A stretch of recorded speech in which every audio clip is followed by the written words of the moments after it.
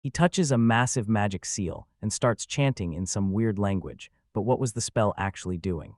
Suddenly, a massive explosion goes off, and the magician barely has time to cover his face. This place was overflowing with an insane amount of magic power. The ritual was so intense that even the strongest wand in the world snapped into pieces. But despite the chaos, the summoning actually worked. Right in the middle of the hallway, this guy was totally passed out and snoring like a beast. He wakes up and is totally shocked to find the doors aren't even locked. He looked out at the yard and totally lost it when he saw a massive forest instead. He had no clue what just happened and thought he'd just walked out the door, but when he looked back, he realized it was actually his own house and was totally confused. He looked up and saw massive dragons soaring through the sky, and he was totally stunned, wondering when they started flying right over his house.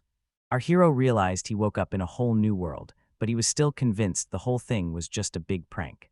Yesterday, his work buddies invited him to hang out after their shift, but the whole thing was just super lame. The second he got home, he totally crashed, and since his head was killing him, he figured he definitely needed more rest. A voice in his head screamed that there was insane energy nearby, and it totally felt like a devil. But the guy had no clue who he was actually dealing with. He'd been told. He sprints to the doors, but his head is absolutely throbbing. That voice starts screaming that the magic power here is way higher than she expected. It looks like even touching the door would be a total.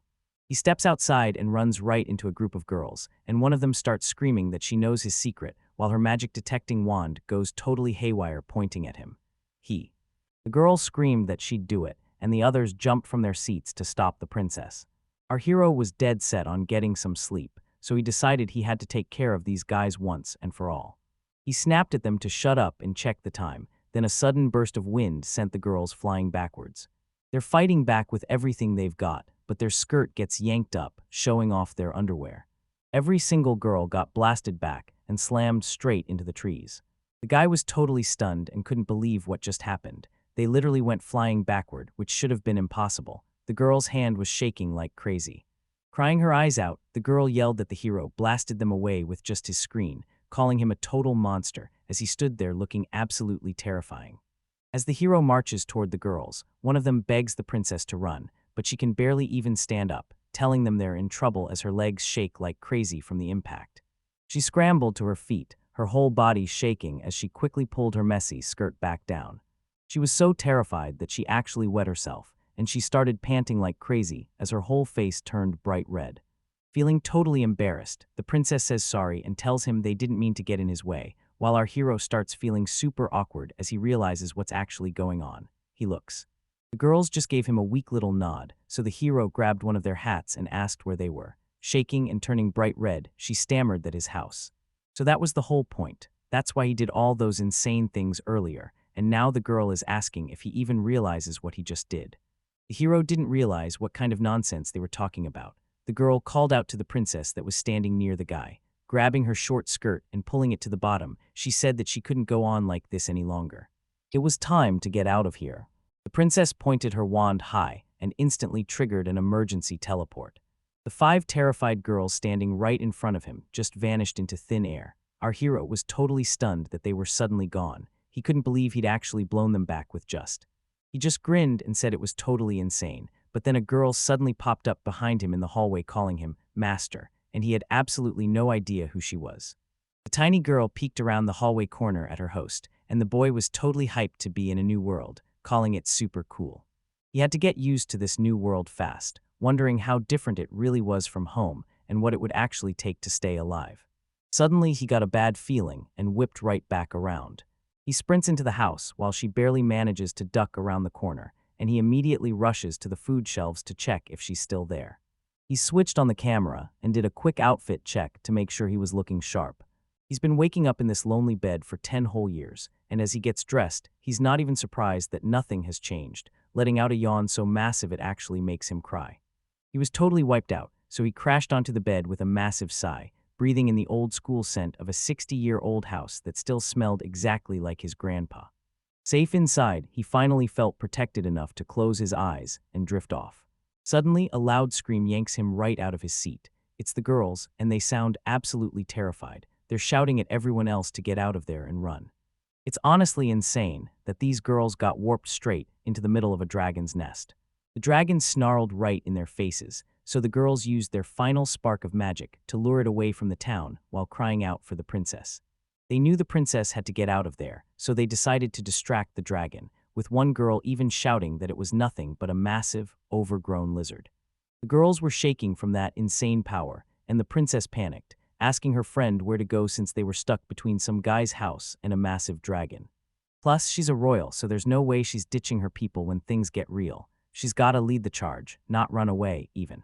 It blasted fire straight at the girls, who whipped out their wands just as a massive explosion rocked the hero's front yard. He covered his ears and shouted in his head, but just as the girls went to defend themselves, they saw their shield was totally falling apart. He tried to bury his face in the pillow, but his head was seriously starting to throb even harder. The girl kept begging the princess to just run away and leave them, but the princess totally snapped and told her to shut up. She yelled that she'd never leave them behind, and as the girls screamed back at the princess, their voices reached the hero who was losing his mind from the total agony. He couldn't take another second of this, so he sucked in a massive breath and let his rage take over. He yelled at the top of his lungs, telling those punks to just let him sleep. The girls suddenly saw something massive charging right at them. It was a giant tornado that the hero had actually whipped up. They stood there with the dragon, totally terrified as they watched it get closer. The tornado finally caught up, slamming the girls and the dragon straight into the dirt. Our hero slapped his hand over his mouth, realizing he'd just yelled way too loud. He rushed over to the girls to check if they were actually okay. They were shaking with total fear because She starts sobbing and turning bright red, screaming at him to never do that again. And as she kneels there totally exposed, she ends up losing control and wetting herself all over again. The hero felt super awkward because his voice literally made her pee herself again, so while shaking with fear, she admitted he'd beaten the dragon and begged him to spare her people, even if it meant taking her life instead. Our hero let out a frustrated sigh because he was totally lost, and he definitely didn't want her to give up her life. He told them to be cool and take their dragon home since that weird beast didn't belong there, leaving one girl gasping while the princess stared at the hero in total shock.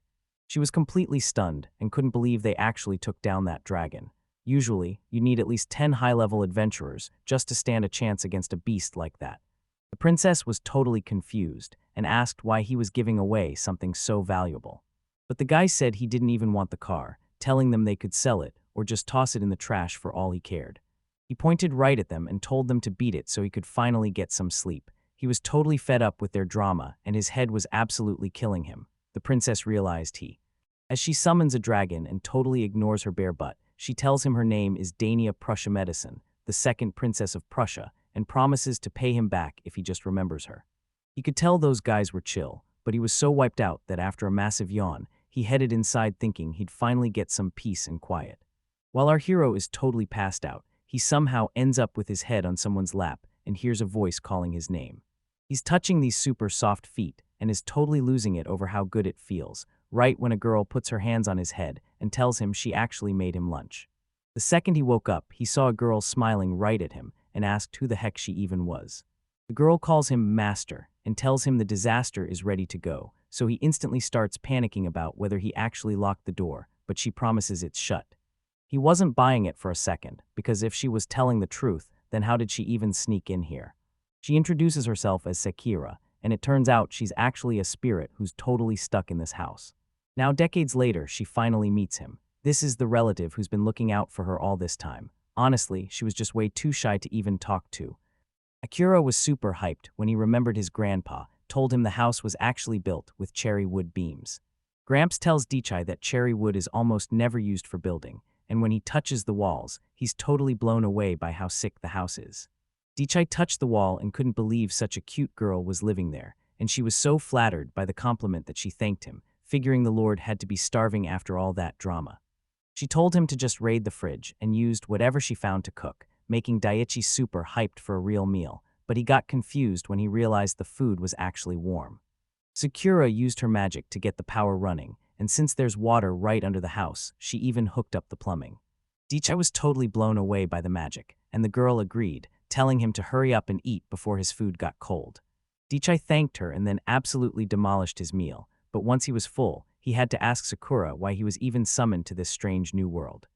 Sakura flashed a grin and told them he's been in that house so long he's basically soaked up all its power, because the whole place is actually pure magic. Our hero suddenly remembered the princess said those exact same words. They all knew this house was hiding some seriously crazy power. Scientists actually call this spot the Dragon Artery. It's basically. Sekiro told Dichai he'd lived in this house since he was born, so the whole place was basically exploding with magic. That's when our hero finally realized where those crazy wind blasts. The hero stood up and said they should take this outside. He really didn't want her to get hurt. Sekiro was totally shocked and thanked him for looking out for her. As they stepped outside, the crew saw the massive craters left behind from yesterday's wild battle, and Decius just scratched his head at the mess. He gritted his teeth, totally blaming those little girls for the mess he was in. Sakura asked him what he wanted to study first, and Dachai figured that making food was the way. Sakura agreed and said she had a plan to get way more food, but Digi just gave her a super suspicious look.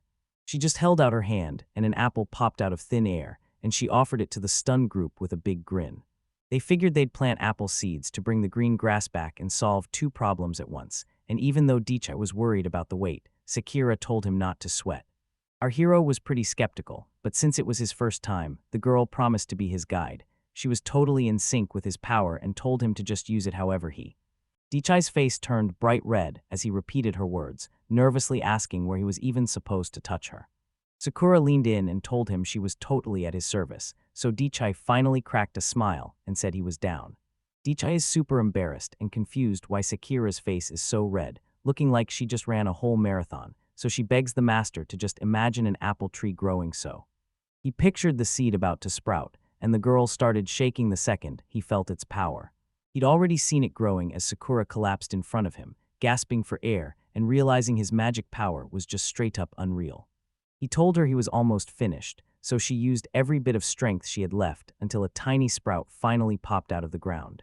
He's super hyped looking at the sprout since it popped up in a flash, and he's thinking if it's this easy, he could just spawn a whole tree. Dichai leaned in to see if she was exhausted, but Sakura was just caught off guard and told him she was totally fine to keep going. The hero was totally confident, so he rested his hand on Sakura's head and told her they were moving forward. She let out a shaky breath, unable to hold back because he was surging a massive amount of power into her. He was being way too rough and using way more strength than he actually needed. Tears streamed down her face as she turned bright red, screaming that his power was totally impossible, but then she held her hands over the sprout, and it started growing like crazy. She screamed that she was at her breaking point and couldn't take another second, while that sprout just kept growing faster and faster. The power surged through her whole body, and in a flash, that tiny sprout shot up into a huge apple tree, leaving Dichai totally stunned by how fast it grew. He looked down at Sakura on the ground and asked if she was all right, but she was totally speechless because she never expected him to actually do that. She tells him he did an awesome job and hands him an apple she says he made himself, but Dichai just smiles and says they actually grew it together. She just flashed a smile and told him he was totally right. He took a bite and was totally stoked because it tasted super sweet. He finally figured out how his magic was actually supposed to work. Sakura told him the power behind it was totally insane. She came up with a plan to turn the whole place into a giant orchard. This massive bird thing suddenly snatches Sakura and flies off with her. The princess dropped a massive bag of gold on the ground and complained about how heavy it was. They actually got a great deal for selling that dragon. There were more than 3,000 silver coins stuffed inside. This tiny dragon had glowing rainbow scales, but it was way stronger than all the others, moving crazy fast and being totally immune to magic. Shudai had almost never seen a dragon this rare or strong, and she was sure it was drawn in by that insane magic power, while Daikai yelled over to Sakura. If that dragon swiped his house, he'd be a trash landlord, so he had to go save her. He knew he had to use his magic. He had to be super careful not to hit Sakura by mistake. He wondered if he could even pull this off without her help. Our hero just tried to. He sent that apple tree flying straight at the dragon, and Dichai was totally hyped because he finally pulled off magic all by himself. The dragon lets go and Sakura starts falling, so the hero orders the tree to fly right at her while she screams for someone to catch her. He sprinted toward her as fast as he could, and Sakura ended up falling right on top of him. Our hero catches the girl, but he totally ends up grabbing her balls by mistake. Sakura stands up and looks away while our hero says sorry, explaining he was just trying to grab her. Even though it was a total accident, she just smiles and says thanks. Suddenly out of nowhere, his stomach growls super loud, and he turns bright red because the timing is just the worst. Sekiro was shocked he was actually hungry right now, but she realized he totally drained himself fighting those trees. Sakura told the master she heard dragon meat is actually super delicious, and he told her to stop saying such wild things while looking so cute. The hero saw those weird-colored scales and knew the dragon was toxic, but since it attacked first, Daichai decided he was just gonna turn that beast into his next big meal. With Sekiro finally safe, he couldn't hold back anymore and just started screaming his head off at it. He screamed at the top of his lungs that he wanted a taste of dragon meat, and the tornado charged straight for the beast. The dragon lets out a massive roar and zips out of the way. It almost smashes him, but he barely manages to dodge the hit. Daichai starts thinking about how far away the dragon actually. Sekira saw the dragon flying off, and the guy worried it would bite someone, but since he was too far, Sekira told the master to stop just screaming and focus his mental energy for a proper introduction. Daichai got the message and sucked in a huge breath to give it another shot. He whips up a massive tornado and screams at the dragon to get down on the ground. The dragon totally panicked when it saw a massive tornado hunting it down, and then out of nowhere, everything just blew up. The princess was heading right for them when that noise totally spooked her, and suddenly, a massive gust of wind came flying her way. The stream snatched her and slammed her to the dirt, shredding her clothes as she yelled out, wondering why this same crazy luck hits her every single time she comes here. The hero shouts that he finally did it, proving that focusing his magic makes it way stronger, while Daichai turns to Sekiro and asks what they should do with it now. Sekira clenched her fist and demanded they hand everything over, since she's a pro at carving up dragons with her magic, and the guy was so hyped, he started bragging about his epic house. Sekira served up a plate of sizzling rainbow dragon steak and told her master to dig in. The hero took a bite and totally lost it because the steak was so tender it literally melted in his mouth, and he could have eaten it all day, while Sekiro built a massive magic. Daichai told Sekira she could make literally anything, but the girl wasn't buying it at all. She made sure to thank the master for saving her life earlier that day, honestly. The princess struggled to her feet and blamed his magic, but she just grabbed the coins and planned to come back later like this was all totally normal. The apple farm was doing awesome, and the whole orchard was growing like crazy right in front of our eyes. Sekiro flashes a grin and tells the hero he's actually getting the hang of this. Daichai nods, saying it's way easier to sprout trees when you've got magic. She flashed a big grin and promised she'd be his guide one more time. She leaned against a tree and showed the hero her back, asking him to touch her so they could swap magic. Our guy's face turned bright red because the whole vibe was getting super spicy. The girl shouts that he's finally here, and when they spin around, they see this insane monster with a tree on its head staring them right in the face. Daichai was totally stunned and asked Sakura what that thing even was, so she told him it's a wooden golem that's actually a pro at picking apples, leaving him shocked. Out of nowhere, something flashes right behind Sakura, and it's this creepy human-shaped monster with the head of a dog. They suddenly pounced on her from behind. She screamed for the master while he was busy messing with the golem, but he didn't even notice her, so she started crying and begged him to let them fuse together right this second. Daichai gulped hard, trying to figure out what she was really hinting at. He'd actually dreamed about them living together, but since she only recently got a physical body, He gave Sekira a respectful bow and thanked her, thinking to himself that the big moment had finally arrived. Sekira tells him to close his eyes, and the blushing guy actually listens as they lean in and touch foreheads. He was way too embarrassed to even open his eyes, especially after realizing just how close he was to her. It felt like they were totally melting into each other, and he let out a sigh, noticing how crazy warm she was. He'd never felt anything like this before, and he knew right then he could definitely get used to it. He opened his eyes again and spotted something totally weird floating right in front of him, a glowing hologram that looked just like a map. He told Sekira to chill for a second and explain where they even were. She told him they were looking at the whole land from way up in the sky. This was exactly why she wanted to fuse. Sekira warned everyone that 65 magic monsters were sneaking into their land, so she fused with the territory the second she felt them getting close. The armored wolf flashed a grin and pulled out his sword, bragging about how this place was overflowing with magic and perfect for his clan's new home. This was Galagaru, the beast. His squad told him everything was set to go, and he was dead set on making this spot their brand new home. The wolves grabbed their swords and thrust them into the air, as Gallo commanded them to fight just like they did during the last city raid, promising a massive feast once they win. Gallo told his warriors to absolutely crush anyone who tried to stop them. He gave the telepathic signal, sending the second squad on the attack while the third and fourth teams charged in, followed immediately by the fifth and sixth squads jumping into the fight. Dichai saw the dots on his map heading straight for his place, so he punched his palm and warned that anyone trying to mess with his property was in for a world of hurt. Those wolves were already charging straight for his house. They were ripping right through those massive trees. Gallo gave the command for his entire army to move out and crush every single enemy in their path. He was totally sure his elite squad would wipe everyone out in seconds, and since they could read each other's minds, their teamwork was on a whole different level.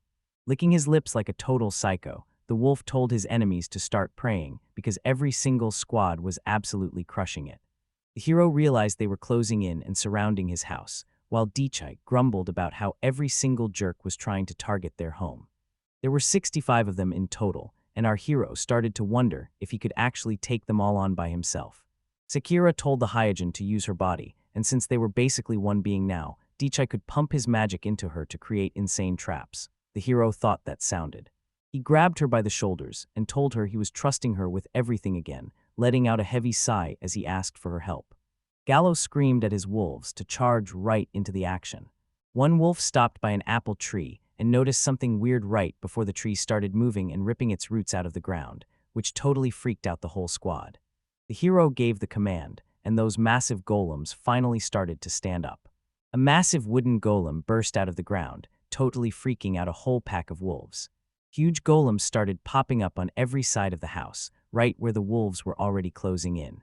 The squad was totally weirded out by this guy and demanded to know who he was, but Gallo's team told the commander that the golem wasn't even alive, it was just a magical creature. Thought Gallo glared at the warrior and asked if he'd fallen out of an apple tree or something. Building a machine like that takes a crazy amount of magic power. Most golems are only as. Gallo heard his soldiers screaming for backup because a massive golem was right in their faces and they needed help fast. Gallo was praying there weren't 5 more golems, but they walked straight into a trap, and he paid the price as Desai screamed that this was his turf and ordered his goal. The golems started tossing the wolves back from every direction, making them fly through the air like they were nothing. Every single wolf squad got hit with the exact same thing. Sakura watched the golem launch those wolves into the sky and grinned, telling her master he's a total pro at controlling them, but even though Daikai was proud of their work. He sighed about being totally out of juice and needing to eat, while Sakura realized he hadn't even had breakfast yet. That meant it was finally time to whip up something seriously tasty for him. Dichai gave Sakura a quick thanks. As the wolves got blasted, those massive golems were so huge you could see them all the way from the city. Everyone in town completely lost it when. He's already been here for a solid week. He watched the dragon soar past him and realized it's been exactly 1 week since he first landed in this world. Back in his old life, he'd leave at 6 a.m. and barely catch the last train home, but now he's totally used to this new world and says, "I'm home," the second he walks through the door. Sakura finally showed up and said he was back because monsters were literally trying to break into their house. He decided to just ignore what he said before since he wasn't used to random people showing up, so he grabbed the girl's shoulders and told her to show him what was happening. Dichai spotted those wolves again, but this time they were following someone else. These guys were dressed totally different and looked way smaller, so he figured they weren't there to fight, but he still told Sakura to trigger the traps if they started acting up. Dichai and Sakura marched straight out to face those uninvited guests.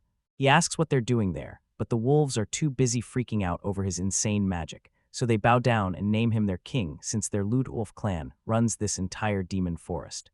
Chief Garu introduces himself as their king, and to prove he's the real deal, the mysterious hooded beast starts taking off its clothes. The chief's little sister suddenly showed up completely naked in front of everyone. He handed her over to Dichai as a gift, and Dichai asked to use her and eat her to get his hunger back. He covered his eyes and freaked out, wondering why this girl was totally naked, and if she was actually a real she-wolf, especially since she looked just like a normal human aside from her ears and. Dichai looks at the poor girl and asks Garu what the deal is, but Garu just threatens to eat him instead if he's not happy, while the girl claims she. Garu offered to eat her just to save his crew, but Dichai was totally shocked because he didn't know magic could even work like that. He was totally blown away that a low-level she-wolf wanted to eat him, so he asked Garu if they had landed on the wrong shore. Digi blasts the wolf back with his magic and tells him he's totally wrong, because he'd never eat anyone, especially not his sister, and he doesn't want to be a king, he just wants to live a chill, quiet life. The crew was stunned and asked if he actually forgave them for attacking his base, especially since they lost and ran off, leaving them totally at his mercy, so Dichai grabbed a cape near. Even after helping the girl get dressed, he just ordered them to never hunt humans again, leaving her staring at Dichai in total shock. Garu was totally stunned they let the losers off so easy, so he grabbed his sobbing sister and gave her a huge hug, just relieved she was safe. The hero waved them off, saying that even though they looked like wolves, they were still human, and told them to get moving and remember his words. Garu begged him to be their king one more time, adding that if he still said no, they at least wanted to bring him some tribute. He pointed to a massive cart overflowing with food, telling Dichai it was the wolf clan's entire stash, and asking him to take it all as a gift. It was super tempting, but the guy just grabbed a couple of bags and asked to send the rest home to their families. The wolf figured he was mad about the presents, but Dichai shut that down, saying there were only 2 of them anyway, and Sekiro was watching her figure. The wolf squad snapped a salute and told Sekira he was looking sharper than ever. They hauled the carts away while begging for forgiveness and rubbing his back, and even though Dichai thought they were way too loud, he was just glad it was finally safe to head home, still. Sekira flashed a smile and told her master she'd use those gifts to cook up a feast for tonight. She's whipping up a big pot of veggie stew, the hero thought. It's been a few days since the Ludwolves raided the Daiichi house, and things are finally chilling out in the Medi Kingdom. She slammed the silver sacks onto the ground, totally locked in and ready to finish her mission today. Today, she was totally set on getting these coins to the hero. Sekira and Dichai were just strolling down the forest path when they suddenly spotted 2 massive dragons soaring through the sky. He spotted an apple on the closest branch and asked what it was, but when he grabbed it, he realized the fruit was actually solid gold. Daiichi figured the apple was super rare, but he had no clue if it was even safe to eat. Sakura spotted another one, but she had no idea that eating them would actually cause something to happen. They both dug in, and while the hero thought it was super sweet, the second Dichai swallowed his piece, he realized something was seriously wrong with that apple. His body suddenly burst into flames, and he panicked, asking Sekiro what the heck was happening. He looked over at Sekira as she gasped for air, and she stared right back at her master. Face turning bright red, the guy walks up to Sakura and admits he's been dying to tell her something since the very first day they met. Out of nowhere, a voice asks what they're doing there, and when the hero turns to Sakura, she swears she didn't say a word. One of the dragons was circling right above them, trash-talking the other one about how the king banned him for being a total disgrace, but the second dragon just shrugged it off, saying Adrian was totally shocked the dragons were talking, and Sakura could hear them too. Sakura smelled the apple and realized it was full of dragon magic, figuring that one bite was all it. They planted this tree right on the spot where they took down that massive dragon. Dragon blood is basically loaded with insane magical energy. It looks like all that blood soaked into the soil and fused with their. Tossing his apple, the guy thought this was super interesting and wondered if different animal blood would give them more cool stuff, so he decided to test it out later. Out of nowhere, a massive blast goes off, making the guy drop his apple as he groans. Seriously, what is it this time?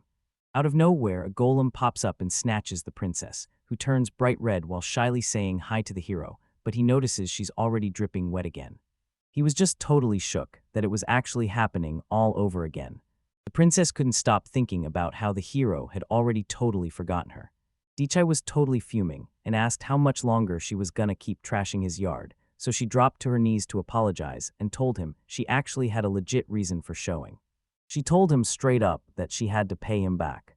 She lived right in the middle of all this magic and introduced herself as Dainia, saying they didn't need to call her by any fancy title.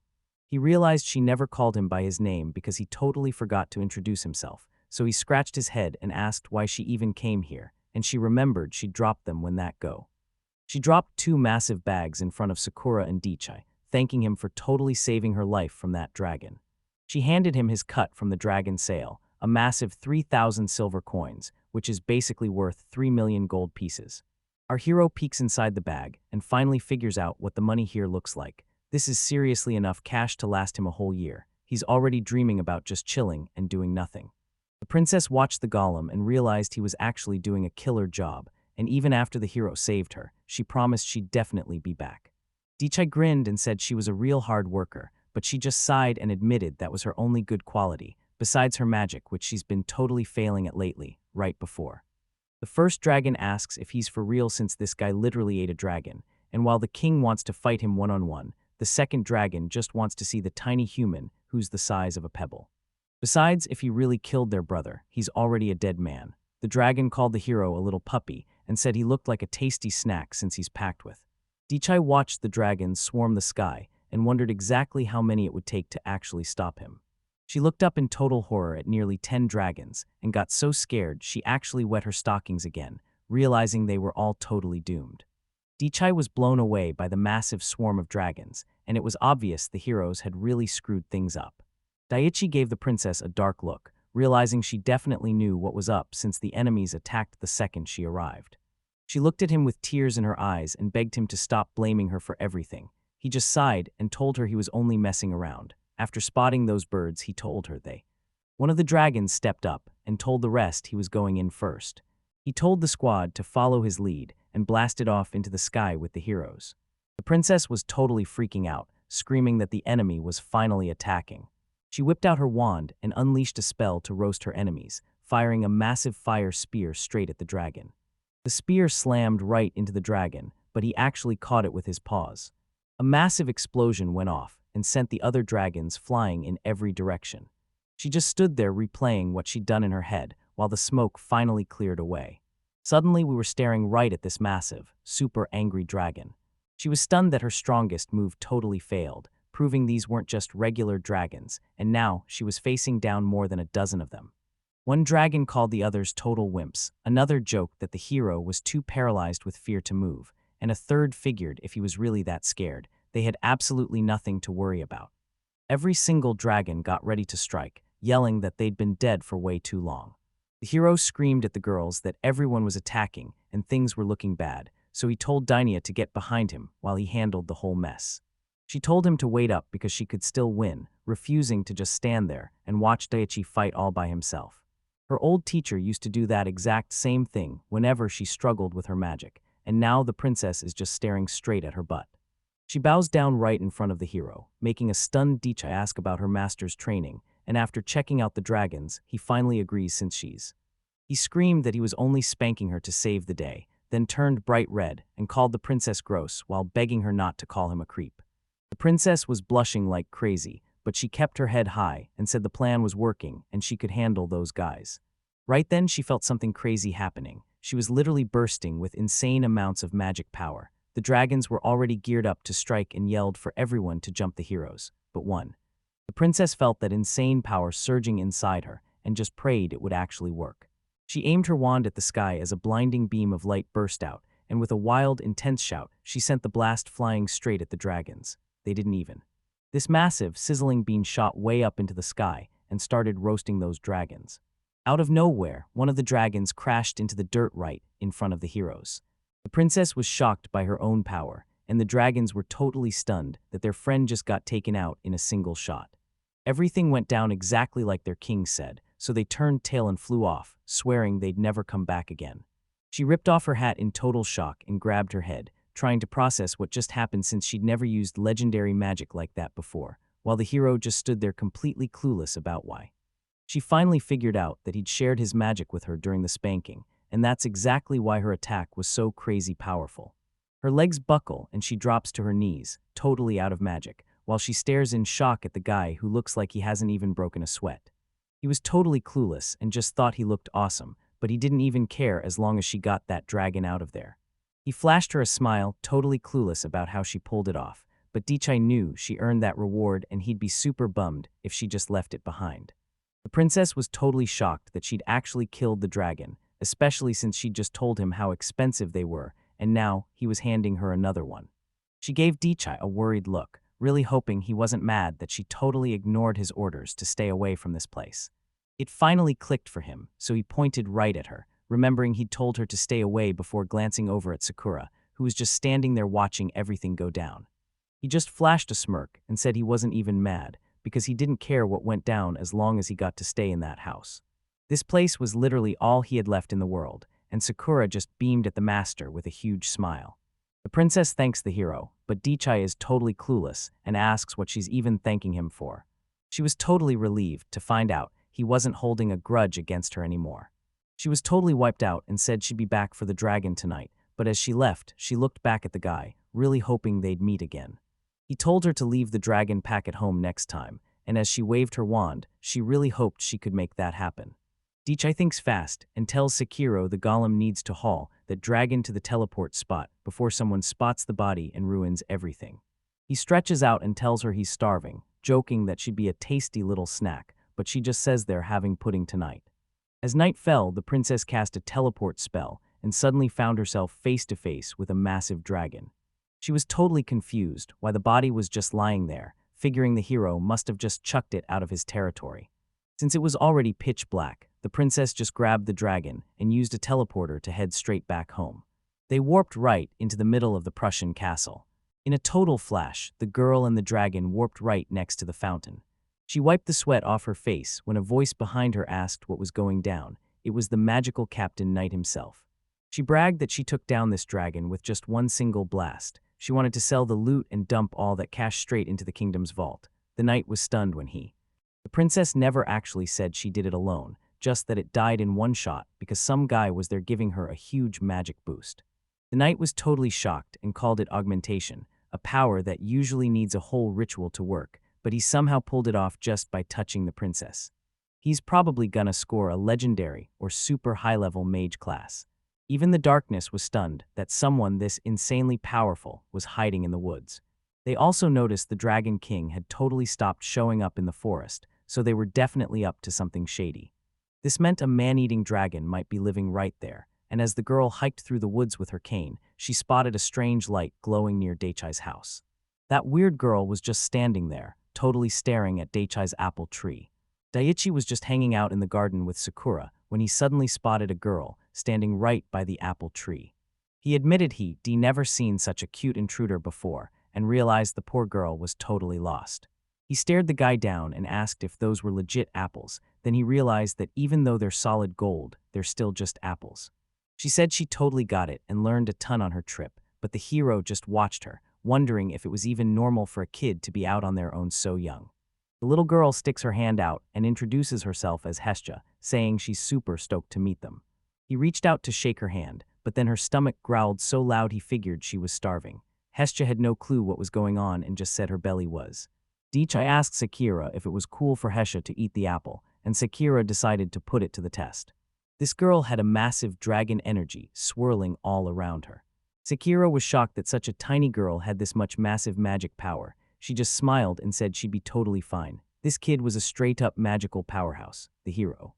Daichi ripped the apple off and told Hestia she was actually packed with magic power as he handed it over to her. Hester asked if the apple was really for her, and as soon as he said yes, she started munching away. She grabbed a piece and started munching away.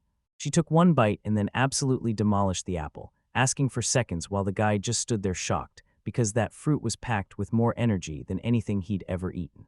Sakura flashed a huge grin, and the hero could tell she was in a great mood because she clearly loved kits. She totally agreed, thinking back to the little master who had endless energy and was always having a blast. Daichi agreed, but it felt super weird talking about her childhood with her own house, while Hestia was totally stuffed after eating that delicious meal. Our hero flashed a grin and reached out to give her a wholesome head pat. He smirked and teased her for actually knowing some fancy magic words, but Hestia just gave him a massive death stare. Daichi asks Sakura if she's ready to head out and checks where Hestia is going, who thanks her for the awesome apple and says she's probably just heading home too. The hero agreed and said they might cross paths again, but she just smiled and promised it was a total guarantee. Sakura thought the girl was super weird, but Daichi just figured that was normal for this world, and as soon as she arrived, a voice told her he'd been waiting for. This massive dragon suddenly appeared before the little girl to welcome the Dragon King, Hestia Radon. He was just relieved she made it back from the human lands in one piece, but then he noticed her clothes had completely fallen off. She woke up in a brand new body and flashed a huge grin. The dragon was hyped about how perfect her human disguise looked, but she told him to stop acting like she wasn't doing her part since they were both working their hearts out for their people. The dragon said sorry and asked how her trip went and if the enemies were actually tough, and that's when the girl finally remembered everything. She totally caught the dragon off guard by saying she had zero interest in fighting the hero, since she knew she'd probably get killed and didn't want to wreck the place. This guy was way stronger than her, and his apples were delicious, so the confused dragon asked her if she was for real. A ton of warriors were already hyped to jump the enemy, beefing up their squads and just waiting for her to give the signal. She knew exactly what was up and told them to hold on, deciding to challenge him to a duel so they could see the insane power he'd used to slay the Dragon King and finally back off. This fight is for the future of the whole dragon race. If she wins, the boy is dead meat, but if she loses, the dragons will leave him alone forever.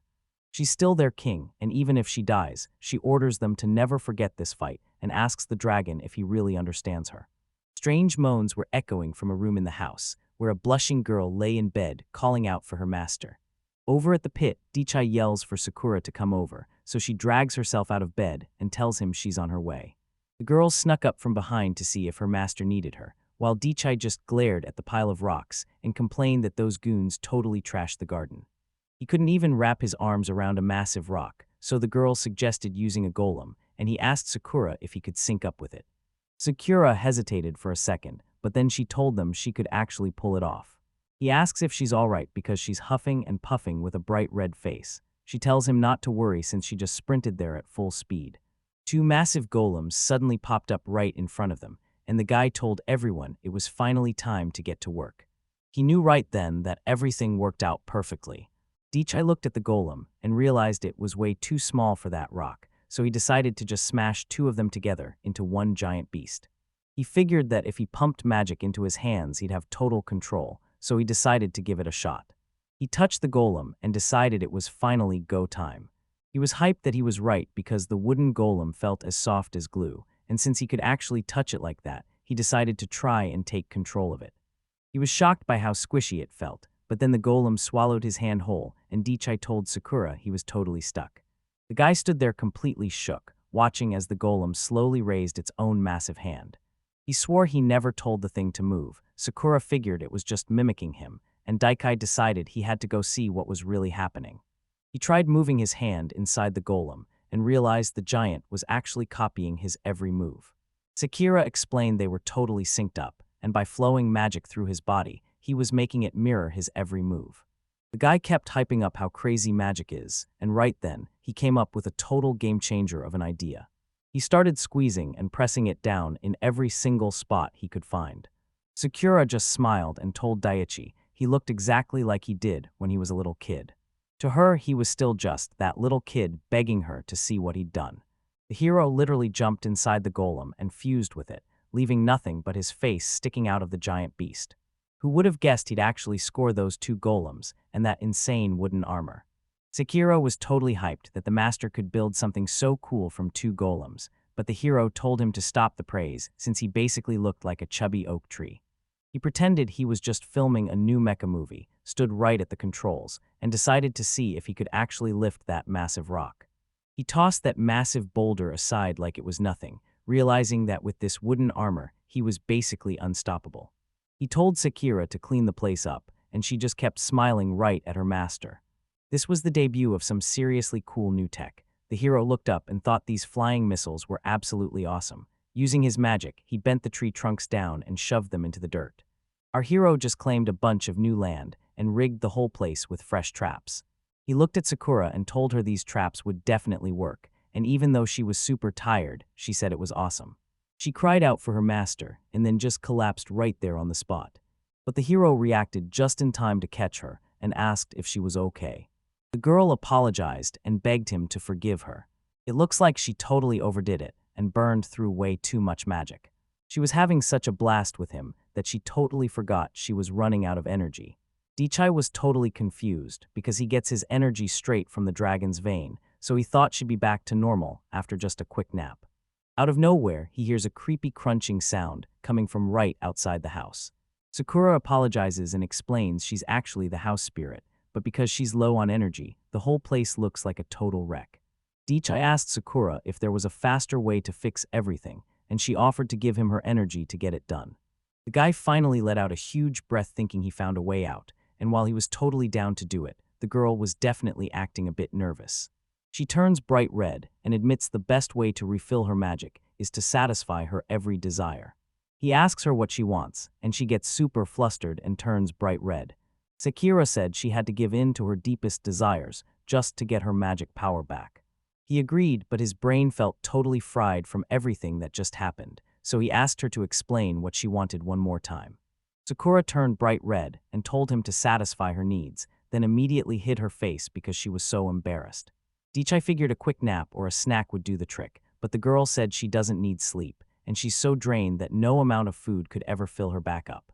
Our hero realized he'd never actually seen Sakura sleep, and she barely ate anything despite all the energy she used, so when he asked if that was how she recharged, she turned bright.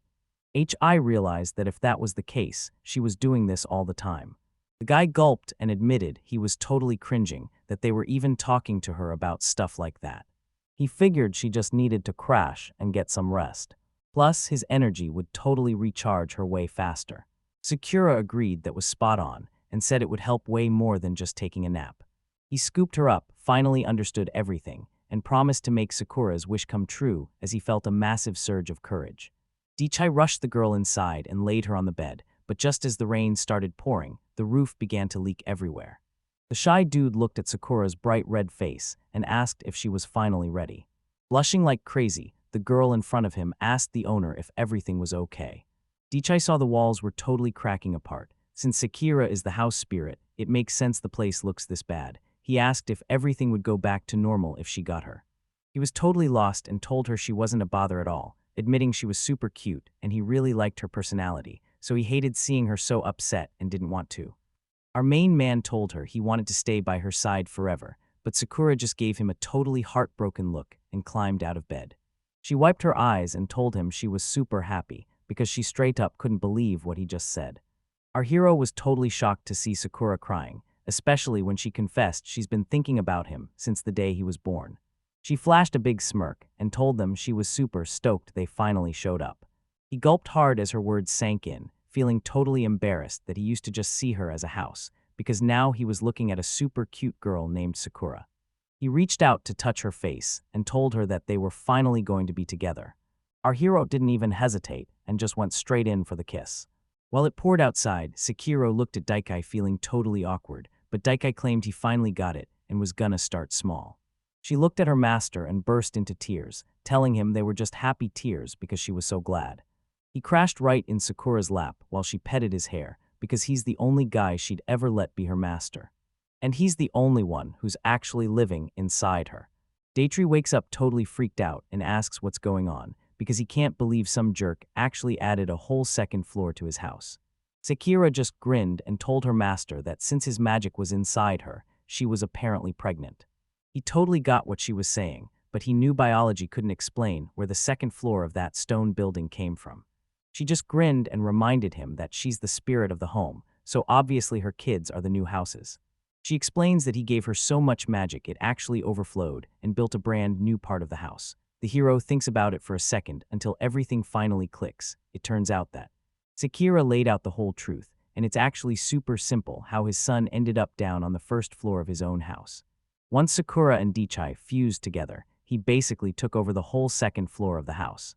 Daichai reached the first floor, and his jaw dropped at what he saw. The thing was absolutely massive, and the guy was totally hyped to see it. He realized the place was a massive 3-bedroom apartment, and it even came with all the furniture. He told Sekiro that her move was straight up legendary, but she just turned red and acted like it was no big deal. All that energy he gave her made her totally overflow, and that's exactly why the first floor finally appeared. Daichai acted like it was no big deal and headed back up, saying it was actually way more chill there than downstairs. He spotted a little shed in the garden and figured it just popped into existence that very night. He saw a ton of new stuff pop up after the energy refill, but Sakura thought the place still looked way too empty and suggested renting it out. Daichai actually started thinking about becoming a landlord. It'd totally work if they could just get people to move in. Sakura was hyped because they were finally on the same page. She actually asked the owner to live on the second floor with her because she didn't want him to leave, but the funny thing is, he wasn't even thinking about moving out. This part of the house was his ultimate chill spot since the furniture made everything feel so cozy. His house could keep getting bigger, but this was the only place that actually felt like home.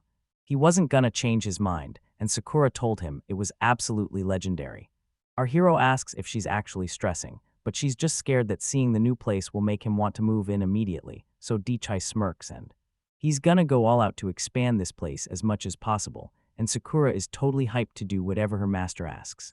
He realized she wasn't gonna let him win, and honestly, they both had the right to choose and be chosen. Sakura sat down right next to the hero and told him she was gonna give it everything she's got to make the master choose her. He wasn't going anywhere, so he told her to just stop thinking like that. Dichai started hooking her up with breakfast every morning, and just like that, a whole week flew by. Their house literally ended up on top of a massive skyscraper, and the guy was totally losing it, asking how that was even possible. He couldn't wrap his head around how the house grew 7 floors in just 1 week, especially since he hadn't done a single thing to it. Life with Sakura was super chill and quiet, just a simple routine of eating, sleeping, and going for walks together. He didn't just stay away from her secret room though, because at least once a week, they'd actually end up sleeping right next to each other. Sakura flashed a smile and told her master his magic was on a whole different level, admitting it was so intense that his energy leaked into her just by being near him, but the guy just asked her to explain everything in Russian. Even if they crashed right next to each other, that house just wouldn't stop growing. Dichai realized this was the easiest and most hype way to build his new spot. He didn't even think that his house growing like this would cause trouble for anyone else. His biggest focus was. He looked down from the balcony and was totally shocked by how massive his house had become. He was stressed about leaving the bottom floors wide open, but Sakura just grinned and said the golems had it covered, and he realized she was totally right. The princess gets back and is totally stunned by the house, wondering how it got so huge and why the guy's place is now sitting right at the top. The princess shouted to see if anyone was home, and as Dichai realized she'd arrived, Sakura told the owner to go meet her while she asked to use one thing. He looks around, spots the elevator, and asks her when she even had the time to build it. Sakura flashed a smile and said magic makes the impossible possible, but she couldn't tag along because she had to head back and get dinner ready. Our hero realized magic was actually super useful again. He was even a little freaked out by how massive the house had gotten. He didn't mind walking up to the second floor on his. But for the other 5, he's gonna have to take the elevator. Dichai heads downstairs and runs into the princess, who looks super nervous when he says hi, but she's just relieved because she thought she was totally lost. Our hero told her she missed out on a ton, since he and Sakura already fixed everything while she was gone. Meanwhile, the princess was grinding through her work in the capital just to get back faster. She actually bragged about pulling a 2-day all-nighter. Daicha didn't. Looking at her was like looking in a mirror of his old life before he got transported here. He used to pull all-nighters constantly just to finish his work on time, and as it turns out. She asked him to take a gift and dropped a massive bag of coins right in front of him. This thing was stuffed with 1,000,000 silver coins. Daich just made a face and told her. Ever since he moved in, the whole area has been absolutely bursting with magic. Because of him, the plants and animals are growing faster than ever before, plus all the materials they get. Basically, he does absolutely nothing, lives only for himself, flexes his magic once in a while, and they actually thank him for it. So they handed him a massive bag of silver, just to say thanks for making their kingdom so rich. The hero just grinned and took the deal, thinking about how this girl seriously hated losing, then told the golem to chuck the bag of cash right into the house. The princess totally freaked out remembering that past disaster and yelled that they didn't even need a golem, but then she saw a whole row of brand new ones and asked the hero what they were supposed to be. Her jaw hit the floor when she saw the room literally bursting with golems, and Dichai just casually mentioned he'd turned the entire first floor into a storage unit for them. Suddenly, one of the golems woke up and its eyes snapped open. The princess was totally freaked out, thinking this nightmare was starting all over again, so she asked Dichai if he was for real after how he treated her last time, but he. Looking at all those golems waking up, she asked if he was planning to take over the city, and she was totally blown away that he needed an entire army just to guard his house. Dachai was totally lost about this whole takeover thing, and even though she had a wild imagination, he promised he'd never actually pull a stunt like that. He flashed a grin and said he was totally happy with his cottage and garden, which finally let the princess breathe a huge sigh of relief. Even if he called them golems, they were really just basic apple trees, so he told her to stop being scared and just look. Then, as the golem looked down, the hero told her she was actually hurting his feelings. The princess felt super bad and apologized for jumping to conclusions again, so Dichai told the golem to take over since she hadn't slept in 2 whole days. He snatched an apple right off the golem and tossed it to the girl, telling her it was her delivery fee. As she grabbed the apple, she could feel it buzzing with insane magic power, and when the hero said it would help her finally get some sleep, she totally agreed and asked if he was actually giving it to her for real.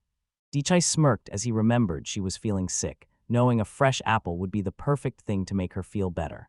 The princess was super flattered and wanted to pay him back, but he just sighed and told her she didn't owe him anything, so she should just eat up. She agreed and waved goodbye, but our hero realized she's always super loud whenever she drops by. A ton of people were already visiting, but they weren't the only ones. There were actually wolves and dragons hanging out there too. Daichai started looking for people who wanted to move in for. He had a massive brain blast and immediately hit up Sakura to see what she thought. Sakura told him they could totally flip the script if they just bonded their powers together. Our hero was hyped out. The whole house starts shifting and morphing back to its original look, and Daichai is absolutely hyped to finally have his old home back. Sekiro thought the house's shape was perfect since it looked totally normal on the outside, but he actually hid a massive secret underground with 5 floors of storage and a 6th floor packed with golems. Stashing golems in the basement usually makes them useless, but he built a crazy system to launch them to the surface, turning his place into a 6 secret base with epic hidden hatches. He looked like a totally normal guy to the locals now, and Sakura was stoked because she knew people would finally want to live here. The guys spotted Hestra's shadow and immediately started asking for Sakura, since she was the one who actually came to visit them. Our hero says hi to Hestra and notices she looks way different than before. She tells him it's just a disguise and that she's using makeup and hair dye to hide her identity. Daichai realized she had some real ones backing her up, and the girl gripped her cane even tighter. She looked down and said she was done hiding, finally showing everyone what she actually looked like. The kid points out that if she's done with it, she must have finally found a safe spot to call home. Hestra nods, totally agreeing with him, but then everything starts getting. Her outfit looked just like a burial kimono, and when Hestra asked what was wrong, he realized it was the same thing people wear when a family member dies. She puffed out her cheeks and said it was her favorite outfit, so a super embarrassed Daichai apologized since he didn't mean to be mean. He might have actually been right, because she only wore that when she had to make a total life-or-death choice. Daichai smirked, wondering what kind of choice this little nobody was even talking about, as she walked up to say hi and thank them for the apple. He realized this because everyone was hitting him up, begging him to wipe out their annoying debts. Hestra whipped out a scroll and rolled it wide open. She unrolled the scroll, and the hero's eyes went wide when he realized it was actually a map. Hestra confirmed it was a basic map of the world and pointed right at the castle, showing them that Prussia was just a straight shot in that direction. They're gonna find the city of holy knights and then the land of half-humans, because this world is just packed with all kinds of wild cities and countries. She did a massive deep dive on every single country just for him. She told the hero she could give him the full scoop on all the details. It made him stop and wonder how much he actually.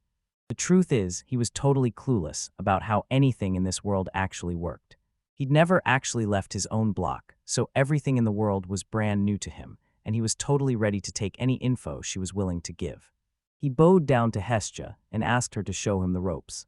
She was a bit embarrassed, but she got serious and agreed to keep them, as long as they promised to give Hestra a lesson she'd never forget. Daichai checks the map to find his house, and the girl points right to the edge of the woods, telling him it's a place called the Evil Forest or the Forest of Temptation. Just to the west is a valley where dragons live, and the hero finally realizes why they're always flying through this spot. Out of nowhere, they heard a noise behind them as the rocks started forming into a massive golem. Our hero was fuming because they barely even started before getting interrupted. Hestra wasn't even surprised by it. This forest is actually loaded with high-quality magic stones. Prussia uses them too.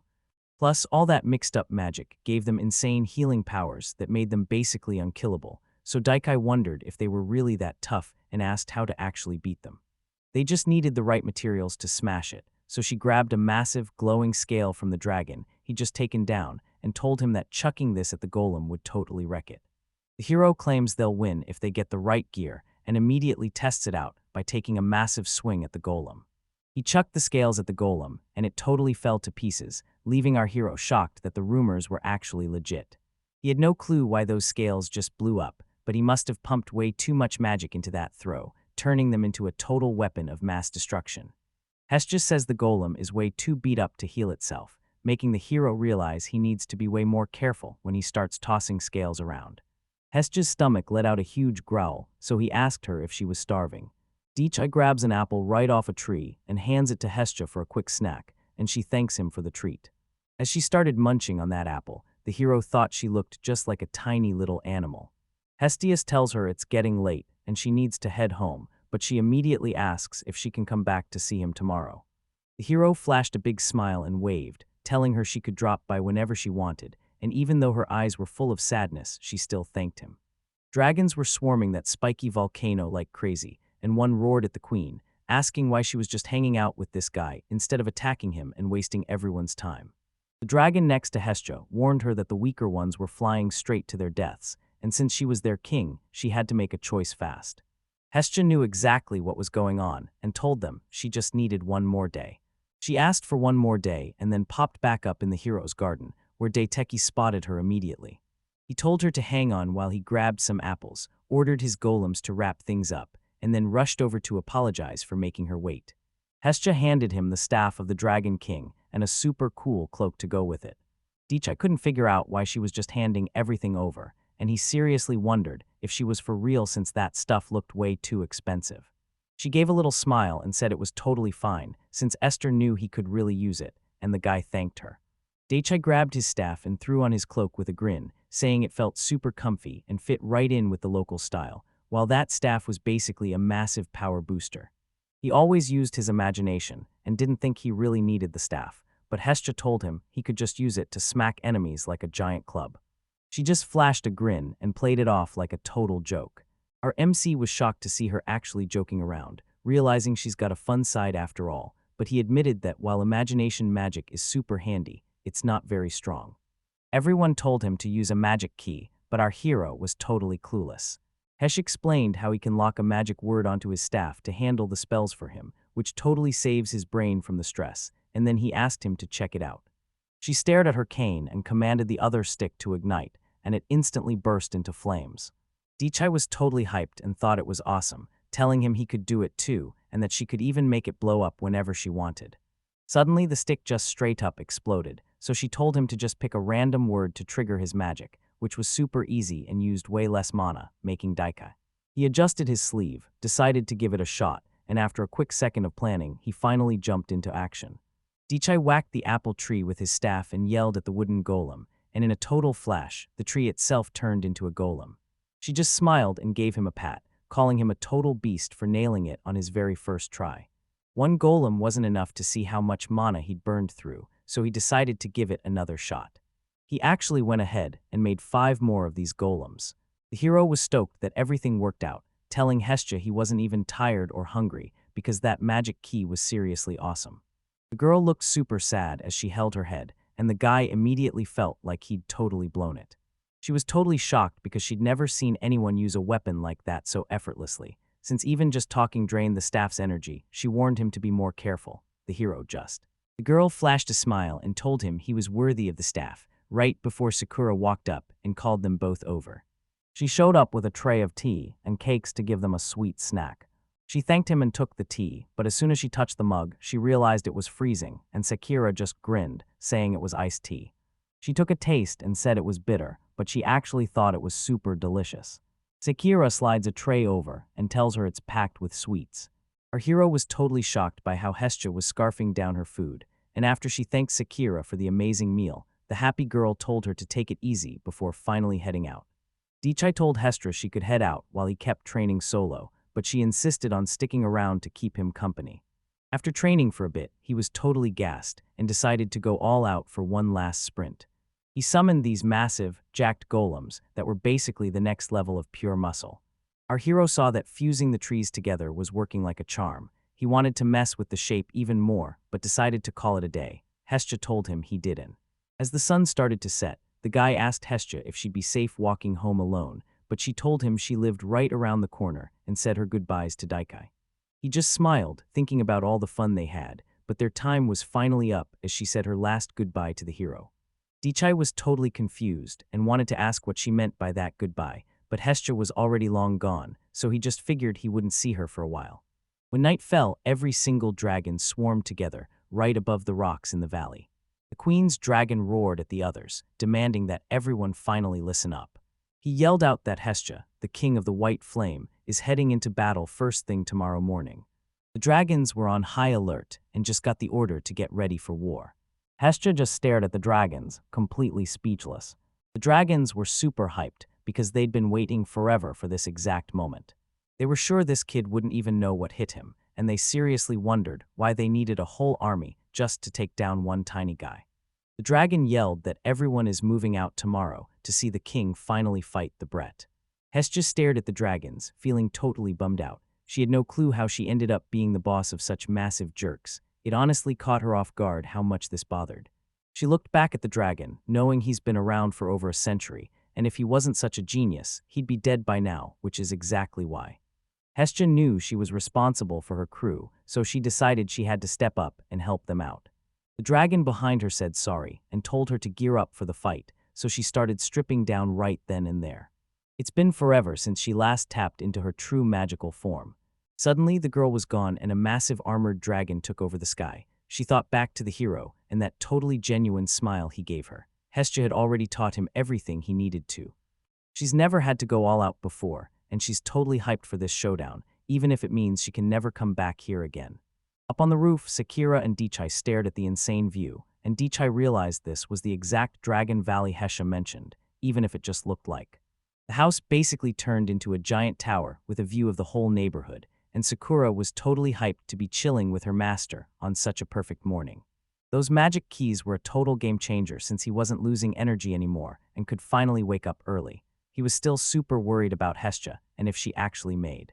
Out of nowhere, he looks up and sees a massive swarm of dragons heading straight for them. There was a whole army of them, but the massive white dragon leading the pack was something he'd never seen before. Sakura thought they looked ready to kill, but it turns out they were just passing through. She told everyone to get downstairs fast before the insane air pressure hit them. Dechai knew she was right and followed her lead. It still felt like it took forever just to reach the bottom floor. That's when the hero realized they were. The dragon geared up to strike, leaving Daichi totally stunned and wondering why they were even coming for him. That white dragon lunged forward and smashed right into the side of the house. Daichi stared down the house, knowing Sekiro was waiting right inside.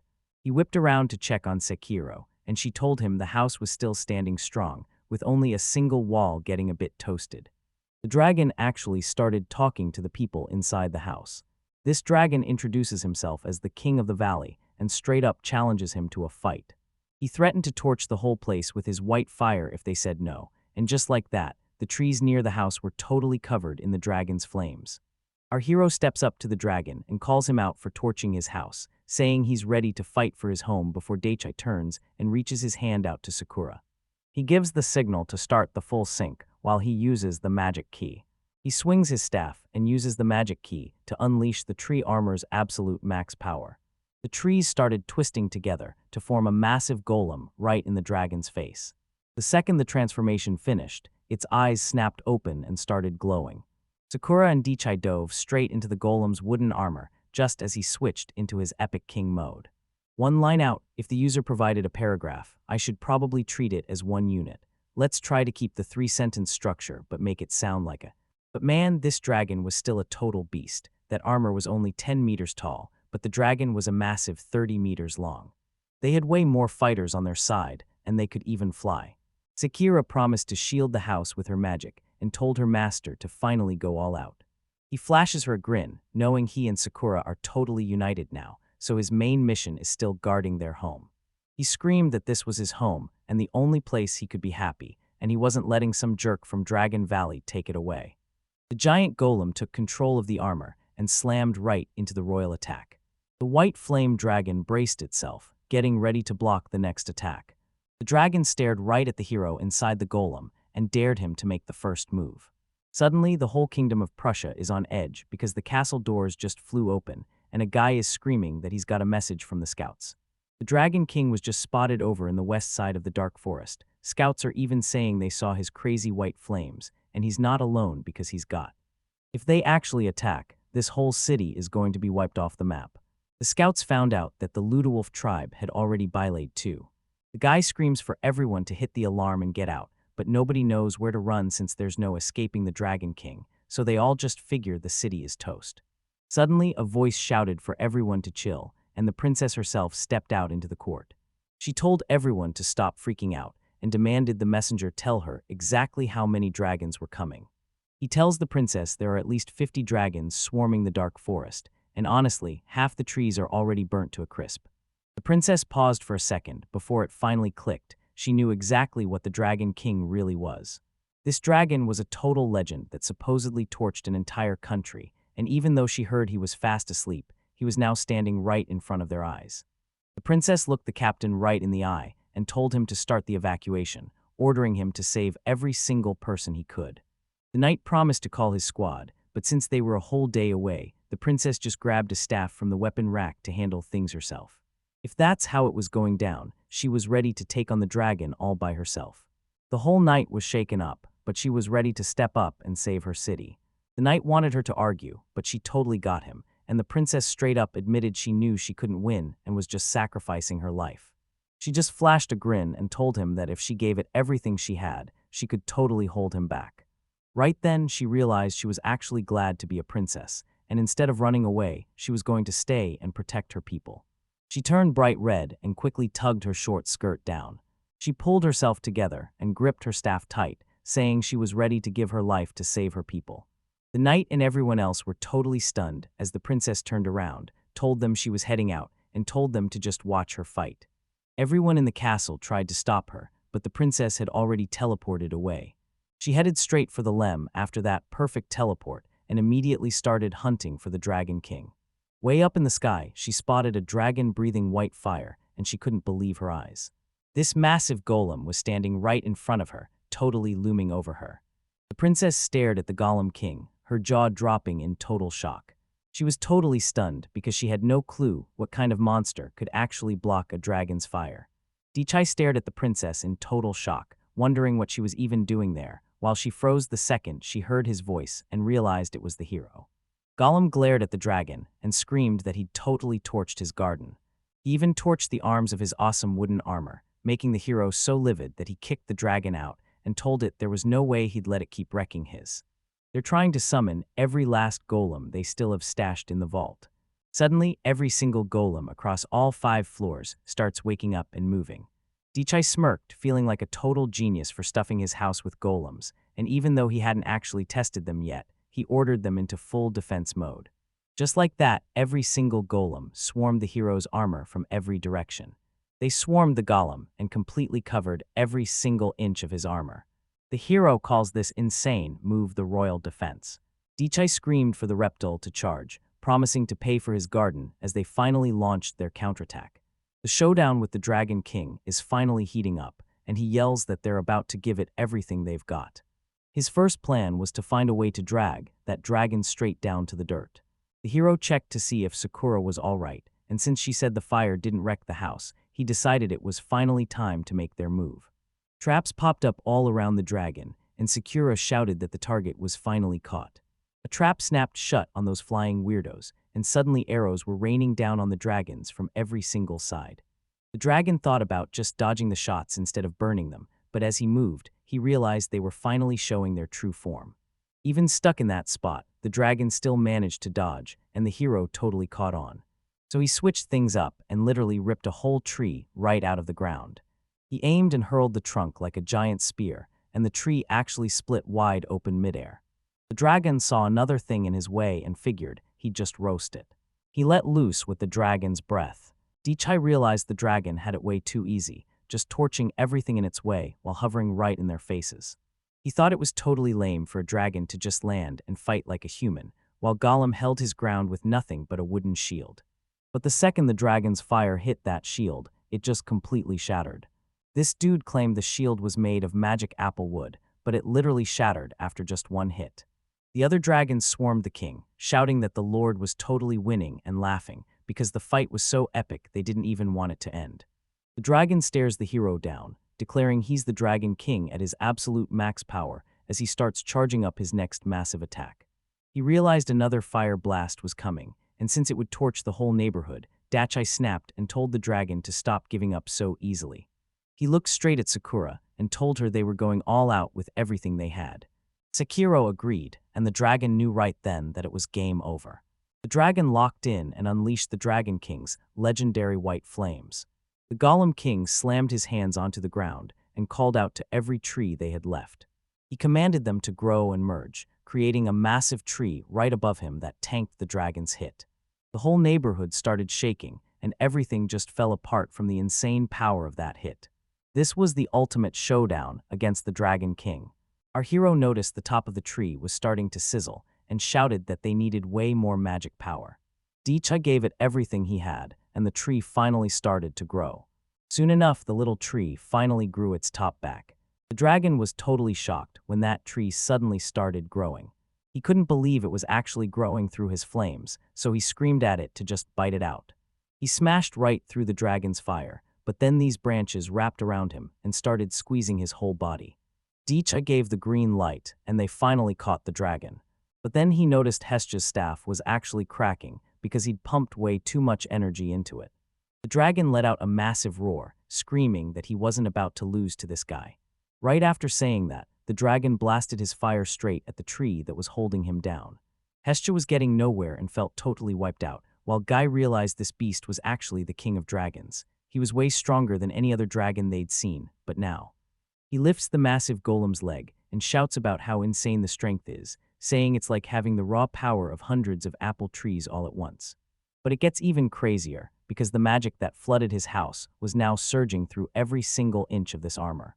The Golem King marched up to the trees, trapping the dragon, and wrapped his huge arms right around them. He unleashed every bit of his power and screamed that it was finally game over. He ripped the roots holding the dragon out of the dirt and slammed them back down with a royal deflection. The dragon and the tree branches all come crashing down to the ground at once.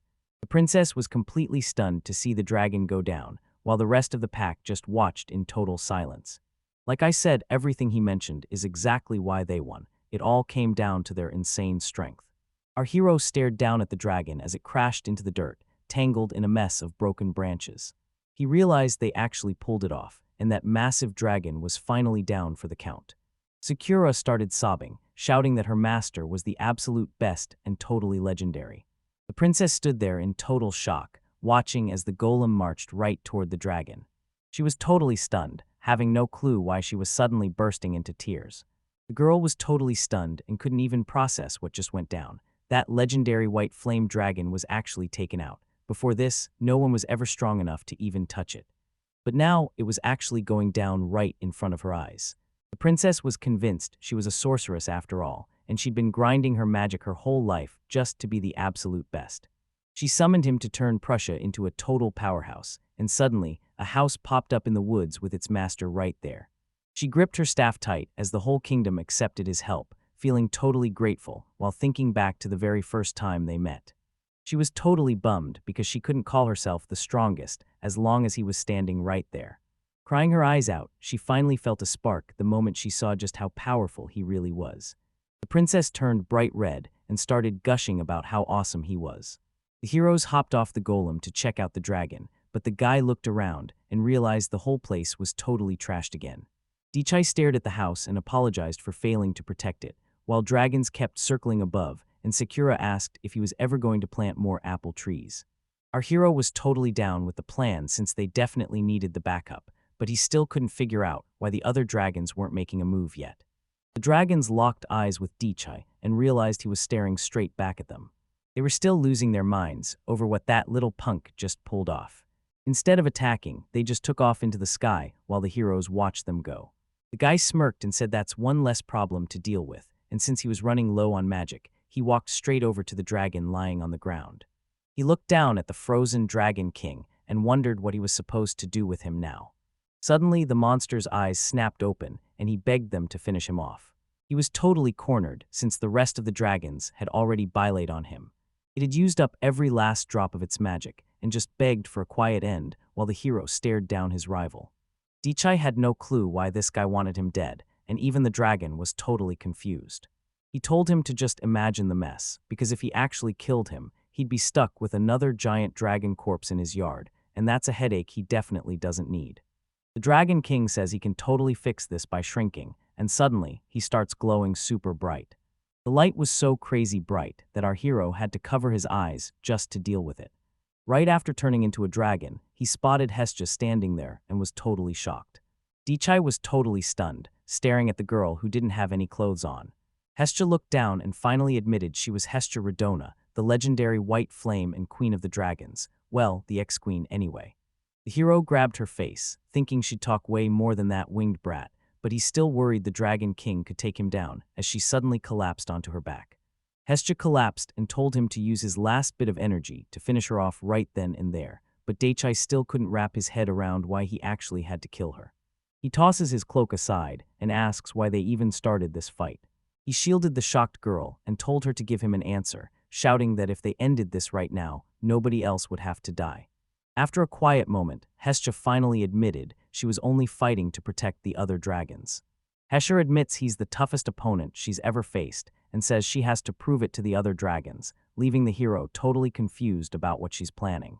He was totally on board with her ideas, so he plopped down on the rock right in front of Hestia while Sakura grabbed a seat too. He realized she was just fighting for her family, so he asked how it went and if she finally proved herself to them.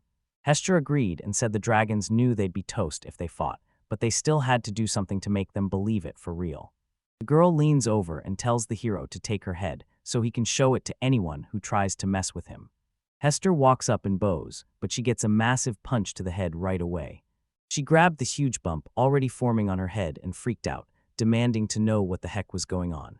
Daichai gave Hestia a cold stare and told her she was officially being punished. Hestia was crying her eyes out from the pain, but the guy was dead set on teaching her a lesson, and Sakura even admitted that a weak kick would have just been weird. But the hero just smiles and says he forgives her, telling her everything's gonna be okay, while the girl just stares at him in total shock. He grabbed Hestia's fallen cloak and let it slide since she had her reasons, but she definitely paid for wrecking his favorite garden with that huge bump on her head. He threw the cape back over her, but she told him he was being way too nice. Daichai just flashed a grin and told her she could always ask him for help since they finally had plenty of time to talk, but Hestia was left totally confused about what he was actually hinting at. He just wanted her to vent about all her problems, since that's totally normal for neighbors who are close friends. He told her they should totally have each other's backs, since they're the only neighbors around and really need to stick together. He was totally sure that if she just reached out, he'd be there to talk, and even if he couldn't fix her problems, he'd always be there to listen. Daichai realized they'd been chatting for way too long, and it was finally time to finish the job, while Hestia just looked at him with a tiny smile. Her face turned super red as she promised they'd clean up the whole mess. Sakura asked her host for some tea since the fire was making her throat super dry, and while he agreed, the princess noticed the dragon's body had totally disappeared. She only saw him get wrecked, so she reported the news and teleported away, leaving her totally in the dark about what actually happened. These were Sakura's first extra memories from 50 years ago. She walked up to this massive tree in the heart of the forest, and the guy told her he was building his house right there. Once the house was finally finished, they both stepped inside, and the guy told her this was where they were gonna live.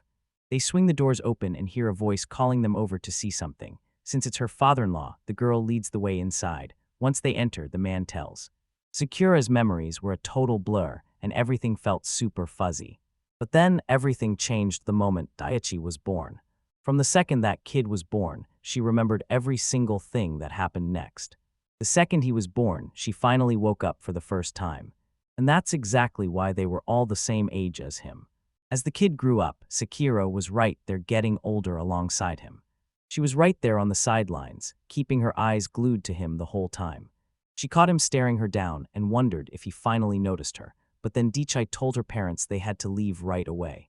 The kid immediately spun around and bolted back to his parents, leaving Sakura feeling totally crushed. One night it was pouring so hard that the rain was just hammering against the roof. She curled up and just started sobbing, wondering where Daichai could have possibly gone as the tears just wouldn't stop falling. She was terrified of being by herself and cried her eyes out every day, but she was totally stuck in that house because she was actually his spirit, and looking at her hands, she just wanted to. The girl screamed at the top of her lungs that she didn't want to die and begged for someone to come save her. She searched through the empty rooms, then just slumped down in the hallway and started crying her eyes out.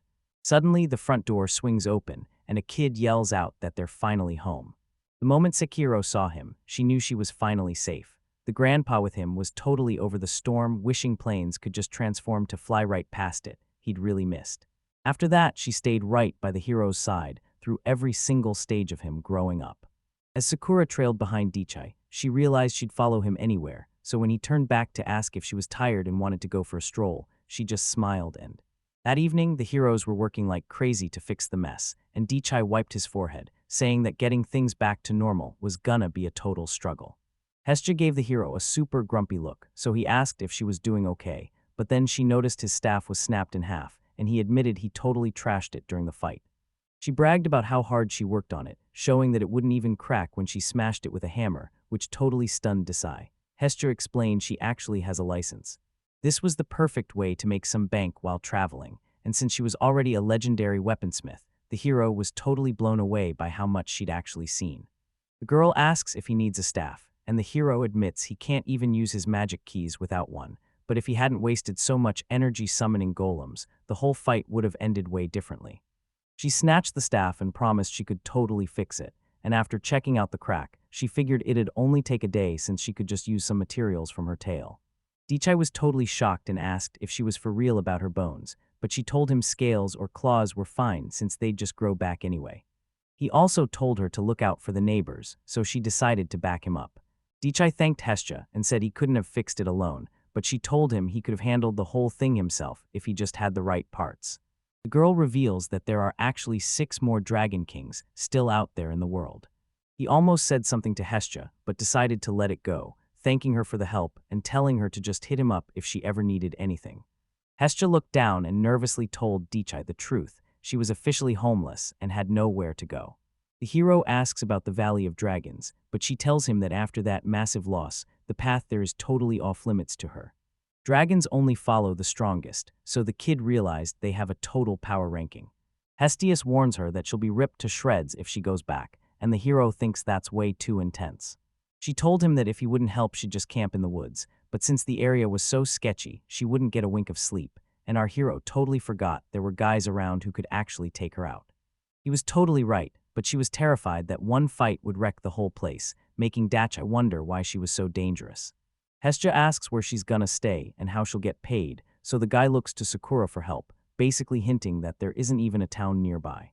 She flashed a grin and told the hero he could finish things right then and there. Dichai realized she was totally reading his mind, but she just flashed a smile and said she thought it'd be nice.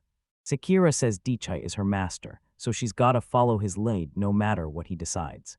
He flashed her a smile and thanked her for everything, but something was still seriously bugging him. He asked if the crazy amount of magic here would mess with Hestia, but Sakura just smirked and said he's way too strong for that to even be a problem, so they were all set. He reached out his hand and told Hestia she could live there, which totally caught her off guard. She was super embarrassed and asked if it would really be fine, but the hero was 100% sure about it. Dichai said since he owns the place, he's totally cool with her staying, and honestly, even the house itself seems to like her, so she's officially welcome. She could have just used that guest house that looked totally normal, but Hestia just froze up because she had no clue what to say. The girl reached out with a smile to accept their offer, and just like that, Hestia and Dichai shook on it. And just like that, they officially scored their very first roommate. Out of nowhere, a princess jumps out from behind them and starts apologizing. The guy is totally caught off guard as he stares at her super fancy dress. Then he realizes it's actually Dinah asking. The princess asks the hero to head to Prussia with her, but he's totally clueless about why she needs him there, until she explains that since he crushed the Dragon King, the whole kingdom is dying to meet their new legend at the castle. Dichai finally got why she was dressed so fancy, since being royalty meant she had to look official, but he still had no clue why he was even there or what he'd done to deserve. The princess swore he was the hero since she saw the whole fight from the castle, and now everyone treats him like a total legend. The guy told Hestia he was just protecting his home, but the princess said he's the only reason the kingdom hasn't burned to the ground, so they really wanted to thank. Dichai was totally stuck and just straight up told her he didn't want to move an inch, making up some excuse about being way too lazy after such a rough day, but the princess begged him to stay, promising it was only for a bit before he could go right back to his chill, quiet life. Everyone was totally freaked out and thought they were doomed if he didn't show up, but the hero showed them the scary truth and told them to snap out of it. Wait. Dichai told Sakura he was dipping until dinner, and the princess thanked him like crazy because she knew he'd totally be on board. So Hestia tagged along with the hero, saying she had to go pick up some stuff for the staff. The princess stared in total shock and asked who she was, feeling some seriously crazy power coming off her. The princess blushed and pointed out the girl's insane energy, thinking she was his daughter, but the hero quickly set the record straight that she's just a roommate. He looks over at Sakura, calls her Cherry, and tells her he'll be back in no time. Dichai tells the princess to hurry it up, so she offers to teleport them away, and when he says the spell is awesome, she totally flexes that it's her specialty. She called on her magic to close the gap, burned her energy, and instantly teleported across the massive distance. In an instant, Dicha and the princess popped up right on Prussia's main balcony, and when he looked down, he saw a massive crowd staring up at them in total shock. The room went dead silent for a second, then the whole place just exploded with everyone screaming that their savior was finally here. Dicha just pointed his finger right at them and asked the princess what kind of people they were. The girl just grinned and told him they were either super rich nobles or top-tier adventurers who showed up just to welcome him. The dude was totally lost, but she told him the Dragon King was basically at their front door and everyone in the kingdom was already waiting for the end. Dicha looked at Hestia all bummed out because nobody even knew she'd made it to the castle, but she just calmly said she was out buying stuff for the staff, so he told her to hurry it up. As soon as the girl left, the princess turned to the hero in total shock, asking if he was seriously letting her go solo when the city was still way too dangerous. The hero thought it'd be totally sick if she turned into a dragon, even if she was way more dangerous than the city, so the princess told him to step closer. She pointed right at the knight and told him it was time to get the ceremony started. First up, they had to have a quick little meeting right there on the spot. She really wanted to introduce him. Digi did the same thing back, and they both shook hands. As soon as he felt that powerful handshake, his whole expression totally changed. Dichai tried to play it off, asking the princess if his friend was just being weird or if that's how they shake hands here, but she just smiled and said the guy is basically. The princess asked if he was doing okay, and the captain just apologized, saying he wasn't good enough to stay before bailing on the whole ceremony. The princess decided it was time to get things moving and told the guy he should introduce himself first. She turned bright red and asked for the name of the guy who'd already saved her life twice. Dichai stared at her in shock, suddenly realizing he hadn't even said her name a single time yet. The guy just flashed a grin and told them his name was Dichai. She was totally stoked and said the name was perfect for a dragon vein master. Then she put her hand over her heart and promised to cherish it forever. A knight walks up with a tray of loot, and the princess tells Dichai they've got a special prize for him to celebrate his epic win. He did something totally legendary, so she told him he had to take this reward. Our hero stares at this fancy paper that looks like a diploma and realizes it's basically worthless, so he just gives a creepy smile and mumbles about protecting his home, even though the paper grants. Turns out he'd be totally safe if he just went along with it, so the girl flashed Datri a smile and told him the boring official stuff was finally over. The princess lifted her dress and asked him to join her while the crowd went wild demanding a story from their hero, but Daichai was suddenly feeling way too lazy for all this drama, so he just scratched his head, told them he wasn't cut out for this, and decided to head straight home. The princess told him to slow his roll since she didn't get why he'd hate being the guest of honor, and the knight even chimed in to brag that their food is the best on the planet. The hero shut him down, saying the best kitchen in the world was actually at his house, and he was worried his dinner was already getting cold. The princess knew there was no point in arguing, so she tried to teleport him home, but he just brushed her off and said he'd rather take the long walk back. It was a super long trip, but the princess realized they could actually go together. Suddenly, the doors burst open and Hestia walks in, announcing she's back with all the gear she needs to finally fix his staff. He tells Hestia they're finally heading home and asks if she's down to walk, and she says she's got a perfect idea for that. She turned to the dragon and asked why the hero couldn't just hop on her back for a ride. The knight and the princess were totally stunned because the legendary white flame dragon was standing right in front of them. The princess was totally stunned and asked how he actually tamed that white flame dragon, while Daichai cursed under his breath because he completely forgot about that little slip-up.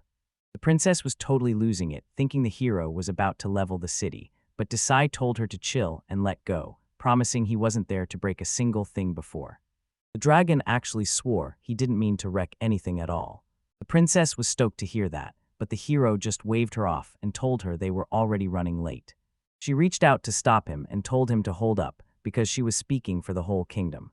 But she also really wanted to thank him herself, face to face. He tells Damia she looks like a total princess now, but since he doesn't remember saving her yet, he tells her to hold on to her thanks until he actually rescues her for real. The princess didn't say a word, just smiling as she watched the hero hop onto the dragon's back. Daichai straight up told Hestia he was terrified when she started reincarnating, and when he asked why she was so tiny, she explained that since her magic is low, her dragon body is just shrinking to match her power. The boy grabbed onto the spike sticking out and promised to hold it tight, then told the princess to stay right where he could see her. The guards were totally losing it, and one of them swore he just saw a dragon, while the princess and knight just stared them down and led them away. As the sun started to set, the knight told her the others were already gone, while Desai was freaking out that Hestia could fly with him on her back, but she just acted like it was totally normal. Our hero thought it was just a beautiful view, seeing a white dragon soar through the pitch-black sky. A few people looked up just in time to see the creature, zooming through the sky at insane speeds. People tried to blame the booze, but the white dragon really did fly from the bright castle back into the dark woods, and a mysterious figure was right there watching it happen. She said it was her sister and promised it was gonna be a total blast. Word started spreading that a white dragon had literally moved into the castle, and everyone was losing their minds trying to figure out what was going on. Hester flew home, respawned back in, and the boy thanked her for all the help. Hester rubbed her eyes, totally exhausted, and told him she was done for the day. She asked if she could finally go crash, and since he let her, she just thanked him and said goodnight. Our hero was totally wiped out too, and as he headed for the elevator, he realized even magical beings need to recharge their energy, which is exactly why Hestia was fast asleep. As soon as the doors swing open, Sakura is right there to greet Dichai, telling him she knows he's had a brutal day and even made him some rice, but then Sakura turned bright red and shyly mentioned that she could help him get his magic power back. He thought she was being way too cute, just like a scene from an anime, so he knew he had to give the perfect answer. He gave her a big smile and said he'd. She bolted away, shouting something about getting dinner started. Diichi was honestly loving his life here. With all the drama finally over, he could just chill and retire in peace. Sekiro poured the tea, but she actually had a little something to give her host. Our hero was totally confused, but Sekiro wasn't playing around and told him he needed a serious change of heart. She wanted Dichai to remodel the house, but the guy was still totally clueless. Watching Hestia-chan's crazy attacks made her realize this form was a total bust, and our hero totally agreed since the house was basically falling apart. So he asked Sakura for a better way to build it after his idea of burying it in the dirt didn't work at all. Sakura offered to push her body and magic to the absolute limit, making the guy turn bright red as he asked what she actually meant by that. Sakura flashed a smirk and said they had to sync up before rebuilding, so Daikai agreed and suggested they head outside to figure out how to pull it off. Standing right in front of the house, the hero tells her to give it a shot, and the moment he touches Sakura's shoulder, the sync finishes and a full 3D model of the entire place pops up. Now he just had to use his hero powers and gut feeling to put it all back together. He had to picture it perfectly and let his magic do the work, so he decided to start. He decided to shift the 5th floor 5 meters just by picturing it in his head. He snapped his eyes open and realized he was totally fine, but then the whole building started to shift. Sekiro was hyped because the floor actually moved. She cheered for the master and told him he was doing an amazing job. This was exactly the kind of skill she expected from him. He seriously mastered this. The hero thought she was overhyping him because moving the house was actually a total breeze, but Sakura explained that as long as they stayed in sync, their magic would keep the walls from falling apart. She just flashed a smile and told him he had to get used to it, so they spent the next 10 minutes testing out all kinds of different ways. Next thing you know, an entire house is just floating in the sky, looking like a bunch of blocks all smashed into one. Once they finished up, a massive cottage with tons of floors and crazy angles was just sitting there on the ground. Dichai stared at the house in total shock, thinking magic is seriously insane because he could rebuild the whole place like it was made of toy blocks, and while he could shift his shape into anything Sekiro was blown away by how fast the master pulled this off, and now that he finally figured out how to control it, he decided to shift right into its shape. The place was still way too flimsy, so he knew he had to make it way tougher. Since the apple orchard was massive, he decided to just make the house way wider. Right then, he realized. Just like that, the house transformed into a massive pyramid, and Sekiro was absolutely hyped. Our hero stared at the house in total confusion, as it literally shifted into a pyramid just to find a safer shape. The top of the pyramid still had a kitchen and dining room, but the hero felt like he'd walked into a tomb and totally regretted it, though Sakura insisted it was the safest place After the upgrade, Hestia-chan's hit was totally gone, but the guy just scratched his head and said that while the place was a total fortress, he didn't want his house Sakura looking all ugly and rough. She looked at him totally shocked, then flashed him a huge, thankful smile. She turned bright red and promised she'd keep growing until she finally had the exact look he wanted. Dichai thought back to what happened before the expansion and totally turned red, but Sakura just smiled and told him to take his time since he could rebuild whenever he wanted. That night, right near the hero's house, the sound of metal clanking started echoing from a tiny building nearby. Hesje was going all out hammering her staff, and after pulling off her goggles to check her work, she knew it was finally finished. The next morning, the kid heads outside to check the house, and just like he thought, it wasn't going anywhere. Sakura tells him he's still got the memory of that view, and if they sync up, they can totally bring it back. Our hero was about to just sit there, but then She felt the magic shift yesterday, but she had no clue he was using it like this. Honestly, anyone else would have totally blacked out from using that much power just once. Hesha handed him the staff and told him it was exactly what he needed to make his job a total breeze. Our hero was hyped to see his new staff was way tougher and beefier than his old one. Hesha told him she hand-picked the best materials and locked herself away to build it. The boy gave Hesha a massive thank you straight from the heart. With that magic key, fixing up his house was going to be a total breeze. Hesha shot Sakura a look, not really buying what she was saying. Sakura looked away and told. The hero nodded and said he was totally down to give it a shot. He asked Sakura to sync up so they could get back into construction mode, and she was totally down for it. That magic key needed a password to turn on, so he had to find the perfect word for its basic form. Dichai lifted his staff high and announced that the keyword is the common tower. He checked out the house and was stoked that it transformed right away, while Sakura hyped up her master and Hesia just stood there in total shock. She was totally blown away that he nailed it on his first try, so he told Sakura to just keep going. He used the pyramid key, and boom, the whole house shifted right back into a pyramid. The hero was totally stoked and said the magic key was awesome, so when Hesja asked to check out the staff, he just handed it right over. Hesja gave it a close look and realized she finally built a staff that wouldn't just snap in half. She tried to hand it back, but Dichai just grinned and told her the staff was super reliable since it kept him from getting tired at all. Our hero was feeling a bit stressed, but he pushed forward anyway and waved his staff, instantly turning that house into the massive Hanji castle. Next, he whips out the celestial tower key and screams that he finally did it, but since the house is so cramped, the tower just ends up being a tiny little miniature. So he finally called on the guardian deity, and the whole house transformed into a massive stone golem. The hero stared down the golem and admitted he'd gone way too far, then turned to Sakura to apologize for totally losing his cool. Sakura just grinned and told him to relax because they're taking it all back, and since he's moving at insane speeds like a total pro, he'll be able to pull this off without even syncing up very soon.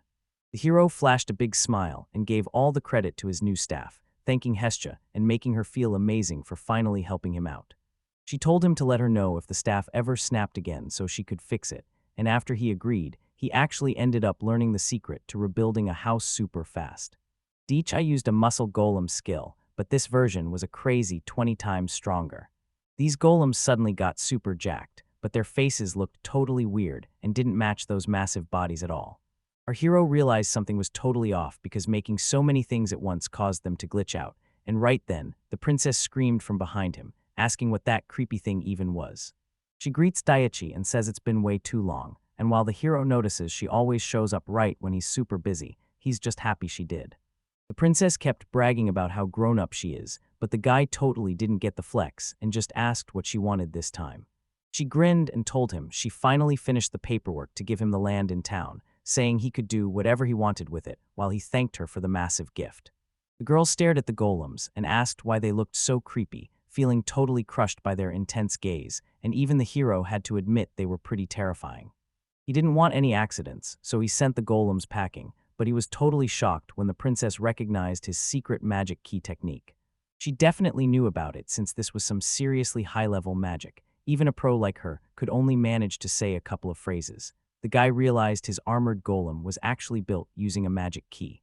She slumped over because he beat her again, and the hero noticed how she goes from super hyped to totally depressed, making him think her life is actually pretty rough. The princess was totally lost on how he learned that and thought he was just making stuff up, but Dichai told her some random little girl actually taught him. She was super curious and the girl let out a cute yawn and asked if anyone was there without even opening her eyes. The princess was totally floored when she saw the girl who'd been teaching him this whole time. Dichai flashed a smile and said hi, but the second the princess heard the girl's name, she totally froze and said there was no way it was true. She was totally shocked that the mage in black was actually the elite Hester Radon, a name she hadn't heard in forever. The hero was totally shocked that the legendary mage was just a cover for the White Flame Dragon King, so he had to ask Hestia again if she was actually a legendary mage. Decades ago, this mysterious mage in all black showed up at the Prussian Magic Association, hit the top rank in just a few days, and then totally vanished, leaving nothing behind but her legendary notes. The hero noticed her name was a bit off, but Hestia claimed she was just using a fake one. Even so, the names were basically the same, and the other dragons even. The guy just smirked because he never expected her to be a total celebrity, but Hestia told him she's way more than just a legend, and if he ever joined a magic. This guy is so broken that mythical is the only rank that even fits, but he's probably way stronger, and since they can't even measure his power, they couldn't. Hestia and the princess shared a quick nod, leaving the hero totally confused why they were suddenly teaming up against him when the princess was literally shaking in her boots just a second ago. The princess had been running into so many overpowered people lately that she was actually starting to get used to it. After talking to the hero, she finally figured out how to stop being so scared. Isekai'D told her it was a useful skill, even if the experience was pretty rough. She felt super. She was so hyped to have met them both and promised to train like crazy until she was just as strong as they were. She was really holding out hope that they'd cross paths again. Isekai'D told her that he and Sakura loved having her around, so she's welcome to swing by whenever she wants. He gave her one strict rule to stay away from his garden, making the princess blush with anger as she snapped that it would never happen again. She should have been long gone by now, but Hestia notices the princess is finally cheering up after being totally miserable just a few minutes ago. Our hero headed back to his golems after telling her he was making some seriously weird ones, and since she was actually hyped to see them, he knew he had to lock in and do a perfect job. He summoned a muscle golem 20 times stronger than the regular ones, and they looked way more epic with their brand new faces. Hestia thought that was awesome, so the hero got straight to work beefing up his golems before it was even time for lunch. While hanging out in her study, the girl realized that even a princess can't escape boring paperwork, especially since everyone totally panicked during the city attack, and now she has to make a big speech, but she's actually getting it done early, and thanks to Isekai'D's magic, their crops are growing way better than before. Just as she was wondering when they'd run into the hero again, a knock at the door interrupted her, with someone ready to give a report. The princess went back to her writing and let the knight in, who apologized and said he had news about the emergency troops from the fortress city. The princess remembered them and said she didn't really need their help, but she was still super thankful they showed up, so she asked if there were any adventurers around, and the knight told her that while most people leave, some stay behind just to hunt for treasure. She knew these adventurers wouldn't want to head back with empty pockets. Even the creepy knight seemed to be on her side. There were tons of dungeons scattered all around the fortress city. He was positive. The princess asked if the knight warned everyone to stay away from the Isekai'D forest, and while he totally did, he was positive they were going to ignore him anyway. She admitted it wasn't great but figured Isekai'D could handle it, and even though the knight felt that power, his own skills were still totally unique. He didn't care if Isekai'D wiped out those adventurers since he was just vibing with the peace and quiet, but if they keep bugging him, they better have a huge apology ready. The princess totally agreed and started thinking about heading over there to say sorry. She was overthinking so much that the knight actually asked if she was okay, and even though she apologized and tried to move on, he wasn't finished yet. He told them a whole squad from the fortress city was heading their way. The princess was totally stunned, so she jumped up and slammed her hands on the table. They were dying to know how these guys actually took down that dragon. Plus, the knight was positive he heard they had someone who could track down massive magic energy, which was a huge shock to the princess since she had no idea this fortress city was so loaded with magic gear. She totally knew what they were planning, and the knight was sure they'd already heard the crazy rumors about the hero. If they even tried to mess with Isekai'D's home, she was ready to wreck them, especially since she was already totally done with those adventurers and the delegation. She told him she might need some backup, and the mage knight was totally down to help. The squad marched straight into the woods having a total blast, and one guy even bragged about how much he loves hunting early in the day. One of the hunters hyped up the boss for leaving early while the monsters were still awake, and the boss just told him they'd be there in no time. The boss spotted Isekai'D's house from a distance and told his crew they'd finally made it, telling everyone to gear up for a massive payday since this was going to be a total breeze. The crew and their boss finally hit the house, laughing and hyped to start the raid, but one guy suddenly felt super sick and his cheeks puffed out like he was about to blow. Suddenly, the whole crew starts puking their guts out, and the boss is convinced it's some crazy magic curse since he thought nobody was powerful enough to actually mess with them. The The boss pointed out a hut and told everyone to hide there and regroup, but then Hestia stepped out to meet them, and he ordered the whole squad to freeze. A girl clutching a cane asks the guys who they are, leaving the adventurers wondering what a kid is even doing there. This insane magic power exploded around her like a glowing dragon, and everyone watching was totally clueless about what was happening. Hestia figured these guys were just party crashers she needed to take down. She pointed her finger right at them and gave them her very first warning. The crew was totally lost and had zero clue what was actually going down. They were totally frozen in place and couldn't even budge. Hestia told them they were on private property and weapons weren't welcome, so she used her magic to just blow it all away. A massive blast of wind slammed into the enemies and knocked them flat on their faces. The boss was totally losing it, yelling that she used a magic key and warning everyone to watch out because she's actually a high-level mage. Hestia realized it probably took a ton of work to make these, but she was honestly just thinking about burning them all to a crisp. Seeing the attack stop, the boss told his guys to stay alert, but a wooden figure suddenly grew right behind them, making the bald leader freak out and yell, "Where did this weird golem come from?" Hestia wasn't even shocked, just telling them he's a solo player now before walking off, while the boss yelled at his goons that it's just a wooden golem they can easily chop into toothpicks. They blasted the golem, but they were shocked to see the monster didn't have a single scratch on it. He couldn't believe his sword wouldn't even scratch the wood, and once the guys realized they were totally helpless, they started screaming for everyone to run for their lives. While the hero's busy washing his face, Sakura's right there to hand him a towel. Dichai thanked her and wiped his face, but then he heard someone outside screaming that they were totally trapped. Our hero is feeling pretty down and complains about the garden being way too loud, so Sakura explains that a gang of raiders showed up this morning and she needs to ask Dichai how to handle them while handing him a staff. No one had attacked from there since Danny's era, and their goal was a total mystery, so Dichai decided to get answers by grabbing Sakura's hand to sync up and activating the magic. Out of nowhere, the ground started shaking, leaving the group even more confused than before. Before they even realized it, massive golems had them totally surrounded. They were so scared that Sakura thought they actually passed out. Our hero realized he hadn't even used his real traps, yet since he just wanted to talk things out, right before Sakura smiled and asked Dichai if he was ready for some breakfast. He bursts through the doors with a huge smile, eyeing the feast on the table and saying the others will finally wake up once he's done eating. As Sakura and Dichai start digging into their breakfast, Hestia walks over to the ball boss and pokes him with a stick to see if he's actually still alive. The attackers finally woke up, dropped to their knees, and started apologizing for everything they did. Golems are scary, hero needs info. Guy passing out, hero says don't let him sleep. Let's combine, those golems were super scary. He apologized because he could barely breathe with such low magic resistance, so the hero asked who the strongest person was to explain what was going on. The bald boss raised his hand and straight up admitted it was him. Dichai realized these guys were just adventurers from the fortress city called the Shining Heads, and since they were hired to take down the dragon, they weren't about to leave without some treasure.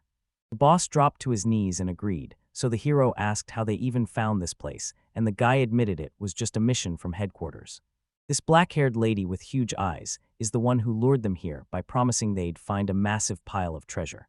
The hero looked super annoyed and asked if there was any loot around, but the boss said there were only a few magic stones and warned them not to touch a single one. They had no clue anyone was lurking here, especially a monster this strong, and now they're totally regretting it. Dichai didn't even flinch and just asked if that was all they had, knowing these guys weren't lying, but realizing he wasn't actually the one they were after. He decided to believe them, but he was still super mad they just burst in here with their guns drawn.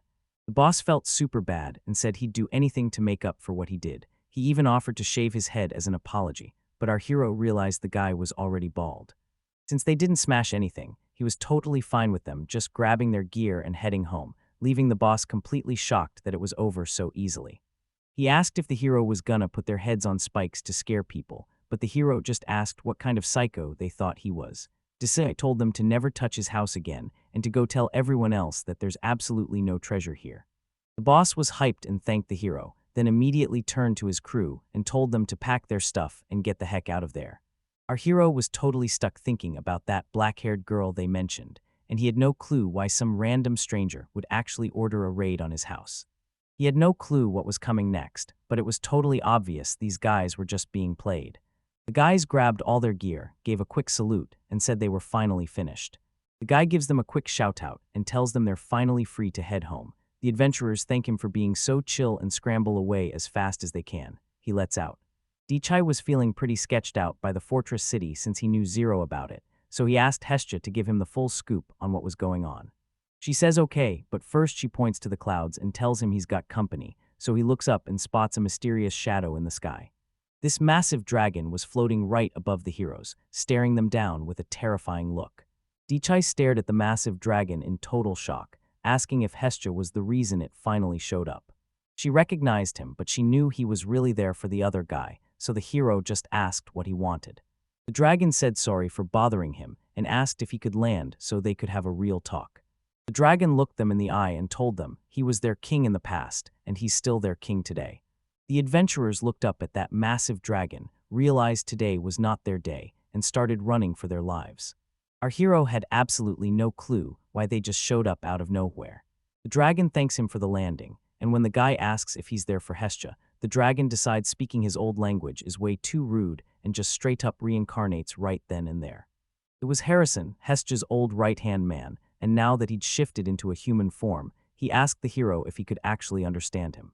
Dichai smiles and says he totally gets it, letting the dragon breathe a sigh of relief, even though the hero has no clue that the dragon is actually terrible at turning into a human. The boy asked Hestia if every dragon could turn into a human, and she told him that only the ones gifted with magic might pull it off after living for 100 years. He figured out his power was actually super rare, and she totally agreed with him.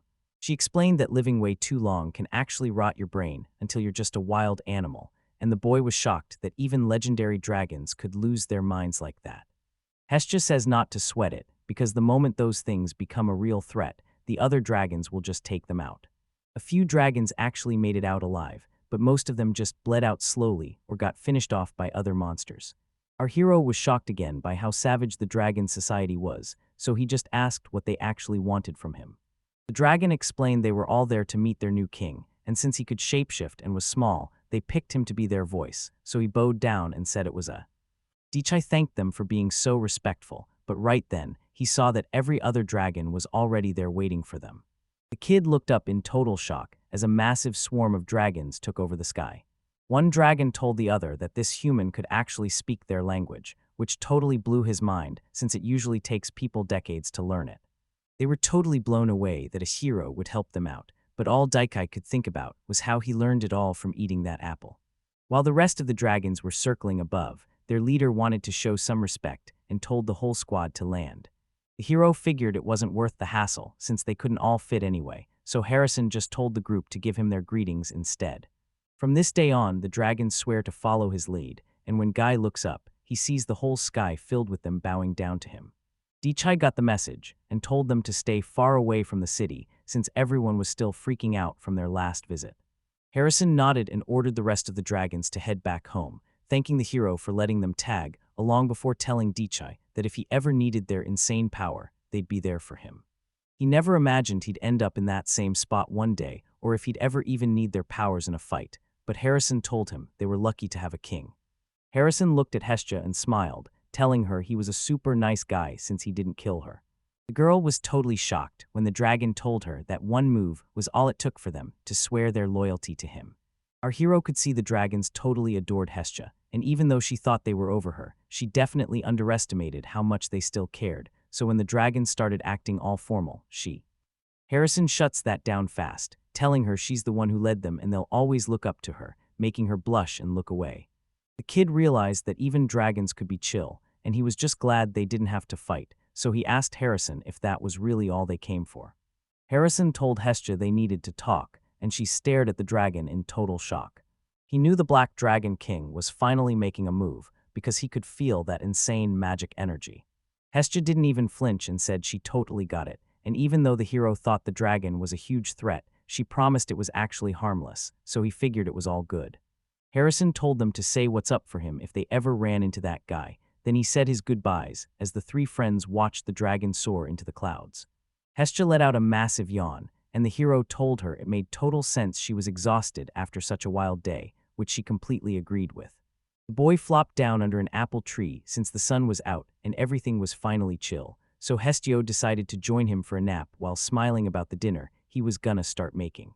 The heroes were totally passed out until Sakura finally showed up to tell them lunch was ready. Dichai put his golem on apple tree duty, but Hestia suddenly called out to him, wanting to spill the details on the fortress city after those adventurers showed up the other day. He thanks her for the help, but she tells him that counts as his rent and starts unfolding the map. Dichai is blown away that she has a brand new map, but she explains she keeps a massive stash since flying around as a dragon usually shreds them, and honestly, knowing her power, that totally tracks. Hestia points south of the demon forest to a massive fortress city on the plains, but it's sitting right in the Black Dragon King's territory and surrounded by werewolves, ogres, and all kinds of crazy monsters. He noticed they were totally surrounded by other races and asked why they'd even build a city here, but it turns out there's a massive dungeon in the center leaking magic energy that draws in tons of fighters looking to get rich. Diving into the dungeon business in this fortress city is totally brutal, but she agreed it's super efficient and never slows down, especially since other races are soaking up that magical energy just like the humans. She told him the dungeon pumps out a ton of magic, but it's still not nearly as strong as the energy in this spot. While scary tribes lurked outside, the city was full of tough, armed people who loved hard work, so Dichai stayed far away since he absolutely hated breaking a sweat. The girl says he'll make a ton of cash if he goes there, but he doesn't even have a way to spend it, so he just asks Hestia if she needs the money or something else instead. She told him those things weren't needed to stay alive, but he could still buy the materials for the staff, even if it would take some time to build. The boy grinned and told her to just say the word whenever she needed it, promising to give her everything he had. Hestia looked at him, asking if he was actually serious about this. She flashed a big smile, thanked him, and promised to grab the materials next time. She promised to make him an epic staff plus a backup, so he demanded the absolute best and finally found a place to drop all his cash. Everything was dead quiet in the kingdom of Prussia until a night magician crept into Princess Dinia's room to announce that a crew from the fortress city had finally arrived, so she gave the word to let them in and the doors swung wide open. The dark-haired girl flashed a smile and said she was hyped to meet her, introducing herself as the deputy chief of staff from the fortress city of Antidra. The princess was totally floored when she saw those two massive containers, but once she finally got her head together and realized she was the only delegate there, Anne told her it was actually way simpler. She shook hands with the princess and wished her the best. Then Princess Dania introduced herself as the one who basically speaks for the whole city. The girl says it's a total pleasure to meet her, and Anne just smirks, saying she totally expected a top-tier sorceress and princess to have such soft, delicate hands. The princess mentioned that Anne had some seriously strong hands and seemed totally reliable. It makes sense since she's from the fortress city where being physically fit is everything. She also recalled some rumors about them. She was shocked that a high-ranking officer from the fortress city was such a total beauty, so she asked Anne what she was even doing in the royal capital. She heard a wild rumor that Prussia actually took down the White Dragon, so she rushed over here just to see if it was for real. The princess didn't think she was being for real and told her the whole thing was just a total rumor. She couldn't let her find out that just one person pulled it off, so when Anne apologized, the princess assumed she was just dying to get rid of the Dragon King. Anne told. Looking at the city, Anne realized he wasn't even needed since the capital had crushed the Dragon King's attacks before, so she just hoped they had some answers for them. Dinia gave a grumpy fine, thinking about how they just sent help a few days ago, and now they're stuck doing it again, while Anne chimed in that she heard the dragon in the demon forest finally got wrecked. The girl asked for the exact location to help her out, but the princess got super suspicious and figured she was hiding a secret motive. Denia was low-key panicking, wondering just how much Anne really knew about this place. Anne thinks she's asking for way too much, but the princess says the forest is just way too dangerous to even talk about.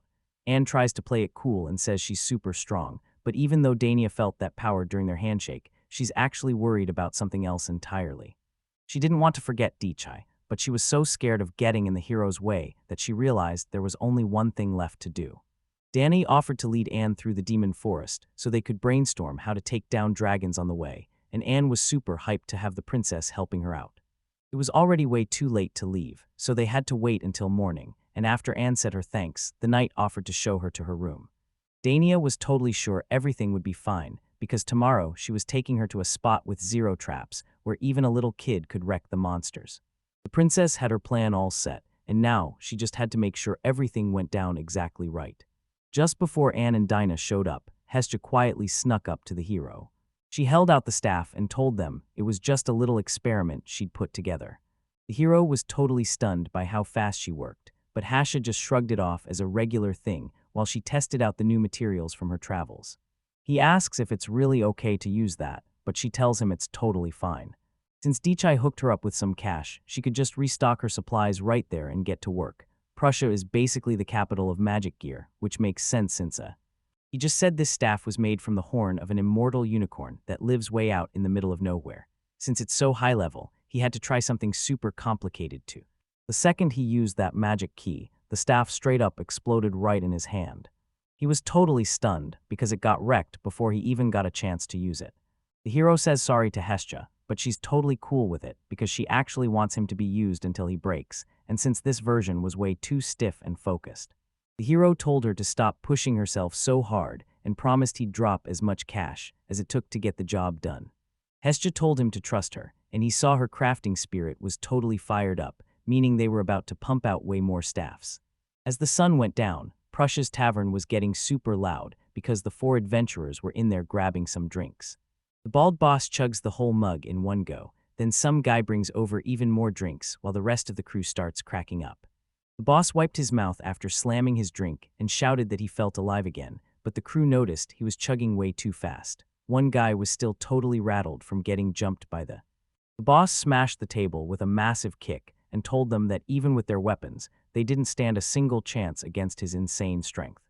Even though they were top-tier pros, they were still being treated like total kids, and when the boss bragged about letting them off easy, everyone actually thought he was being a nice guy. Even though they were being total jerks, he didn't charge them a single cent. One of the adventurers spotted the boss's sword and realized it was worth a fortune. The boss. He was nothing like those trashy holy knights. This guy was a total beast but didn't feel like a threat at all, and since it's rare to be that powerful and actually nice. The boss just grinned and said he'd totally move in if they asked, and the rest of the crew was 100% down with that. Still, he couldn't stop wondering about that curvy black-haired girl named Ann Chan who handed them the cash after they finished the job. He'd lived in this fortress city for ages but never saw a girl that stunning, so it was a total shock when she became the deputy chief, especially after a teammate told everyone he'd. Her shop was packed with super weird armor and a bunch of sketchy-looking gear. They tailed her all the way there and hauled her off to headquarters, making it look like she isn't even from the fortress city. The bald boss raised his drink and told the crew to save the hard work for later, deciding they'd stay in the capital to party and see the sights until they ran out of gold. And Anne and Daenier finally make it to the edge of the creepy demonic forest. The princess offers to keep moving forward, and the girl is super grateful for the help. Anne asks her if she knew that a valley of dragons was hidden at the end of the demon forest, but the princess just glared at her, totally confused about what she was actually planning. The princess knew the truth about the dragon, so she wasn't letting that light gear fool her for even a second. This girl is way too young to be the deputy chief of the fortress city, so she's gotta stay sharp and watch her mouth before she accidentally spills a secret that ruins everything. Daenia decided to show her the dragon's nest from a safe distance and explain how they lived before heading back to the castle, which the princess thought was a way better plan. She was just praying her plan would actually work, so she could keep him safe and stop things from getting any worse. Anne turned to Daenia to ask a question, and the princess promised to tell her every single secret about the dragon. Anne says they're totally safe, but she suddenly spots someone heading their way just as a massive rumbling sound starts echoing from the distance. A massive mud monster was charging straight at them. The princess was totally freaked out because she'd never seen a monster like this, a massive golem made of pure black sludge. Realizing the plan was a total mess, the girl raised her staff to strike, while the guy just stared at the roof, hyped that he finally finished fixing the whole house. The place was way bigger now, so he'd been grinding since sunrise to rebuild it. He finally finished the job. It used to be tiny, but now it looks like a straight-up castle. He looked over and saw Hestia in a robe, making him think something was wrong. Hestia told him she was just heading into town for a bit, since she got some cash yesterday. Dichai just grinned and said okay, and then the girl headed out. He stared at her trail, totally shocked they could make the trip in just 10 minutes, but Sakura just smirked and said she can use her dragon powers even in human form to move insanely fast. Our hero realized he'd never seen her move with that kind of insane speed before. He said Hestia was a total beast even in her human form, and they definitely didn't need to worry about her. But just then, his stomach let out a massive growl since he'd been working hard since the crack of dawn. Sakura just smirked because she totally saw this coming, so she grabbed the bento she'd prepped and brought the open box right over to the hero. Dichai flashed a big smile and told Sakura she was doing an awesome job. Then she handed him some onigiri and mentioned it was a bit saltier this time. He asked Sakura about their food stash since the rice was running low, and she told him they had 2 months of white rice and 1 month of brown rice left. While he's chowing down, he decides he wants to start growing rice, but since he isn't sure if it grows on trees like apples, he needs to go investigate right away. Sakura just flashed a grin and told the master it'd be a total breeze, suggesting they grow as much rice as they possibly could. The hero was hyped about how good those rice balls were and said he'd eat them forever, but then he suddenly heard a loud scream. The princess sprinted straight for the hero with tears streaming down her face, telling Anne not to even try stopping her. The guy was totally stunned, staring at the princess in his garden and wondering who the heck was with her, while she screamed an apology to Dichai because some weird monsters had just attacked them. After finishing his meal, he figured she finally said sorry, so he stayed chill, took a deep breath, and asked if he could say something. He screamed at them to let him eat in peace, and suddenly, a giant hurricane formed and blasted the monster and the princess away. Dinya crashed right onto her 5th point, and then just gave her the sweetest little smile. It's been forever since the princess was last at this spot, and when the guy asks if she's doing okay because it feels like a total throwback, she just stands up, fixes her skirt, and tells him things are different now since she's staying bone dry this time. The hero looks at the golem scraps and tells her it's fine, but please stop bringing dragons or weird mud dolls back here. She says sorry, explaining she was totally cornered by this mystery beast, but to him, it's literally just a basic mud doll. The princess joked that only he'd call it a dirty doll since it's actually super tough, and even though the hero realized it was an earth golem, he didn't care because She admitted she could have taken on a few, but they were completely surrounded by over 10 of those monsters. They barely made it to this spot while constantly shooting back to keep them away. With that mess finally handled, he figured they were in the clear and looked over at the dark-haired girl. He asked who she was since she was totally unfazed by his massive magic, so Dani explained she was a guest and told Anne to introduce herself. But the girl was actually loving it, saying that hit was so insanely powerful it blew her mind and felt like total bliss. The princess got super embarrassed and asked what she just said, apologizing for blanking out while the hero just stood there looking totally shocked. She introduced herself as Anne, the deputy chief who calls the shots at the Fortress City's command center. He says it's nice to meet her, and hearing she's from Fortress City instantly reminds him of some other guys from that same place.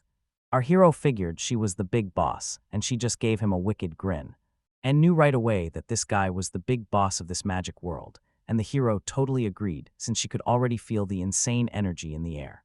She grinned and said her city had spots just like this, though not nearly as powerful, and the hero could tell she was a total expert, leaving the princess feeling completely out of the loop.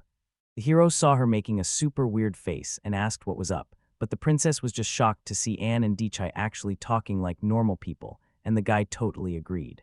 It was super rare for anyone to just have a normal chat with this guy. Most regular people would literally start choking just by standing near him. Turns out, the deputy chief of the Fortress City. The girl asked the princess to keep talking to this person and if she was cool with it. Dania wasn't so sure and looked at Dichai, but he told her he was already finished and free to grab some tea and talk, especially since those Fortress City guys were involved, and he was totally down to just chill for a bit, so he flashed a smile as she offered to brew him some tea, and just like that, their garden party was officially on. While Sekiro is pouring tea, the hero realizes the Fortress City and the royal capital are actually working together, and Anne is the secret messenger. He had no clue why they were in his forest or what this thing even was, since he'd never seen a monster before. The princess had never seen dolls like these before, and since they got jumped the second they entered the woods, she had no clue where they came from, which totally shocked Dichai because she usually knows way more about this forest than him. He realized this was a totally new creature, but since there's no black soil in this forest, it couldn't have been born here naturally, so the hero figured Anne might have the answers.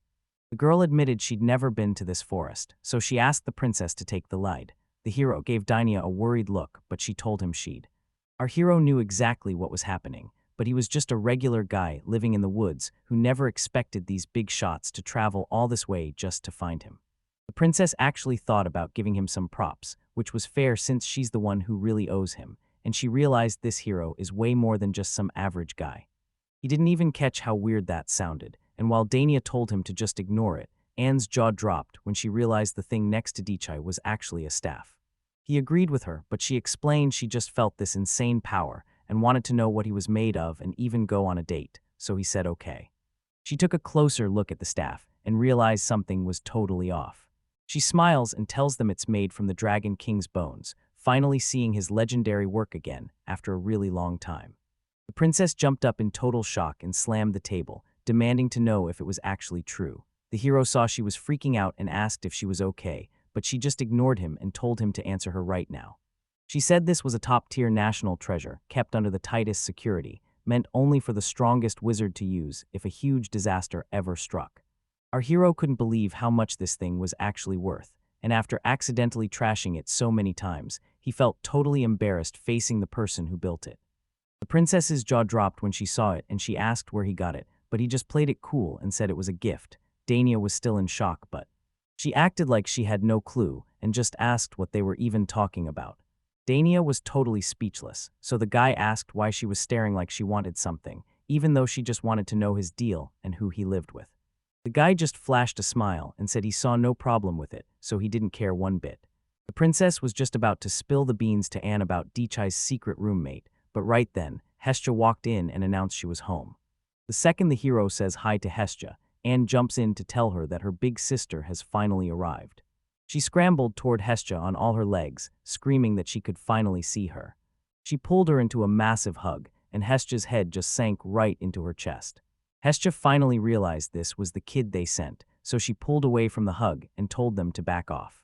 Anne was actually super hyped about it, asking her to keep that icy stare going while she squeezed the girl even tighter.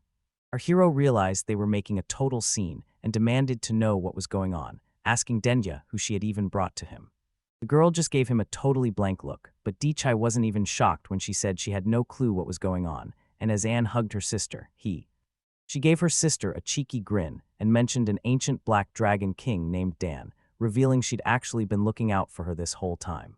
Our hero was totally lost because Hestia looked like a little kid while Anne looked like a grown-up, and the whole scene was so weird he just couldn't wrap his head around it. Dichai points out that the Dragon King looks way younger than he actually is, and he mentions his sister is totally obsessed with Hestia. He squeezes the girl even harder, bragging that he was right all along, while Hestia just swats her attacks away and tells her she's being a total pain. Anne is shaking from the pain and pleasure, begging her sister to push her even harder, while the hero watches in total shock since he thought she was actually normal when they first met, but he clearly had. Watching Anne and Hestia go at it, the hero realized his common sense was totally fried, especially since Dragon Kings are usually pros at hiding who they really are from regular people. Dichai watched the princess freak out and grab her hat while she mumbled to herself, wondering if she should tell the Dragon King, but he just thought she was overthinking everything. She was literally glowing with joy and kept saying how glad she was to be out. Then she let go of Hestia and stumbled toward the hero, complaining about how cramped it felt in there. Dichai was so wiped out from watching those two dragons that he didn't even know how to react to the totally insane difference between them. He said sorry for the random question and asked Anne why the Dragon King was even the deputy chief of Fortress City. He realized she was actually trying to take over the entire Fortress City. If that was true, things were about to get seriously messy. He wanted absolutely nothing to do with a disaster like that. But then, her main job was just selling merch. She copied her sister's style to make and sell all kinds of gear. Then she became a deputy boss and somehow turned into a Dragon King without. She realized she just scored a top spot in the city for totally free, and man, this Fortress City was seriously next level. Hestia is a legendary wizard, and Anne is the deputy chief of the Fortress City, and for a couple of Dragon Kings, they're actually super chill with humans and totally harmless. Anne had this totally obsessed look in her eyes and was losing it because she was so hyped to see her big sister. Hestia scrambled to hide behind Dichai, and he just smirked, saying she clearly wasn't feeling it. Hestia told him the girl was actually super energetic and smart, and she didn't even mind when she accidentally broke stuff, but getting strangled was where she finally drew the line. So this is what Hestia meant by being mostly harmless. If you ignore her injuries, she's basically zero threat to anyone. She wiped her mouth and gave a bow, totally catching the hero off guard. She flashed a grin and told Dichai it was awesome to meet him, saying she wasn't worried at all since her sister was right there by his side. She'd never met anyone this insanely strong before, and for a dragon, that's a massive deal, so the hero just scratched his head and said he totally got it while a blushing Anne admitted. She gave a quick bow and said she was out of time, thanked him for taking her in, and waved goodbye as our hero watched her walk away with a serious look on his face. The princess was over there muttering to herself about finally coming clean, but the hero had no clue what would happen next, so he told her to just leave things alone for now. Hero asked if Hestia was doing okay since she looked so serious, but she was just totally confused about why this kid was even showing up. It looked like Dichai wasn't finished yet, and Hestia was straight up shaking with fear. The kid flashed a grin and told Hestia to come running if she ever needed help, and as she thanked him, the Dragon King realized his house was becoming a total zoo and just accepted his defeat. Once the tea party wrapped up, the hero started tidying everything, but when he tried to scrub the dirt off the doll, he realized it was super heavy and the grime wouldn't budge. Hestia felt totally responsible for the kid's outburst, but Digi told her to relax since that nasty black doll was the real villain here, though Hestia still felt like she had to speak her mind. This was actually one of Anne's powers, so she blamed her for everything while the hero just stared at the girl in total confusion. Anne was basically breathing life into black metal by mixing it with dirt to make these crazy dolls, and when Dichai took one look at the soil, he finally realized why it was so heavy. Hestia explains that whenever Anne gets tilted, she actually makes them attack her until she finally feels better. Dichai asked if she was for real since that dragon was being a total pain, and while Hestia didn't think she'd pull that in the city, she was still gonna scold her later, but the guy hesitated because he knew she'd actually love it. Hestia finally gave in and said she might actually enjoy it since she was stuck with this total loser of a Dragon King anyway, and while Dichai was busy cleaning up the mess, he asked. She promised they'd blend right in as long as they stayed human, and since they were hiding their magic too, the hero was totally floored by Hestia's secret skills. There's even a Dragon King who spends his time drinking and picking fights with humans, and since most of them are out there living their best lives and having fun, she thought of her sister right away. Hestia told the hero he could actually bottle up all that magic power that kept leaking out of him. He was leaking power so fast he didn't even notice, but he figured he'd be safe as long as he stayed put, while Hestia realized any normal human would have been dead. Hestia points her finger right at him and drops a truth bomb. He needs magic to stay alive, and if it keeps draining like this, he's totally gonna die. Our hero thought his magic was just a cool little trick, but it turns out his very life actually depends on it. Hestia didn't think having that much power would be a big deal. Dichai stares at his hand in shock, never thinking he'd be the one causing all this trouble. He knew this place was loaded with magic, and that's why monsters were everywhere. Hestia wasn't even worried since the dragon vein was the real showstopper, so he offered to teach the kid how to hide his power, and the boy couldn't believe it was actually that easy. She tapped the hero's stomach, gave a quick nod, and used her magic to hide the illusion. Dichai noticed a soft glow all over his body as Hestia shared her magic to stop his power from leaking, making everyone nearby feel a massive pressure like she was in her giant dragon form. The kid is blown away by his new strength, feeling like he's wearing weightless wooden armor, so he starts hopping around to test the power while he promises he can master it with enough practice. So the hero stepped up and decided to give that covering magic a shot. His whole body starts glowing as he thinks about his big win, but Hestia just scowls and tells him he actually pulled it off, though she's totally confused how he did it on the. He looked totally insulted and told her she had nothing left to teach him, making her feel like her whole reason for living just vanished. Dichai just kept death staring Hestia, even after everything she just said. Wearing this gear was going to make his life a total struggle. He could barely even walk because his body just wasn't used to the weight yet, but Hestia wasn't having. She explained that his magic was totally shut down, so the hero realized he'd been holding back way too much. But honestly, hiding your power like that can actually be a huge advantage. He's basically a ghost to anyone who senses magic, like those massive stone golems, and Dichai knew this was going to be a total game changer. It's actually smarter to let a little magic leak out so nobody messes with you, even though Dichai says that's way harder to control than it sounds. Hestia offered to let her take over since he was struggling, and told him to just give her a shout whenever he needed help.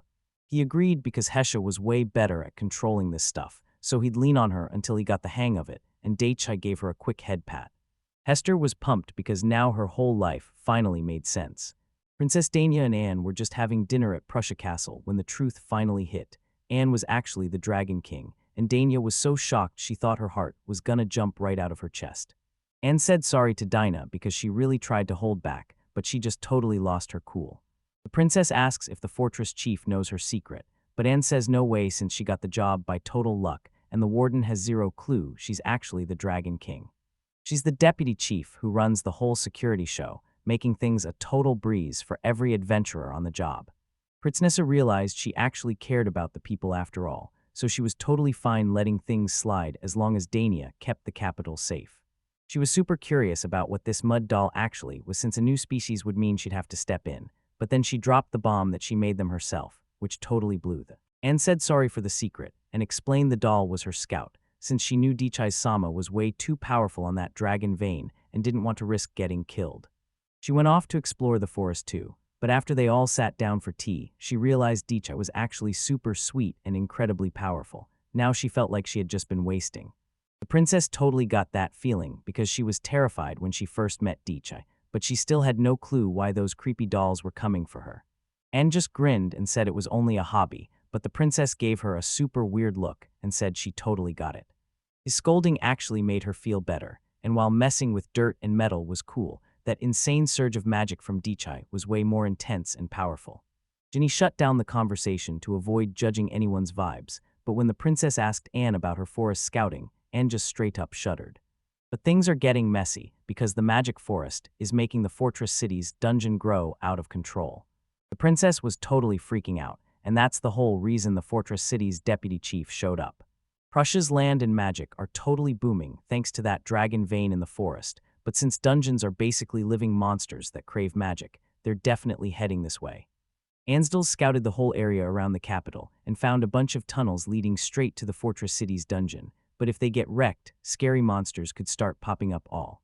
With the local threat finally handled, the princess put the whole Dragon King drama on the back burner. She knew the basics about the dungeons, but she was totally missing the juicy details, so she asked. She was stressing about how long it would take for those monsters to show up. She could kind of guess when they'd spawn, but she couldn't pin down the exact second. There was. The princess asked how to stop the damage, and Anne told her the best way was actually super simple. Just kill the monsters to thin out their numbers. The fortress city is totally crawling with monsters right now, and they're headed straight here to find their next meal. Even if they go all out on a magic shield, it's way too small to protect the whole city, so it's basically a contest to see who gives up first. The Princess Issen. Those monsters can't even get close to Dichai, so she'll be totally fine even if a dungeon pops up right in the middle of the magic forest. The city's safety was the main priority, so they had to sign a deal with the adventurers to beef up their strength. The princess sighed because things were looking rough, but she gave a small smile. She was stoked to have her big sister all to herself, but she was worried they'd have nowhere left to meet, so she headed to the capital to help them fix the situation. Dania flashed Anne a grin and said she'd definitely take help from the Dragon King Dono, but first, they needed to fuel up with some food before the battle kicked off. The sun was beaming down on the apple orchard courtyard, making it a totally perfect day. Our main guy was just lounging on his pillow and vibing, rolling over with a huge grin because it's been forever since he actually got to relax, while Sakura poured a hot cup of tea. She told the master to rest up as long as he liked, but then he looked out at the courtyard and saw Hestia sprinting straight for them. She was moving at a terrifying speed, and Dichai figured she was sprinting to the city to grab parts for a new staff since he felt bad about breaking his back up yesterday, even though he did build. Sakura noticed Hestia was actually having a blast, and judging by her wild magic energy, she was totally loving it. He probably just did it for the thrill, and even though the hero understood, he was still feeling totally on edge. Dichai couldn't sense magic like Sakura, and while he thought he just needed more practice, the real reason was that the master's power was actually the insane Ashen Great. You've gotta focus like crazy to sense the magic in people and animals, since their power is actually super weak. Our hero realized Sakura felt everything perfectly since she's literally a house and super sensitive to people, but when Dichai asked her to go to the city, she totally turned him down. She smiles and says that taking care of her master all by herself and watching him sleep makes her the happiest girl alive, and the guy just blushes and smiles because he totally gets it. So he'd be heading there solo from time to time. He told Sakura to just speak up if she needed anything, but she just said she was good and didn't wanna. Sakura just winks and says she's basically a house, just like her master, since that guy doesn't really want anything anyway. Dichai figured he still had one thing he actually liked, good food, but he wasn't even sure if he really wanted it. He realized he just wanted a normal, chill life, and Sakura told him she felt the exact same way. Sakura asks the hero if he wants to hit up the city, but he doesn't think he needs to go since the werewolves deliver everything he needs right to his door. Dichai just grinned and told Sakura he was staying home, which totally made the poor girl burst into tears. The hero was totally shocked when Sakura told him that hearing those words from her master felt like she'd gone straight to heaven. He admitted he's a total homebody, but he was cool with it as long as she was happy, since for Sekiro, nothing beat taking care of her master. She was obsessed with taking care of him, from cooking and laundry to getting his bed ready, and honestly, doing all those chores made her the happiest girl alive. She told him to let her handle all the stress so Sakura could be happy and just say thanks, but Digi still felt like he should have stepped up and helped out. Sekiro wasn't having any of it and just wanted her master to kick back and relax. Because honestly, that was the only thing that actually made her happy. He told her he'd feel like a total loser if he did that, and then he just collapsed right on the floor. But today he actually decided to listen to Sakura, and when she offered her lap as a pillow, he totally went for it. She trapped his head right between her legs and squeezed tight. The hero looked up at her, and Sakura could tell he was in serious pain. This blushing guy had zero clue she'd actually do that while he was just lying there face down. He tilted his head and offered to lie on his side, but then something suddenly put him on high alert. Monsters were swarming the house, and the second he touched Sakura, they instantly synced up. Dichai saw way more monsters than usual, but he didn't even sweat it, just asking the golem to be a pal and handle them, and the big guy did exactly what he was told. Just 10 seconds later, Sakura told the master he put up a solid fight, since it had been a long day and even monsters need to catch their breath. The sun was super comfy, and with Sakura's warm feet right there, the guy totally drifted off. He was thinking that today was officially the best day of his life, and his home was the absolute greatest place ever. Dichai swung his staff and summoned 100 massive golems, totally smashing his personal record. He checked out his new staff and said it was perfect, since there wasn't even a single crack on it. Hester rubbed her exhausted eyes and told them she'd been grinding on this thing nonstop for a whole day and night. Her stomach was growling like crazy, so she told the hero she was starving, and he just grabbed an apple off a tree for her to eat. Hesha starts devouring the apple, and the hero is shocked to see her eating the whole thing, core and all. It's pretty obvious she's starving, and after she finishes, that magic key was draining more power every single day, but Hester was totally locked in and ready to do whatever it took to keep up. She saw the golems were getting massive and way stronger, while the hero realized his summons were looking way more jacked than before, but his mana was draining fast, and something else felt totally off. Dichai gives her a huge thanks for hunting down the materials and building the staff, but Hestia just plays it cool and says it's a hobby since the hero already covered all the costs. The guy realizes the staff is actually made from her bones and asks her about it, but she just says they're more like claws or scales, so it's totally fine. Even if they ran out, there were other spots to find more, so the guy asked where those places were. Hestia wasn't the only dragon king out there, and even though their power and toughness were a little different, they were basically the same and could totally be used as backups. She was just bringing up her little sister Anne, but before she could even finish, Anne came charging at her with a loud stomp, totally catching Hestia off guard. She shoved Hestia right back into her massive chest, and her whole head just sank right in. She let go of the girl and said good morning to Dichai, since she had to head back soon and really wanted to talk to him one-on-one.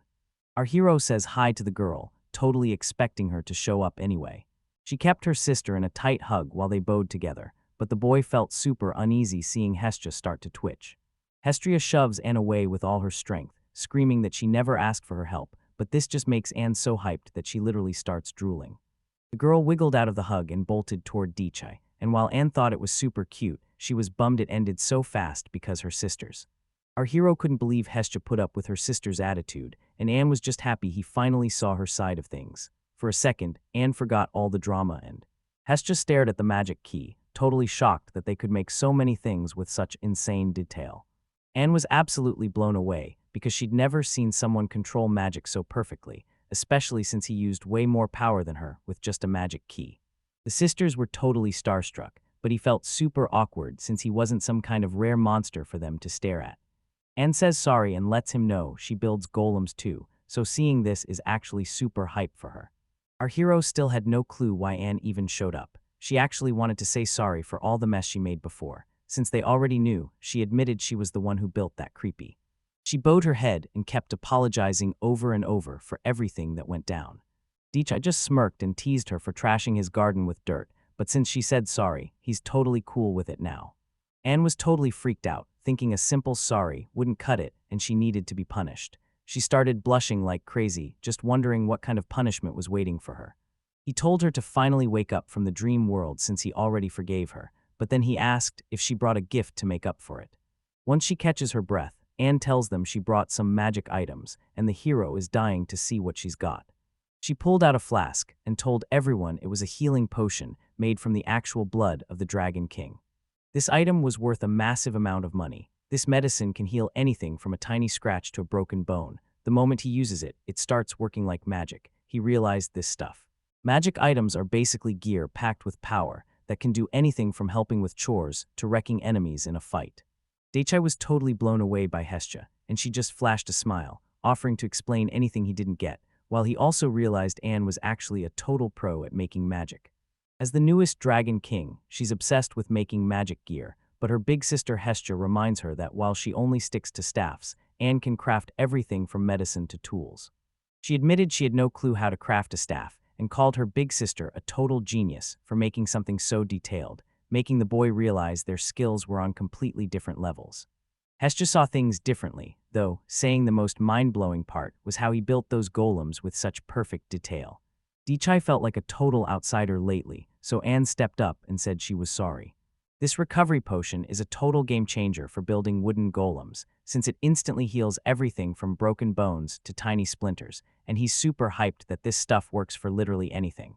He usually lets the golems take care of the trees, but he still gets hurt sometimes, so having something that heals you just by rubbing it on is a total game changer.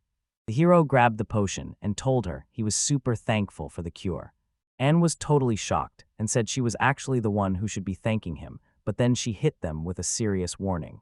Anne warned everyone that way more monsters are coming, and they might even start showing up in the magic forest. Our hero figured something was going down in the magic forest, and while the girl mentioned a tiny issue underground, she said the monsters were just acting up for a bit, so they didn't really need to stress. Daichai waved his staff and said he totally got it, promising to be way more careful from now on. Anne wrapped things up and told them to hit her up when the potion ran dry so she could bring over some more. She thanked the heroes for all their help and hoped they'd keep crushing it together. Then she gave Hestia a hug that was actually meant for her big sister too. As she headed out, the girl gave a quick bow and wished them all the best of luck. Hestia told Daichi she'd been up all night making that staff and needed to crash, so the hero told her to get some good sleep. He let out a massive sigh because this medicine seller was being way too loud, but then he realized a home is supposed to be full of life, and he suddenly got hit with a massive wave of nostalgia. Armor clanked all through the Prussian castle as the knight told the princess that the magic shields and water mages were totally ready for action. She figured this was going to be one massive experiment and decided to give it everything she had. The princess looked over at the knight mage and told the knight captain to keep things fair, while the mage suddenly threw his hand up and told everyone to brace themselves. The princess whipped up a stream of water to use as a blast, while a bunch of sorceresses created a massive water bubble that all fused together. The princess blasted a water bullet forward, trying to tap back into that crazy feeling she had in the forest. She thrusts her wand forward and orders her fire lance to burn it all down, sending a massive stream of flames crashing straight into the barriers. The second those flames hit the target, the whole place just blew sky high. The knight bragged that this was all their princess is doing, showing how she just smashed through 10 water bullets from the witch squad like it was nothing. That kind of insane power literally just set. Danya knew her basic attacks wouldn't even scratch a dragon's magic shield, but the power she got from Daichai Dono was on a whole different level, with Wei. The knight wasn't sure if his power was enough, but the princess told him she'd never catch up unless she got way stronger, and while Dangia knew the captain was finishing. So the princess ordered the knight captain and the witch squad to stick around and guard the place all day long. The squad bowed low as the captain agreed to her plan, and the princess thanked them before telling everyone it was time to keep moving. At the same time, Daichai and Hestia were just kicking back on a bench outside the house to take a breather. Hestia smirked at the staff, seeing that the hero's magic still hadn't managed to snap it. Daichai looked at Hestia and told her it was actually super easy. She was super annoyed because the staff was covered in tiny cracks you couldn't even see, and since magic was actually leaking out now, the hero was totally caught off guard. Hestia was totally hyped to finally have a goal, so I just gave her a grin and told her not to go overboard. Right then, a princess walks up to say hi with a rattling bag hidden behind her back, and Daichai greets her right back. He noticed Dainea looking super happy, and she told him it's because her brutal special training finally paid off, which really boosted her mood. The girl slammed a heavy bag down for Daichai to grab, making him think he finally hit the jackpot, while Dainier realized he'd actually been to this town before. His magic made the castle's herb farm go totally wild, so she practically begged him to take the massive harvest as his reward. He agreed to the deal, but realized his money was just disappearing again, and as he watched Hestia sleep, it hit him that after paying for those staff materials he saw her rubbing her eyes and asked if she was tired, so Hestia admitted she hadn't slept since yesterday because she was burning through her magic the whole time. She was about to tell him to get lost so she could sleep, but she ended up crashing right on his shoulder instead. He flashed a grin and told her he was carrying her back to the cabin right now. Isekai'D just scoops the girl up and tells her not to worry, so a super sleepy Hestia thanks him, while Dania points out how totally sweet the whole thing is. He asked what was so cute about it, and she just turned bright red, totally speechless. She scrambled for an excuse and played it off, acting like she didn't have a single clue what he was even talking about. The hero was totally clueless, so he told Dania he'd stop worrying if she said so, while the princess just tugged on her hat and said she was probably heading out. She hurried out, saying she didn't want to wake Hestia and felt bad leaving them alone, but when the guy smiled and said they'd meet again, she started running even. Her face was bright red as she hurried back to the castle, totally dying of embarrassment that she actually let her jealousy slip out like that. She realized she totally blurted out the truth by accident, and with her face turning bright red, she knew she had to get home and cool off. Anne was heading over to Daichai's place when some guy spotted her and called out to say hey. She flashed a big smile and told him she brought a gift, which was this super cool-looking portable first aid kit. He's looking at it totally confused, so she explains the bag is for holding potions so he can heal up instantly if he gets hurt while working in the garden. Hestia took a good look at the medicine bag and realized it was actually made from the skin of a dragon king. She figured the leather came from right near the base of the wings, and Mad Anne agreed and said she knew her big sister would recognize the material that fast, but then our hero realized Anne had actually used her own body to make it. She grinned and told him he was spot on, promising that since the magic item was made from her own wings, even Daichai's insane power wouldn't be able to break it.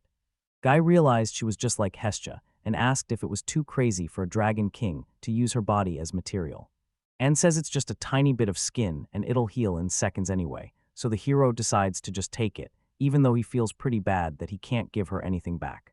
Anne was a total wreck and said she didn't need anything as long as she could just be near her big sister, so Daichai gave her a suspicious look and decided it wasn't. Hestia ducked behind the hero expecting the worst, claiming she was actually super feisty, but Anne thought she was just joking, while the hero admitted she was only right half the time. Anne said she didn't care about her sister's drama because Daichai gives her all the rewards she needs, but the hero was totally clueless about what she meant. She remembered him showing her those golems, which was a huge deal since they're top-tier magic items, and as a fellow creator, seeing them was super helpful for her. He realized Anne could make golems too, and she just gave him a smirk and said yeah, but hers were on a whole different level and nothing like those Daichai's. She told him it would all finally click once he compared them and used his black metal breath. Right away, dirt spilled from her hands and started morphing into a shape the second it hit the ground. The hero was super curious about Anne's power and asked her what it was. Hestia reveals that Anne is a black metal dragon king who breathes out metal-filled earth, and since she's the newest king, she can craft magic items one by one, which Anne. She says the mud golem is hers, but it's taking forever to finish because she's totally out of energy, even though the thing can literally explode if monsters surround it. The little golem looked over and gave a friendly wave with a big smile, making Daichai call him super cute, while even Hestius couldn't help but pet his head. The girl smiles and tells her sister she's growing up and that the magic inside him is getting way stronger, so Anne grabs her for a massive hug and thanks her for finally remembering their old times together. Anne was just naturally sweet and tiny, but Hestia really didn't think that last part was necessary. She just frowned instead of snapping back, and Daichai smiled when he realized she was finally. Seeing Anne constantly hug Hestia made the boy realize she was actually super sweet, so he looked at the golem and figured he'd use the leftover dirt Anne left behind to build it all on his own. He asked her if he could build that same golem again, since there was still some dirt left from her last visit, and Anne just stared at Daichai in total shock. She told him he could totally build it with the right materials, but since it's way different from wooden golems, it might be a struggle, so he just ordered the mud golem to stand up to see if it actually worked. Suddenly, a massive golem burst right out of that tiny puddle of mud. The girl was totally stunned that he actually pulled it off, and Hestia just smirked because she knew this would happen, while the guy just blushed and said he couldn't help it. Our hero pointed the mud golem at a rock and told it to smash, so the big guy geared up for a massive hit. It smashed the rock like it was nothing, but the guy said the golem was super slow and a total nightmare to control, and by then, it was already too late to remake him. Blushing, she tells him he's totally wrong since he's already way faster than her mud golem, and every other golem maker would be crushed if they heard him call that slow. Honestly, Daiichi's wooden golems are just way too cracked, and the hero realized it's because they spawn in a split second, making this guy the only one worth watching. He could pump these out like crazy and thought it was just a handy trick, but since he had nothing to compare it to, he had no idea how broken it actually was. Anne was totally speechless and called Daiichi a legend, while Hestia just brushed it off, happy to finally be understood, but our guy felt like the odd one out all over again. He then mentioned the land was good for way more than just golems and asked if he could just take the rest for himself. Anne just smiled and said it was totally fine, so the hero grabbed his new materials and made sure to thank her. A massive explosion rocks the border of Prussia and the magical forest, and the girl decides she's finally done for the day. Dainia turns to the Knight Commander and tells him it was cool having him around, but he really shouldn't leave his whole squad without a leader. The knight just bows to the princess and tells her she did an amazing job out there. He told them the plan so they'd be totally fine, but leaving the princess alone was way too risky now. Since the dungeon was finally awake, she had to be super careful, even though They were just out there grinding on regular monsters like usual, but even though Anne said the invasion would hit in 2 or 3 days, it's already been way longer than that. The city had been a total disaster zone for a while now. This actually gave them enough time to get their guards into position. They were seriously lucky to have such a cracked team of pros living in The Brilliant Heads are a legendary squad from the Fortress City with a wild 90% success rate, and the knight is seriously hyped there in the capital to help defend the place. These monsters are seriously tough, and even a duo of regular adventurers would have a hard time surviving here. She totally agrees, pointing out the Faboniers that try to skewer people with. Most of these monsters are way too tough to handle alone, so you definitely need a solid squad to stand a chance. Plus, the creatures crawling out of the dungeon are getting seriously scary, and the Knight Commander mentioned they called in other adventurers, but he's super stressed because they're low on gear and don't even have enough food if they have to lock the city down with a barrier. Dinah just shrugged and said if that's how he feels, they should just move on to the next case already. She's heading off to grill the werewolves about what's going down in the magic forest, while the Knight Captain stays behind to check the city's defenses. The knight felt super bad and apologized since a messenger should be doing this instead of the princess, but Denia just told him not to sweat it. She flashed a smirk and told them only she could use the teleporter, since working alone is way faster anyway. She triggered her teleport, vanished instantly, and popped up right next to the werewolves. The werewolves spotted her and immediately gave the princess a big welcome. The princess apologized for being late, but the werewolf told her not to sweat it since they were barely behind schedule, and he knew she was only out there slaying monsters on the plains to keep them all safe. Dainia smirked because she totally expected the werewolves to be this fast, and even though it only happened a few minutes ago, they already found out since digging up info and getting supplies is literally their whole job. The werewolf howled, telling her that if she couldn't even do that, she'd never get to meet the king, who she suddenly realized was actually Daiichi, the werewolf. Walking through town, the princess sees kids playing and realizes the people have gotten pretty rich, since every time she visits, the place is always super peaceful and bustling. This was easily the best home they'd had in decades, and it was all thanks to their king making huge trade deals to build this awesome place. The werewolf said his whole family owed the king big time for everything he'd done, and right then, they finally reached the meeting spot. The princess kicked things off by asking about the monsters in the magic forest, and the werewolf was sure they were getting way more active. There weren't actually more monsters, but they were spawning in a much wider area, so he was bumping into them way more often. It was all because the dungeon was growing deeper underground. He couldn't give a straight answer since they might have just bumped into each other by accident, and the princess agreed that the dungeon wasn't necessarily the one to blame. The werewolf says the only weird thing happening is monsters crawling out of the dirt, basically like giant worms surfacing from underground. He'd never seen anything like them before, figuring they were either total outsiders or from deep underground, while the princess realized the magical forest was changing in a big way.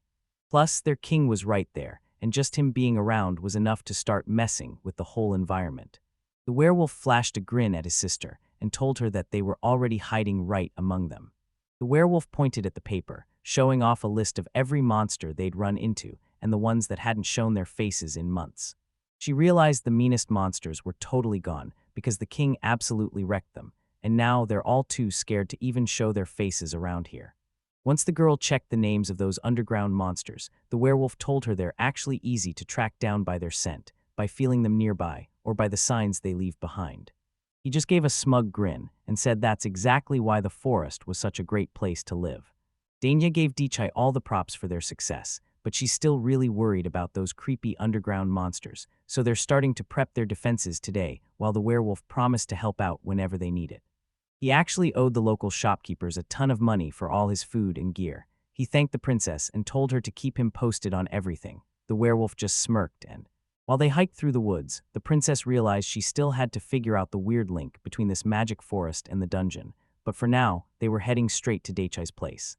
Danya heard this creepy stomping and realized things were getting way too loud. She noticed the noise was coming from Daichai's place and figured the monsters had finally shown up there too. It was. Monsters were swarming everywhere, and the girl realized the Fabineras were behind the chaos when she saw a massive pack of high-level four-legged beasts.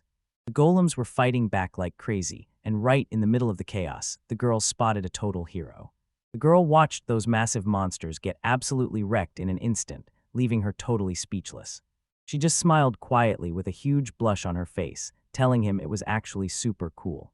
Our hero was totally shocked to see the princess and knew something was definitely up, but she just told him she had to come and see something for herself.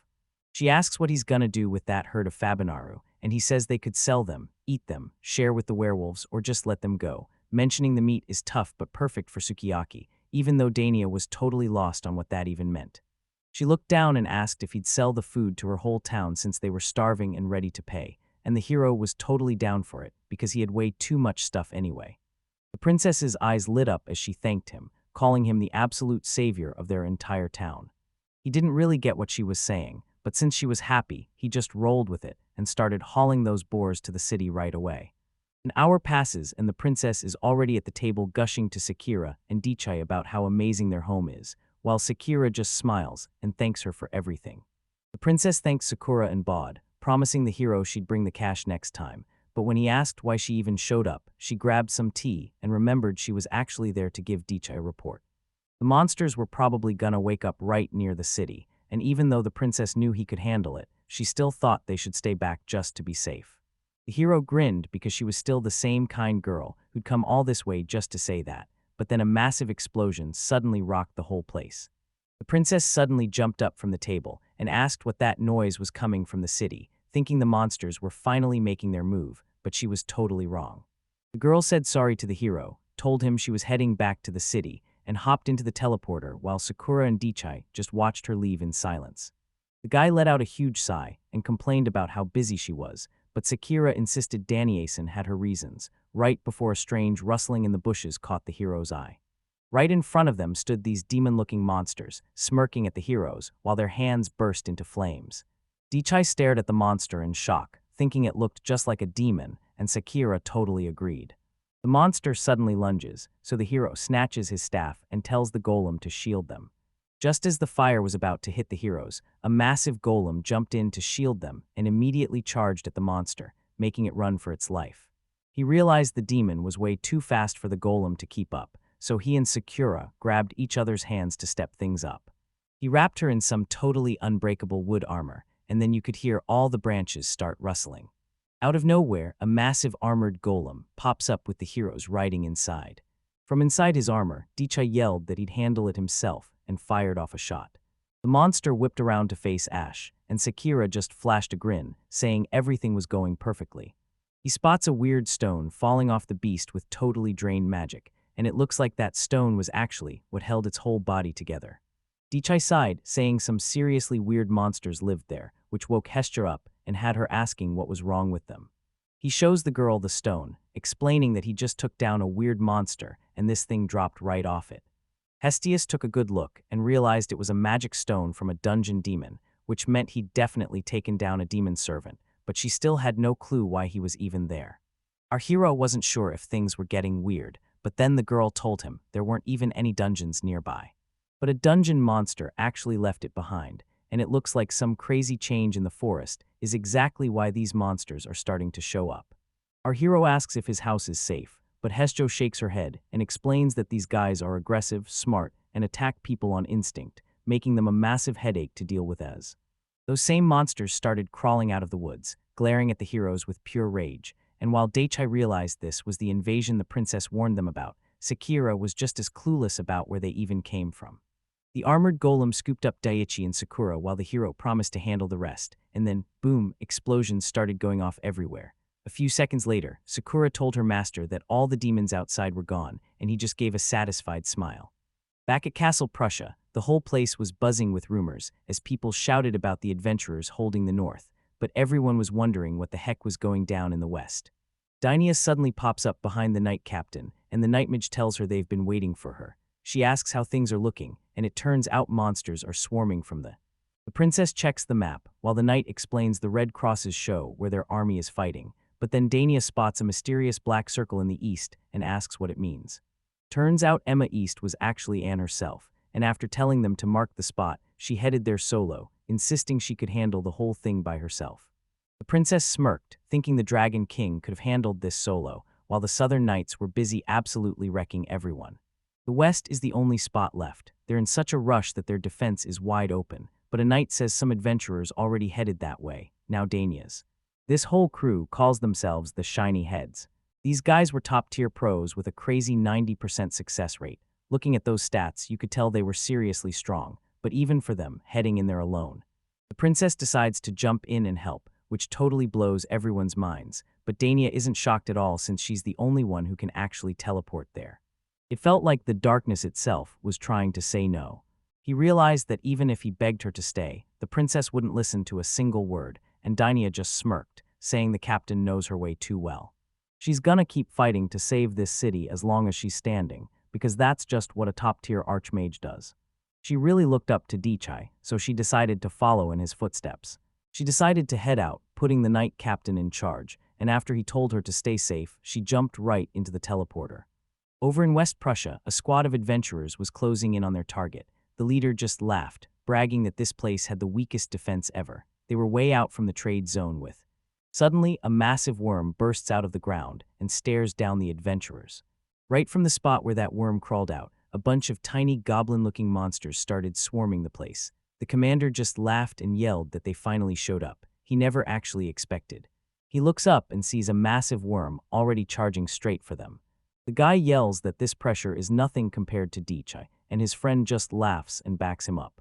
Even though their leader had just been unconscious, his words got the whole crew hyped and laughing, while he blushed and admitted he only did it because he really looks up to him. He would have totally bolted if he faced a crowd like this before, but now his insane power is the only thing keeping him chill. His crew backed him up, and the leader realized that even way out here, there were still neighborhoods packed with people. With so many crops and supplies to grab, he was positive a ton of people lived there. So the chief screamed at the adventurers to step up and protect them. This town had the best drinks, the food was straight up fire, and they were having an absolute blast.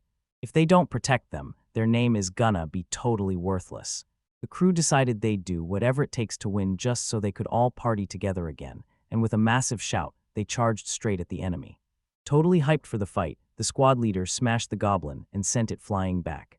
Gasping for air, he asked the crew if it was finally over, and man, they really hoped so.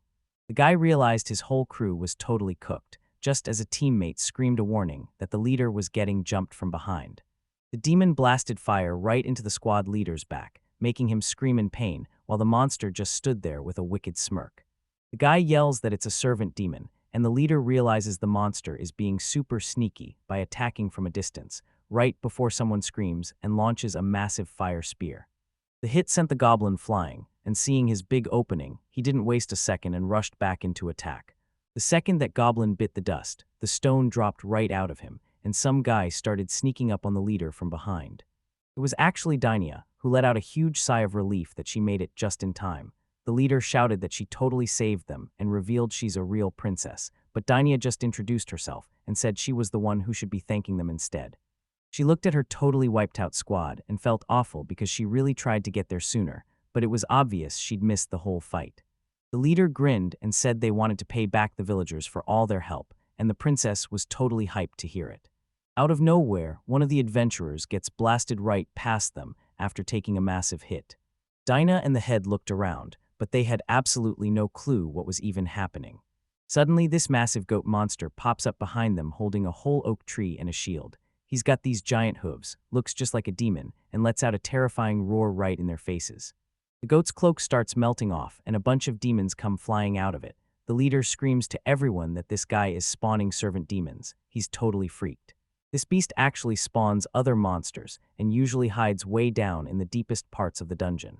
This guy's level must be insane if he can literally spawn demons, and the boss gritted his teeth, knowing either the master or his crew would finish them off.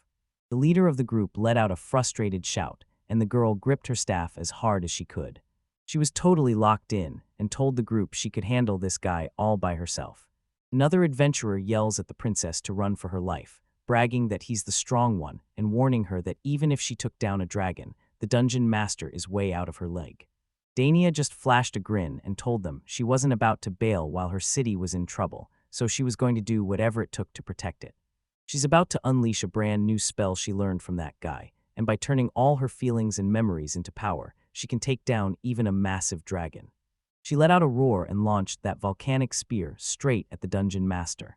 That goat stared down her attack and smashed it with his club, causing a massive blast that made her flinch while her staff snapped right in two. The impact sent Dinah flying backward, and she heard the leader of the adventurers screaming out to her. But the second she opened her eyes, she realized she'd landed on something super soft.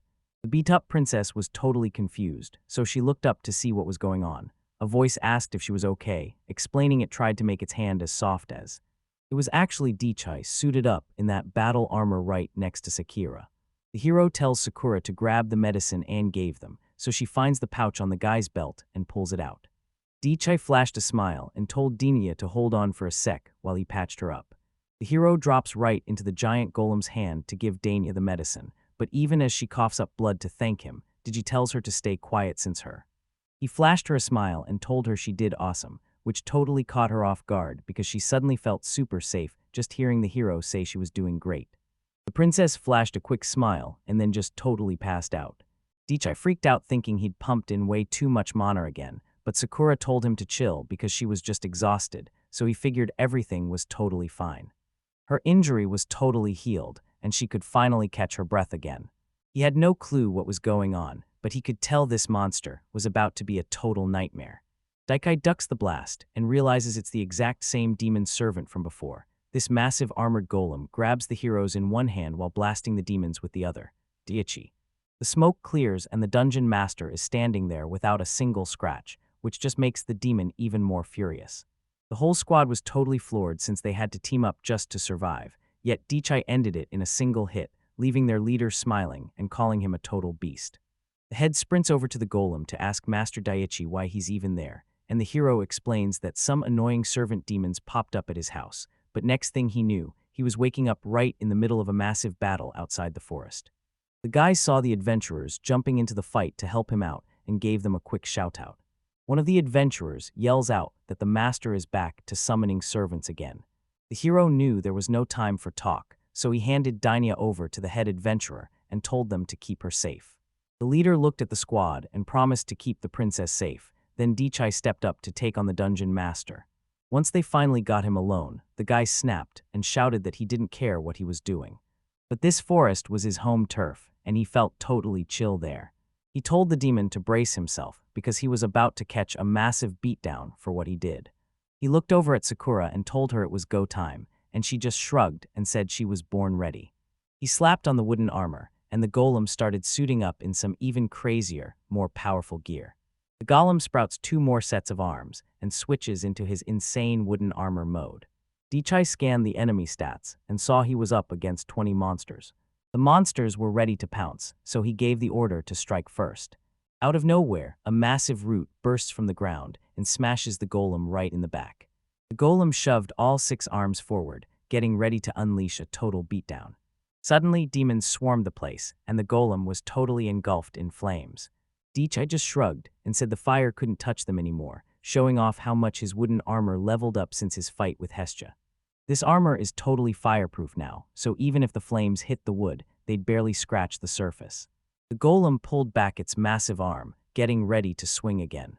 Bullets blasted from all 6 of his arms, instantly wiping out every monster surrounding the goat, and the guy just smirked, saying he's totally invincible. The hero and the dungeon master kept duking it out, and the goat just stared at the hero, wondering how he was so freaking strong. Dichai was totally shocked that this demon could actually talk, so he immediately lunged forward to attack. He rushed the golem and blasted it with his hand, sending the monster crashing to the ground. The dungeon master was totally losing it and started spawning a massive army of the demon's new minions. He realized the dungeon boss was literally spawning a whole army of servants every single second. Our hero realized there were already over 100 of them, and the dungeon master just flashed a super evil grin.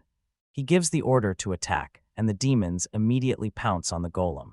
Monsters are swarming him from every side, but he uses all 6 arms to parry their attacks while blasting the demons back, and even though dungeon stones are piling up, the dungeon master just keeps. He realized 6 hands just weren't enough, but he knew the dungeon master was totally sleeping on him since he still had some secret tricks ready to go.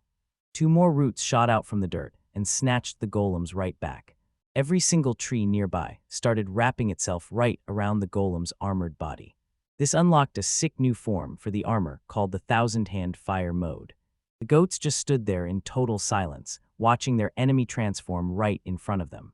He realized even monsters get terrified, but it was way too late because Dichai gave the command and went straight for the attack. The golems reached out with 1,000 arms and unleashed a massive whirlpool of shots right at him. Bullets rained down on the enemy, and just like that, only rocks were left behind. With the servants wiped out, the golem didn't slow down and started blasting the dungeon master directly, and after the smoke cleared, the villain let out a huge sigh like he was ready to tell the hero something.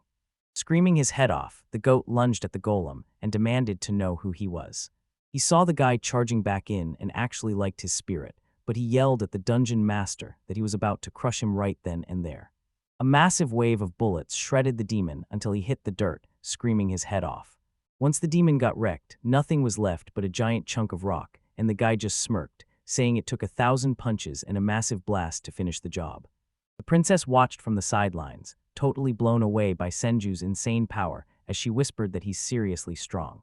She was way more powerful now than she ever was before. She can actually take down a dragon all by herself now, and even though her magic is way stronger, she's still not on his level yet.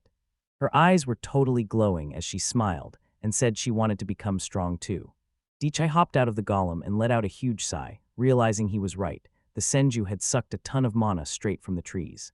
Staring at the massive golem, the guy calls it a total prototype since it only has 40 hands, but Sakura just smirks, realizing the master hasn't even used 30% of his mana yet.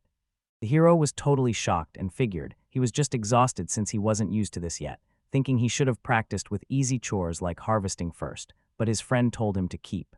The princess looked at him in total awe and said she could finally protect her city if she ever got as strong as him. And honestly, she just wanted to stay right by his side through it all. Our hero regrouped with the squad and told them every single enemy was wiped out, and he was honestly just hyped that he could finally head home and chill. He looked out at the battlefield and saw it was a total wreck, all because he'd ripped up the forest for his own plan and never bothered to replant anything. The princess told Daiichi she'd handle everything so he could just chill, but he was totally shocked to see her already up and walking. Dania flashed a smile and said the medicine worked wonders to heal her up, but she felt like using such a rare potion on her was a total waste. The hero told her to chill because her being safe was all that mattered, and he said Anne gave him the potion so she should thank her, but the princess was totally floored when she. Isekai'D was totally confused by the Dragon Queen's talk about blood, but the princess went full-on crazy and bragged about drinking a potion made from the Dragon King's actual blood. She collapsed and cried about him wasting a potion on her, while the guy just thought she was a total weirdo for jumping around 1 second and hitting the floor the next. Dichai asked if she was anemic since she was still low on blood, even though her wounds were healed, but she shut him down and asked if he even realized how much the Dragon Queen's blood potion actually cost. Dichai played dumb so she believed him, and now the princess is crying because that potion costs a massive 100 million, way more than they have in the entire treasury. The princess snapped out of it and realized she couldn't just raid the royal vault for herself or she'd be totally cooked, while the hero just stood there wondering what she was even mumbling about. Dinah admitted she was just stressing about how to pay for her treatment, but the guy told her he didn't want a single thing in return. He just flashed a grin and said he wasn't gonna charge them for something he got for free. He offered to fix all the damage to pay him back, and once the deal was set, he said he'd totally caught her eye. Standing next to Dichai, the princess's stomach started growling like crazy, and since it was already lunchtime, he realized he was starving too, so Sakura headed off to get the food ready while the hero thanked her. Sakura shouted a quick goodbye and zoomed into the sky, leaving the princess completely speechless that she could actually fly. Ever since she became a spirit, she'd learned how to fly, and even though the guy thought her new power was awesome, he told Dania it was time for him to head out. The girl suddenly grabbed his cloak and begged him to wait, which totally confused Daichai since they already had a deal. Dania promised she'd handle the cleanup and asked the hero if he was gonna grab all those magic stones the monsters left behind. Daichai had no idea why he needed all this stuff, but the girl told him he could sell it for cash or use it for crafting, and looking at the massive pile, he realized she might actually be right. He grabbed the massive stone as a gift for Hestia and told Dania she could just keep the rest since he didn't need them. Daichai suggests they just sell them off, and the princess realizes they're about to make a massive pile of cash from a haul this big. Daichai said peace out and told her to use the stones however she liked, and even though the princess tried to stop him, he just said he had to get home because he was starving. Danya's face turned bright red as she watched him walk away, and she thanked him for doing so much for them. The boss watched him walk away and squeezed his fist tight, thinking that Daichi was seriously one of the bravest guys he'd ever met. One of the adventurers checked out the loot and told the boss that with this many magic stones, they'd easily pull in hundreds of millions, which was a seriously massive payday. The boss just smirked, knowing this guy was a total beast and that nobody else even stood a chance against him. The guy behind the leader totally agreed, but then they both noticed the other adventurers were finally waking up. The boss ruffled one of the guy's hair, relieved they were finally back to normal, but the dude just looked confused and joked that since the quest pay wouldn't cover his medical bills. One of the dudes smirked and said they were doing just fine since they were talking so much, and the boss gave him a solid nod. The princess turned to the leader of the shiny heads and asked for a word, knowing they were totally wiped out, but hoping they'd help her with a huge favor. She asked the crew to help her hunt down every magic stone, but the boss called her out, asking why she didn't just use the teleporter to grab them all on her own. She gave a tired smile, admitting she was totally wiped out, and asked if they'd like to hit up a massive palace banquet tomorrow as their reward. The boss looked right at the boys and told them they were definitely taking the princess's deal. He yelled to his squad, asking for one last push to save the day, and everyone was totally down for it. A little girl is just sitting in a pile of rocks, banging on one of them, while Disek tells Hestia he's finally back and she welcomes him home. He asks what she's up to, and she explains she's upgrading these magic stones so she can use them for all kinds of things, even medicine. The guy saw her just tapping on them and asked if that would even work, but Hestia told him she totally had it handled. So he pulled out the stone and told her he brought it just for her. Hestia was totally shocked and asked what that thing even was, so Daichai told her it dropped right after he took down the dungeon master. The girl was totally shocked because she knew about dungeon masters, but she'd never seen a magic stone that huge drop from one, and Daichai nervously told her he got it by beating the boss. He said it was massive and probably some crazy mutation, but the hero noticed the girl knew about it and asked if she could actually use it.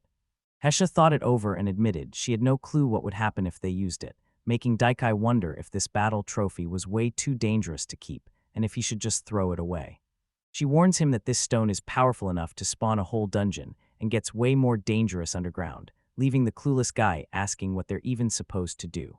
Hestia warned him that this stone could spawn a whole dungeon and would be super dangerous if left alone, but she told him not to worry because he's the only one who can keep it safe and stop the monsters from coming back. He realized he couldn't use the item or just dump it, but she told him not to stress because burying it at his Haimana home was the perfect way to make all that power his own.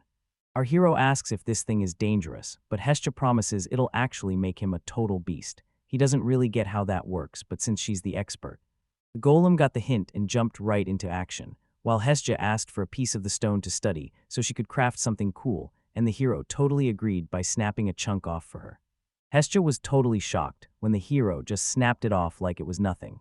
She explained that the more mana a stone has, the tougher it gets. There's no way anyone should be able to smash it with their bare hands, but this guy just tried to copy. Suddenly, Anne bursts out and yells that her big sister is home. Before she can even move, Hestia ducks behind Daichai's back to hide. Daichai notices Anne looks like a. She said she used up a ton of her energy to save the city and even crafted a bunch of magic gear to keep the monsters from attacking. Our MC noticed she was struggling and asked what she was even doing there, but she just smiled and said she was there to recharge her mana, leaving him wondering why she'd travel so far just. She felt totally relieved knowing that to fix herself, she just needed some love or a solid hit from her big sister. She looked at Hestia with so much love, saying one punch was all it would take and asking the hero to borrow her big sister, but when Dichai asked Hestia, Anne was super hyped and gushed about how adorable her big sister was. Then she let out a big sigh and thanked her for making her feel way better, while the guy felt totally awkward and asked if the hero said the mana was way too crazy, so he just buried it right there. The girl smiled, feeling totally relieved, but that magic stone was still leaking a ton of power. That power was nothing compared to Dichai's, and with Hestia backing him up, he realized he officially had the approval of both dragon queens. The guy says he's ready to go, hands the stone over to the golem, and even though his house mana gets a tiny boost, the stone ends up being a total letdown. It's been a full day since the hero and the dungeon master's epic showdown, and looking at the wrecked woods near his house, the kid wonders if he can plant some new trees to fix the mess. Hestia warned him that the deeper he went, the more weak demons would show up, and she actually started off fighting them while disguised as a guy. But there were way too many of them now, so she just torched every single one of them. Dichai was a bit shocked, but he told her straight up that she better start thinking about the mess she's making. But since everything turned out okay, it wasn't even a big deal. Hestia looked over at Dichai, totally caught off guard, and flashed him a big smile. She walked right up to wish them a good morning and see how they were doing, but Hestia immediately hid behind a shocked and shy date, who asked her why she even showed up. Anne totally forgot she hadn't told them yet and started celebrating the news that she was moving to Prussia. Hestia was totally stunned, but Anne revealed she'd already talked the whole thing over with the princess yesterday. The princess hooked her up with some land right by the forest in Prussia, so she decided to open her very own shop there. Hestia was so shook she almost hit the floor, so the guy just let her be and asked Anne why she made such a sudden choice. I mean, she had a pretty sweet setup, living inside those safe city walls. She agreed but knew she could do her job from anywhere, and while the elder let her open a shop, she had something way more important to handle. She smiled and said this would finally bring her closer to her big sister, because all she really wanted was to be right there by her side. The guy was stunned to see she was the real target, and while Dichai saw Hestia was shaking with fear, Anne explained there was way more to it than just her sister. Wiping the drool from her face, she told him she never wanted to leave his side because the insane energy in this spot was way too addictive and unlike anything she'd ever felt. Hiro let out a heavy sigh, admitting things were getting way too serious now that even he was dragged into the mess, while the shocked Testia just looked at him, totally getting it. Dichai says okay, but only if she stops being a total pain, making her blush as she tries to change the subject with a gift for her new neighbor. Anne thought about giving him a potion, but she worried using the same one twice would look super weird, and Dichai totally knew which one she was thinking of. He said he used it to save Dania yesterday, and it worked so well that her wounds healed up instantly. Anne revealed she actually got this land as a reward for making that potion, and she told the hero she'd hook him up with more if he ever ran out. I was shocked she'd give away even more after the princess said it was super valuable, but this wild girl just said that being with her big sister was worth way more than any treasure. She grabbed the girl for a hug, promising to bring all the potions they needed if she could just hold her for a second. Hestia noticed this happened every single time she showed up, so Dichai told the girl she could always hide behind him if it got too weird. Anne waved goodbye and headed off to grab the potion, and just like that, they officially had some new neighbors. Once night fell, a massive party kicked off right in the heart of the capital. After that insane battle, the princess stood before the crowd and told everyone she was super thankful they all helped save Prussia. She knew the food wasn't anything fancy, but she told everyone to just dig in and enjoy it. She held up her drink for a toast, and everyone cheered right back, including the very same adventurers she just fought sitting right in the front row. The Captain Knight cheered for the toast and said they'd blow all the cash on the party, but the princess told him to stop being cheap since the city was totally fine. She warned them that if they don't reward the people now, it's definitely gonna come back to bite them later. The knight agreed and asked how the hero was doing, but the princess told him the guy actually rejected her party invite because he thought it'd be a total snooze fest, so she decided to go see him herself while the knight apologized for bringing it up. The bald leader of the adventurers walked up with a huge grin and thanked the princess for the awesome drinks. She loved seeing them have a blast, and the guy just scratched his head like he was deep in thought. He really wanted to see Dichai-san, but it didn't look like he was showing up at all. The princess told him she was visiting Dichai after the feast, so the boss gave him a message to pass along to him. The boss showed her the bottle, bragging it was the best stuff he'd ever tasted, and since he got it straight from the factory, he knew their star fighter totally earned a drink. The princess flashed a smile and said she totally understood. Then she grabbed the bottle and promised to deliver it along with their message. The boss just waved them off, saying they'd see each other later before diving back into his meal. Then he yelled at the adventurers to get to work, and the whole crowd started cheering. The princess watched them with a grin, calling them the real deal, and deciding she definitely had to tell Dichai what they said. She told the Captain Knight she was heading to Daiichi Dono, and he just wished her a safe trip. She warped away instantly and landed right in the middle of a massive forest. He flashed a huge grin when he saw the princess bringing him a feast, especially since she brought the special booze from the bald guys and all her favorite tasty snacks. The princess looked over at Sakura, Dichai, and Anne and asked if she could sit down and share their meal. Our hero was totally fine with that, but he still asked the princess if she needed to get back to the palace for the big feast, only for her to smile and tell him not to worry because Anne's crew were the real stars today and they were already at the palace stuffing their faces. The princess just flashed a smile and told them she was actually down to grab a drink with the crew. The kid said he was cool with it, so Dainia filled up his glass and told him it was finally time to celebrate. Dichai takes a sip and realizes it's actually super refreshing with a light flavor, making the princess smile, but then Hesjet suddenly yanks on his arm and he's. The girl was stuck in a serious squeeze from Anne's massive boobs and told Dichai she just couldn't chill. She was totally losing it, and she loved every second her sister tried to fight back. Hester shoved Anne away with all her strength and bolted, begging her to stop, while the hero watched the girl acting crazy happy and realized she was never going to change. It was a bit noisy, but he felt totally fresh, and he was really into it. Dichai was vibing with the drinks, and since Sakura and Dinia's cooking was fire, the whole dinner was a total win. Sakura flashed a grin and said she was super happy to hear that. Sakura poured some water into Daichai's cup and offered him some tea. Hestia was absolutely fuming and stormed out, ignoring Anne's desperate pleas to stay while that guy just watched them with a creepy smile. He realized how awesome it was to just chill and eat for once, finally getting a rare moment of total peace. Peace was finally here, and Dichai closed his eyes, just soaking in how good it felt. Hesjet walks up to the hero chilling on a bench and asks if he's taking too many breaks, but the guy is totally confused since it's been forever since they actually got to relax, so he just asks her what she's even up to. Hesjet explains how she sorts the good stuff from the trash, but looking at the stone, our hero has no clue what the difference even is. Hester explains that the big pieces are awesome because they hold a ton of mana, while the tiny ones are basically just one and done. These little stones are actually used as magic ammo, and while Dicha was totally clueless, she used to spam fireballs with them for fun back in the day, so the boy asked her what. Whenever the baby dragons were too scared to take off, she'd nudge them with little rocks, since they aren't officially grown-ups until they can fly, making the whole thing a mix of training and fun.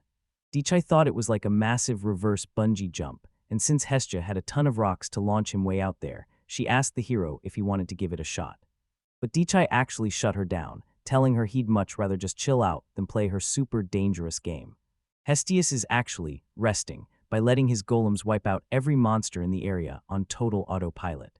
Hestia grabbed a stone and warned the hero that Mana sensed a beast coming, but when she heard fighting behind them, she knew it was already dead and didn't even look surprised.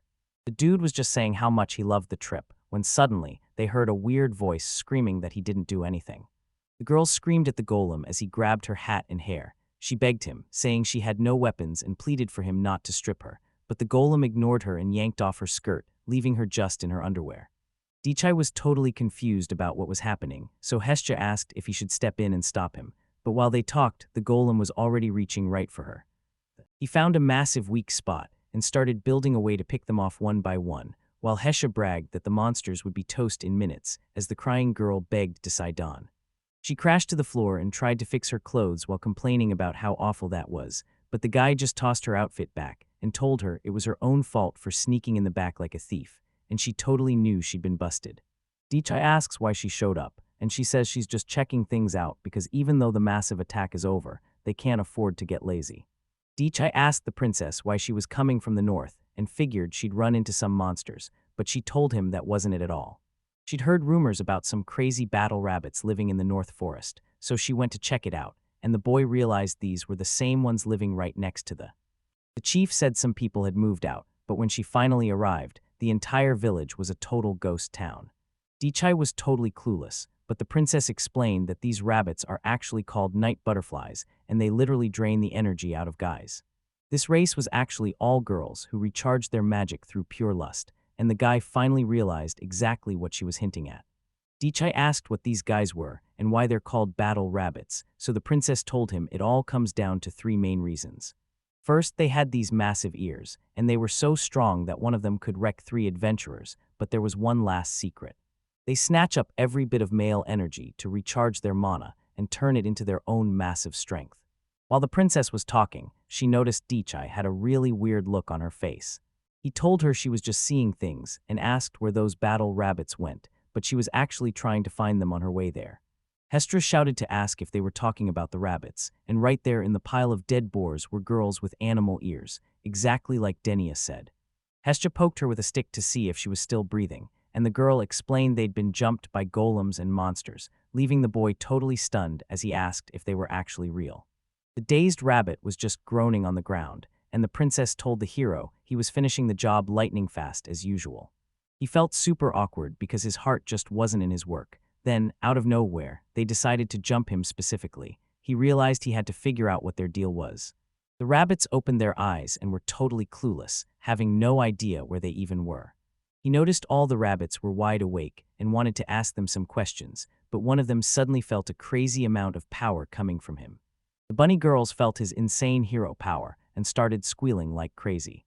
Dichai didn't even flinch since he'd totally been in this spot before. The princess's face turned bright red from pure rage and embarrassment the second he looked her way.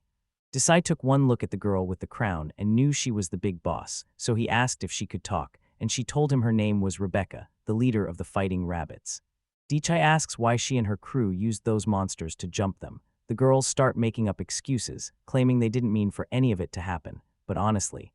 Rebecca turned bright red and bowed, telling Dichai he could do whatever he wanted to her as long as he spared her friends. He just scratched his head and told her to relax since he wasn't planning on killing anyone, while Rebecca stared back at him with tears in her eyes.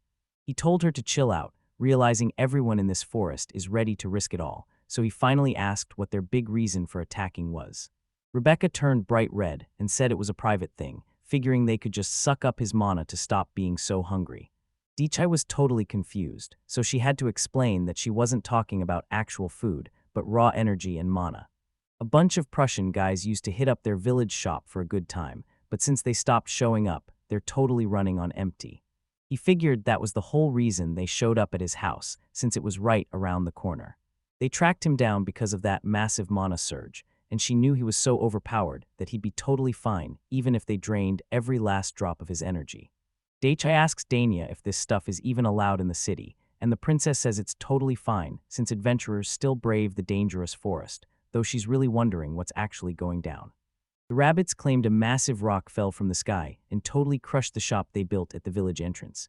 Dichai wasn't buying it though, because rocks falling from the sky. That spot where the stone crashed is a total death trap now, so rebuilding there was a huge mistake, and since they're completely broke, they can't even afford a new shop to keep there. As everything finally sank in, Rebecca just broke down and started crying. The hero felt totally bad for them but was stuck on how to help, knowing that even with a ton of cash, nobody would visit a spot that's so hard to reach until. Dichai reminds the princess that she literally runs Prussia and can just let them build their shop in the city, leaving him totally shocked that she actually forgot she was the boss. Dania blushed and told him she was just a normal sorceress back when they first met, not a ruler, so she'd actually forgotten about it, but then she mentioned there. Rebecca rushed over to the princess and squeezed her hand, begging to know if it was actually true. The princess confessed that their town was super boring with nowhere to hang out, so this new spot would be perfect for everyone to chill, but Dania realized there was one big catch. The kingdom wasn't backing this project, so the princess couldn't pay for it herself and asked the rabbits if they had any big ideas to get the cash. The rabbits went totally quiet as they thought it over, and then Dichai spoke up with a plan. He said it was easy, and he just needed to build them a place to stay, so he used a bit more mana to whip up a house out of trees and dirt. The princess was totally stunned and asked if he'd really do that for them, but Dichai warned that if those rabbits left unhappy now, they'd just end up attacking someone else later. He just flashed a grin and promised to build a whole new place for them. The rabbits were super hyped and Rebecca was totally on board with him. She rushed over and tackled him with a massive hug, yelling that they'd never forget this and that he was totally their savior. Daichai told them to start building right away, and as they walked toward the town, he asked if they liked the vibe. The princess figured this was the perfect spot for visitors to drop by, and since the place looked totally fine, she asked Rebecca for her take. Rebecca thought it was awesome and thanked the princess for finding such. With the plan all set, the hero looked over at his bag and told everyone it was finally time to get moving. Bunny bowed down and thanked Daikai like crazy for the new place and the extra cash, but the hero just got shy and told them to wait until he was finished before he asked what they wanted their new spot to look like, and the rabbits just hoped it wouldn't be tiny. He starts pulling apples out of the sack he brought and lining them up on the ground. Rebecca was totally lost and asked the hero what he was even doing, but Daichai just said he was building a house and wondered what her problem was. Bunny was totally speechless, so the hero told her to just hang on and watch. Daichai locked in, focusing on building a massive house in his mind. He had to picture every. Daichai lifts his staff and orders the trees to shoot up and fuse back together. Massive roots burst out of the ground and started growing into the shape of a house. In the blink of an eye, the empty spot where the apples were just sitting transformed into a massive 2-story mansion. The princess was totally stunned by the house, so the hero explained it was just his first time building with mud and sticks, but since the view was actually fire, he asked the rabbit leader for her honest opinion. Rebecca's jaw literally dropped when she saw how massive the place was. She couldn't wrap her head around how Daichai built the whole thing in a heartbeat. She knew for it. Daichai slams the wall and explains he just pictured the trees moving, skipping all the inside details to keep the whole build super simple. Rebecca was totally shocked when the princess admitted that even though she really looked up to the hero for being so awesome, the guy was honestly just straight up weird. Daichai just shrugged and said he couldn't help it, plus he thinks getting stuff done fast looks way cooler anyway. The princess blushed and admitted he was totally right, basically saying he was just a total legend. As they head up the stairs, the guy tells Rebecca they can finally finish their deal inside. Once they got back on their feet, Rebecca and the whole rabbit squad bowed down to give him a massive thank you.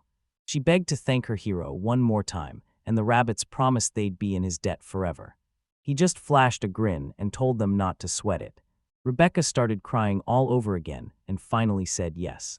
The very next day, that insane rabbit den finally opened up right on the edge of Prussia.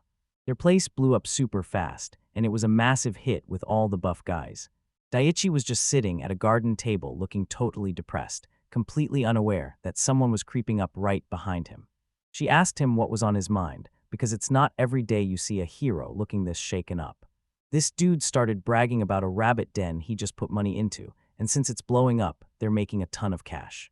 These rabbits actually handed him a massive bag of rent money worth 1,000,000 gold coins, so he just told Hestia to go out there and show it off. Hestian spotted the sack by the table and was totally shocked by how much was inside. They told him they made all that cash in just a few days by charging 10,000 coins a pop, and since the adventurers are already regulars, it's clear these rabbits are. Hestia asked if things were looking bad, but the guy already told him he didn't need that much anyway. Rebecca told him it was the bare minimum to thank the guy who saved them, and she was even ready to give up her life if that wasn't enough. The hero just frowned and Daichai looked totally bummed out as he told them the treasury was officially out of space. He built even more vaults, but they were already overflowing, and even after dumping a ton of cash on Hestia and the werewolves, he still had 0 space left, so at this rate. Hestia asked if they wanted to buy anything, but Daichai turned her down, and even Sakura said she didn't want a single thing. She just smiled and said she didn't need a thing, proving Sakura is way too selfless and leaving the hero wondering where she even got that from. Hestia asks if he has any hobbies to blow his money on, and he tells her he's actually busy growing a whole orchard. He's out here building and buffing golems even though he's totally broke, and Hestia just sighs because his obsession makes them more powerful every single day. He couldn't stop because they were getting way better every single time, and Daichai realized the cash was just gonna keep stacking up.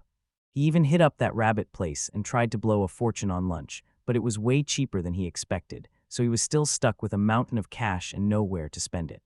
Right as they're talking about cash, Anne runs up to say good morning, but Hestia spots her and immediately screams for her to stay away, bolting in the other direction as fast as she can. Before she could even move, a grumpy Hestia got snatched up by her sister while the hero checked in to see how Anne was doing. She flashed the hero a huge smile and told him her shop was finally open.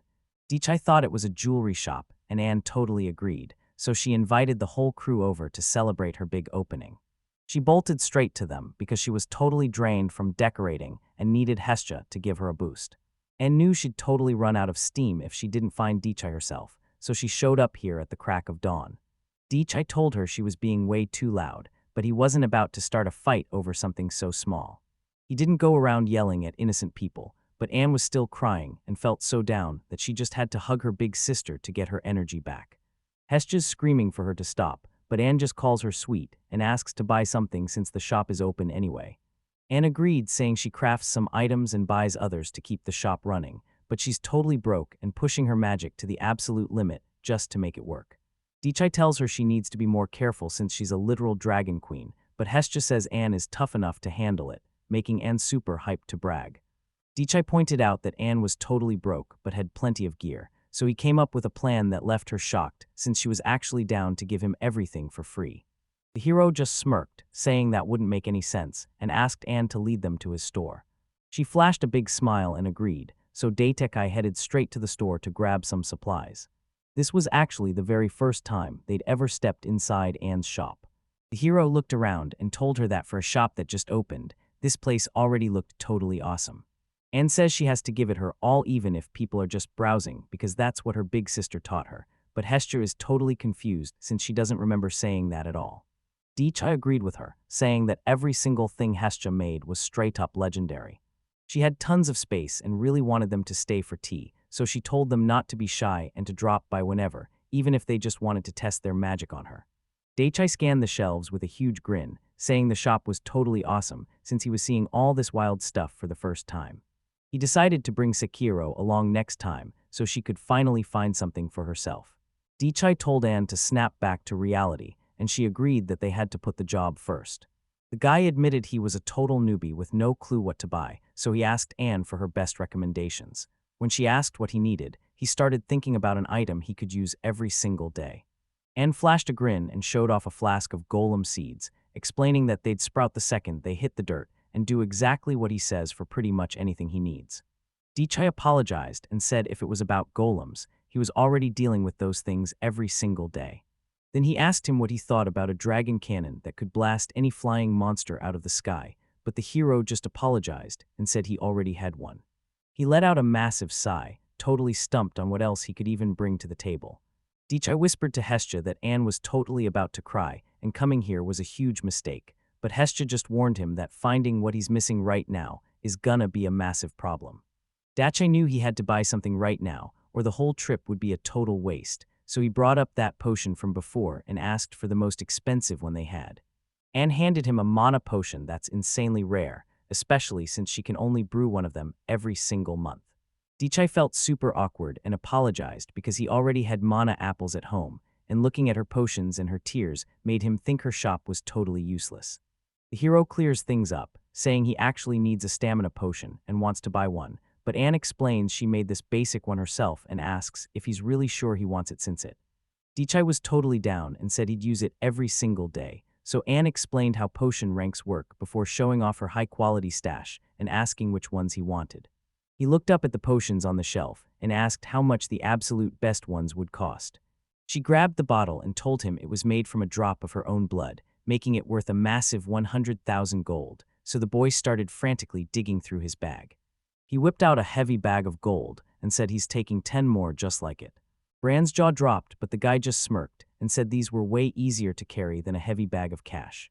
Anne asked if he was actually sure since it was a crazy amount of money, but he told her not to sweat it because he still got plenty more where that came from. She was shocked that she sold so much at such a high price even for a big city, so the guy asked if she had any more he could use.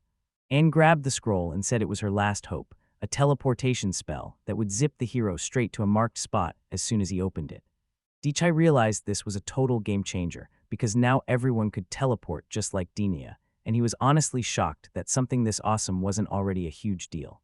Since it was a one-shot deal that was a total nightmare to control or modify, nobody wanted to pay a crazy price for just one teleport. Dichai was totally blown away that Dinia could teleport all on her own, so he grabbed the scroll and asked Anne for the price. Timidly told him it was worth 1,000,000 gold, and the guy thought that was a fair deal, slamming another bag of cash on the table and saying he was taking the whole lot. N was totally blown away, but the hero just said he was glad to share everything with her, especially since those rabbits were finally gonna cover his rent for the month. Dichai promised Anne he'd come back to see her, and she was totally down for it. After thanking Anne and heading out, Desai told Hestia that since this was his first time shopping in this new world, he totally went all out and had the best time ever. The next day, the princess swung by Anne's shop, which totally made Anne's day, and she even gave Date Night a friendly shout-out. The princess heard this part of town was blowing up, so she went to check it out and couldn't say no when Anne offered her some candy. While munching on her candy, Diane realized the place was pretty empty, but she figured since Anne just opened, business would definitely pick up soon. The princess heard Anne was dropping crazy money at the local shops, but Anne just grinned and said it was all thanks to Dichai Selma's big spending, so she was sharing the wealth with the whole city. The princess smirked, finally realizing exactly who was behind the kingdom's massive money surge. Danya headed out, saying it was time to explore somewhere new, so Anne waved goodbye and begged her to visit again, right before the princess teleported right next to the merry men. Staring at the rabbit den, the girl saw that everyone was having a total blast. She was hyped that the money from their shows was finally filling the town's empty pockets. Life in the village. Things were super chill at the border, and everyone living there was loving life. The town was finally making bank and felt totally alive again. Plus, this new spot just opened up all because of Daiichi. She planned to thank him properly later, but Danya was ready to get to work, so she stepped into the teleporter and warped away. The rabbits grinned and told her they'd been waiting for her this whole time, welcoming her right into their village. This whole area was a massive desert until just now, so she asked the rabbits if they were actually planning to stay. The girl flashed a smile and told the princess that their whole way of life was tied to the village, and thanks to the Master Savior rebuilding the facility, they could finally go back to living. They were honestly so thankful to the Savior and the princess for everything. Bunny offered to help Danya with any nighttime services at their place, making the princess blush like crazy as she stammered that she wasn't into that kind of stuff, even. The princess was just about to explain why she showed up, but the rabbit girl told her to come along to the spot where their old shop used to be. The princess stared in total shock at the same massive rock that had just smashed her whole place to pieces. The princess taps the rock and realizes it's way too smooth to be natural, and she even spots a weird pattern hidden on the surface. That rock didn't even look like metal, and as she wondered what it was made of, she realized if that massive thing hit the city, it would be a total disaster. Dinah snagged a sample to check out for their investigation, crossing her fingers that nothing crazy would happen. Dichai locked in on the magic and felt something totally insane shifting deep underground. Sakura asks what's up, and the hero explains that their link let him find a hidden space under the house, which she sees for herself after focusing. She could tell the ground was changing after he buried that magic stone, but she had no idea there was a hidden cave right there. Daichai used his synchronization to move things around. Daichai volunteered to check out the opening they just found with Sakura tagging along, while Daichai made sure to loop Hestia in so she could get in on the action too. With the three of them finally in position, the hero told Sakura to sync up so he could blast a path to a hidden spot 5 meters underground, and she was totally on board. Desai lifted his staff and unleashed his magic, carving a perfect square right into the ground. Just a few seconds later, an underground tunnel suddenly opened up right in front of them. Daichai said opening the path was a total breeze since he's used to fixing the house, and they reached the bottom in just a minute. Daichai looked around in total shock, shouting about how this whole place was freaking massive. There's zero sunlight hitting this place, but somehow it's still super bright inside. It looked like the exact same dungeon all over again. Hester admits the guy was right. This place is definitely a dungeon made from that same magic stone, and Daikai's already stressing about monsters showing up. Hestia said it wasn't a big deal, but looking at those glowing crystals in the walls, she was 100% sure they were stuck in a dungeon. Sakura's jaw dropped when she saw those crystals, since magic stone walls are a dead giveaway for a dungeon, but that doesn't mean monsters are definitely lurking around. Daichai's worried the floor is gonna cave in under them, so Hestia tells him she'll handle it and points her staff ahead to take a look. She blasted the wall, but it fixed itself right away. These magic stones make the walls super tough and let them heal instantly. Hestia realized she'd need to power up her staff just. Hestia told the hero that dungeons are basically giant gold mines, so she was gonna haul away every single magic stone she could carry. Daichai was actually down to explore these spots since they felt just like normal mines, but after walking a bit more, he started huffing and puffing, wiping sweat off his face and complaining about how crazy hot it was getting. Hestia noticed the mana was heating up, and when the hero asked if that was normal, she told him it's just like her own breath. She suddenly got a major chill, and the hero asked her what was up. Hestius pointed straight ahead and told them she couldn't go any further because she felt a massive surge of magic power right in front of her. The hero was totally clueless about how magic worked and figured they should stay back, but Sekiro decided to go check it out since it didn't actually look that scary. She walked right up to the spot and shouted for the owner to come out. Sakura scooped up the water and realized it was actually a hot spring, leaving the hero totally stunned. She leaned in and told Sakura that the water was under 40 degrees and totally safe to touch since the alkaline levels were so low. He said it was awesome even without a volcano, since magic stones were heating the water and leaking mana into it, making Daikai wonder if jumping into all that power was even safe. Sakura promised the host would be fine, but a normal person's skin would literally melt off, proving this place is actually a total death trap. The guy figured this source would never get famous since nobody would even use it, and Sakura agreed, saying it's way too strong to handle in its pure form.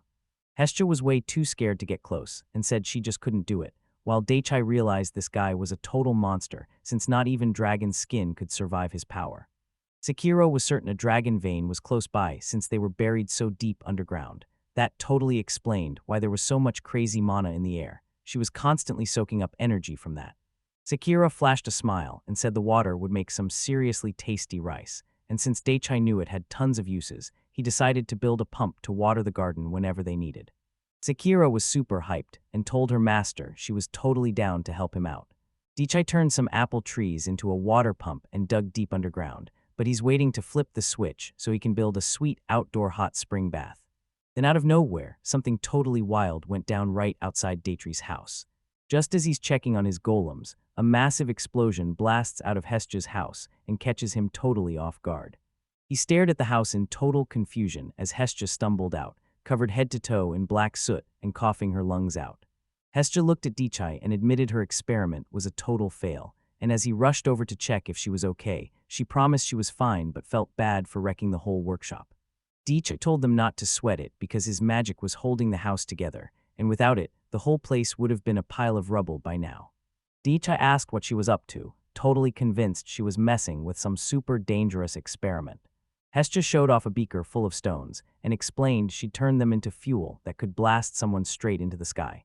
He thought this was just like that wild reverse bungee jump she talked about. She even tested it on herself by tying them to her legs to see if she'd blast off, but it looks like Daichai warned him it was way too risky and said they should head outside, but Hestia asked if he was sure since it might totally wreck his territory. It was way better than blowing up the whole workshop, plus the guy finally begged them to stop using him as a test dummy. Hestia kept saying she'd be fine since she's literally a dragon queen, but it still killed Daichai to see her like that, and she could tell he was totally worried about her. They've been friends for a long time, so Daichai told her straight up that he was obviously worried about her. Hestia agreed and promised she'd just find someone else to use for her experiments instead. The guy thanked her and asked who she was gonna use for her next move. He stared at the sky knowing he couldn't fly. He wasn't about to be a lab rat, and he definitely couldn't ask the werewolves to do it for him. If he asked, they'd say yes in a heartbeat without even caring about the danger, but he didn't want these werewolves throwing their lives away for him. Digi took a second to think and finally cooked up a solid plan. He pointed at the golem and asked if they could use it, and even though Hestia was nervous, Daichai told her he was positive since he built the things himself. But honestly, he just thought it'd be super sick if they could fly. Hestia was totally stunned because it's super rare to see Daichai this fired up. Daichai came clean and said it was his total dream to have a squad of jacked flying golems because that would be seriously epic. She said she'd get everything ready to go, but she definitely needed the hero to help her out. Just like that, Date Giant Hestra started building their flying golem, doing everything they could to finally reach the sky. The bald leader lunged straight at the boar and drove his dagger right into it. He just grinned at the bleeding boar and said the pork looked tasty, still standing strong even though he'd been hacked to pieces. One of the squad members explained the situation, but the leader's arms were totally snapped after that crazy fight with the dungeon master. He told the boss to be more careful, but the guy just smirked and told him to chill since that healing potion already fixed everything. The boss stared out at the city, looking like he was plotting something big. The city was still a total wreck just like they were, and they swore they'd never let another monster trash their home again. The boss stared at the wolf and admitted it was powerful, but said it wasn't even close to Master Dichai's level. Pointing his sword right at the enemy, the boss yelled that they swore to get stronger back at the tavern, so they have to do this. The boss lets out a huge battle cry and lunges at the boar, but suddenly a second one jumps out from behind and charges straight for the heroes. The guys yelled to their leader that another one just showed up. The boss was totally shocked because he thought the boar was on his side, and he started swearing, shouting that if they didn't take them out right now, they were all dead meat. He spotted a massive shadow overhead and yelled to his boss that the enemies were attacking from above too. But then that thing flying above them slammed down and pinned the boar right into the dirt. The boss slammed into the dirt yelping in pain, making one of the adventurers freak out and ask if he was actually okay. The leader says he's totally fine, but he's staring at the thing in front of him and wondering what it actually is.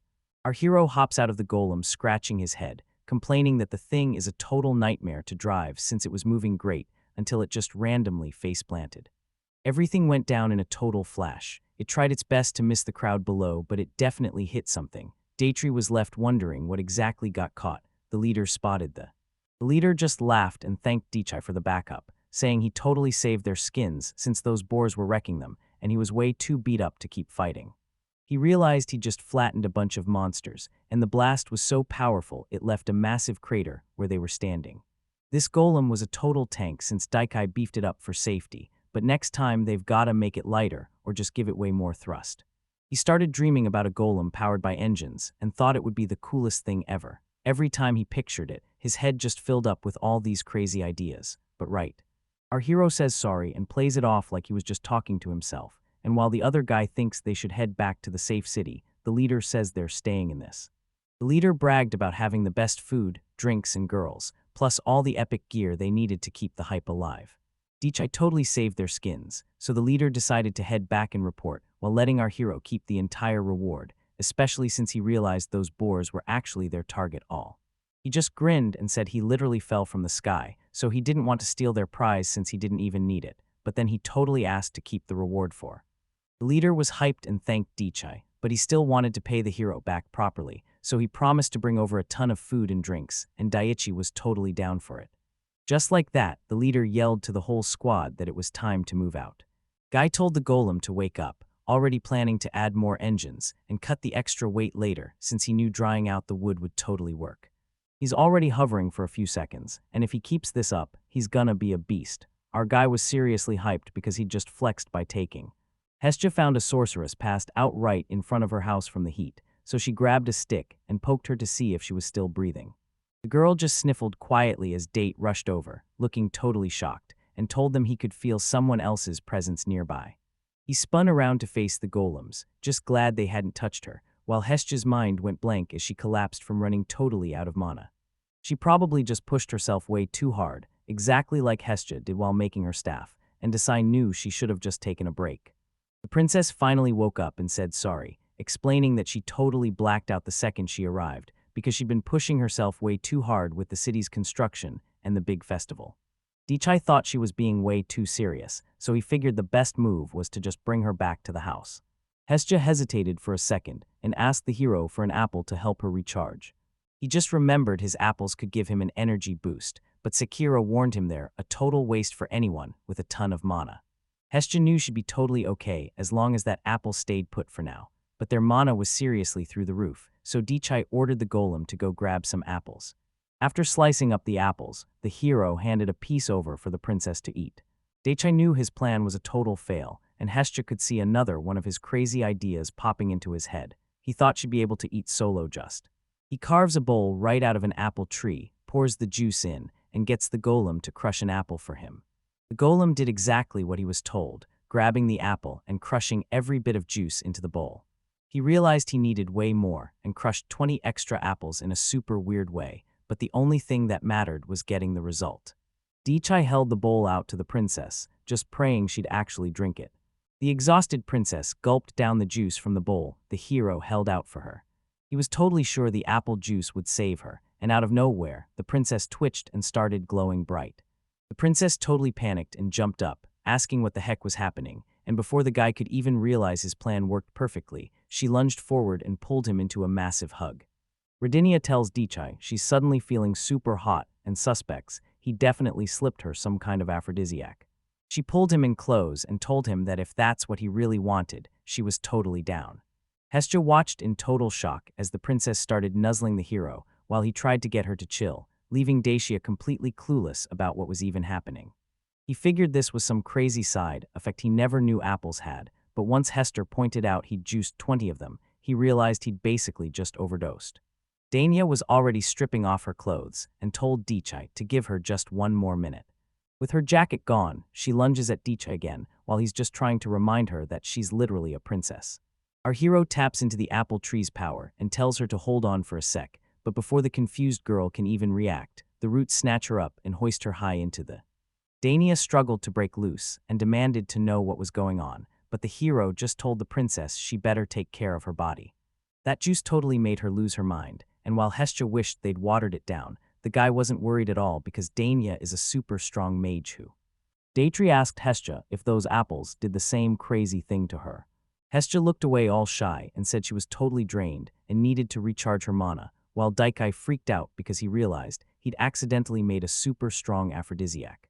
Hestia explained that this crazy effect only kicks in when you're totally exhausted, and it's all because one chugged a ton of juice that usually acts as a major aphrodisiac.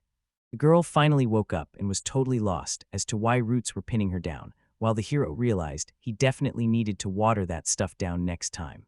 The girl asked what she was doing up in that tree, and it took the whole night for Dania to finally snap back to reality. The squad got a fire going and huddled up in a circle. Dania said sorry for losing her cool and told everyone to just act like it never happened. Dichai told them to stop worrying and just blame the whole thing on her being way too drunk. The princess was so shocked, she started slamming her head against a tree, but Dichai told her to chill out since he was totally fine with it. The princess started tearing up because even if he was okay with it, she just couldn't handle him acting like this right in front of the whole crowd. Our hero realized it was way too late to freak out since this wasn't his first rodeo, and he even remembered that super awkward moment when she totally wet herself. She was just a regular girl, not a wizard, so she was totally embarrassed when Dichai asked her how she was feeling. She totally forgot her worries and started jumping for joy, telling Daichai she felt absolutely amazing. Danya wondered if Daichi chugs that apple juice every single day, but he told her it's just a sometimes thing. The princess knew it was a bad idea, but if you just ignore the side effects, it actually tastes incredible. The princess just had a genius idea, remembering how he'd complained about having way too many apples and nowhere to stash them. She told him to whip up some juice to sell at the town's big festival, totally sure it would be a massive hit with everyone there. He knew the risk was way too high and that the entire festival was about to turn into a total disaster. She knew from experience that watering down the apple juice made it totally safe for everyone, and since the flavor is so strong, it'll still taste awesome while giving everyone a massive energy boost. Dichai had a genius idea to use his powers to open a shop where golems would handle all the customers. Plus, it meant steady cash would keep rolling in, and the dude was actually really into the idea. He was already loaded, but he figured a city job would be a blast since he could find something actually exciting to do there. He can stash all his cash in the shop's empty rooms like a giant vault, which is exactly how those golems stay powered up to work all on their own. Dainier remembered giving Daichai that land in the city and asked why he wasn't using it as a training base for the festival. Daichai realized she was 10 steps ahead, so he looked at Hestia and figured Sakura and the girl could just crash there like it's a vacation home. It was the perfect plan. So the guy decides to build a shop, apologizes to Dania since she just recovered, and tells her to use the teleporter to get to the right spot. The princess warned him it was dark out, but he actually wanted to go right now since the streets would be totally empty. He told her they had to move fast and finish the whole build by morning, and since he'd already dealt with rabbits before, Dania just nodded and hopped into the teleporter. The squad arrived in Prussia, where Daichai just spawned an apple tree and opened up his shop. Just a few seconds later, the whole building was finished and standing right in front of him.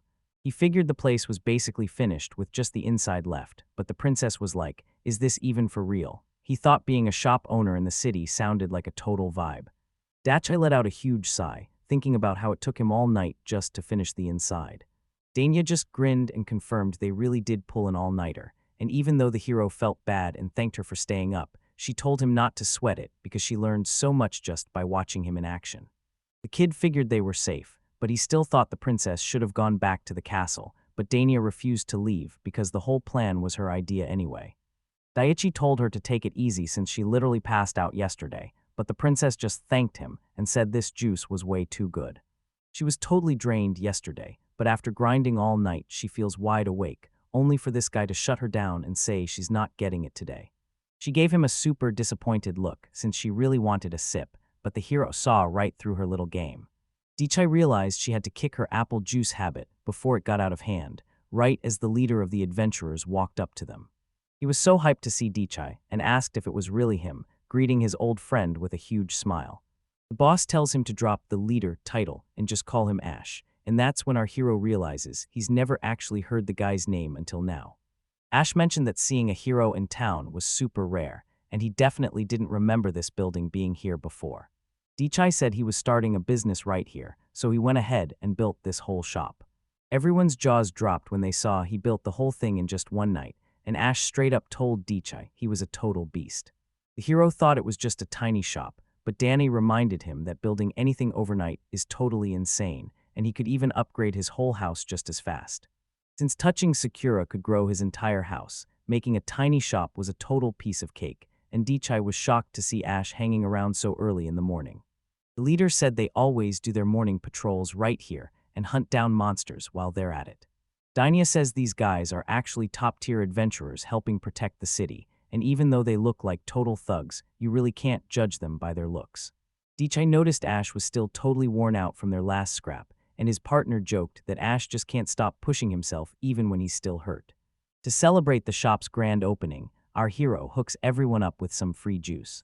A bunch of adventurers started swarming the place and chatting away, and while Dichai knew his food was fire, he wanted to get some feedback before he officially put it up for sale. Ash asked how much it cost, but the hero told him to keep his cash and just give an honest review, so Ash happily took a big sip. He was totally hyped and asked what this stuff even was. The whole team started yelling about how insane it tasted. They could literally feel pure energy surging through their veins. One teammate even told the Ash tells Master Dichai it's just an insane energy drink, and the guy is hyped because that's the exact reaction he was looking for. Feeling like they could do anything with this massive power boost, they headed out to hunt while the guy told them to stay safe.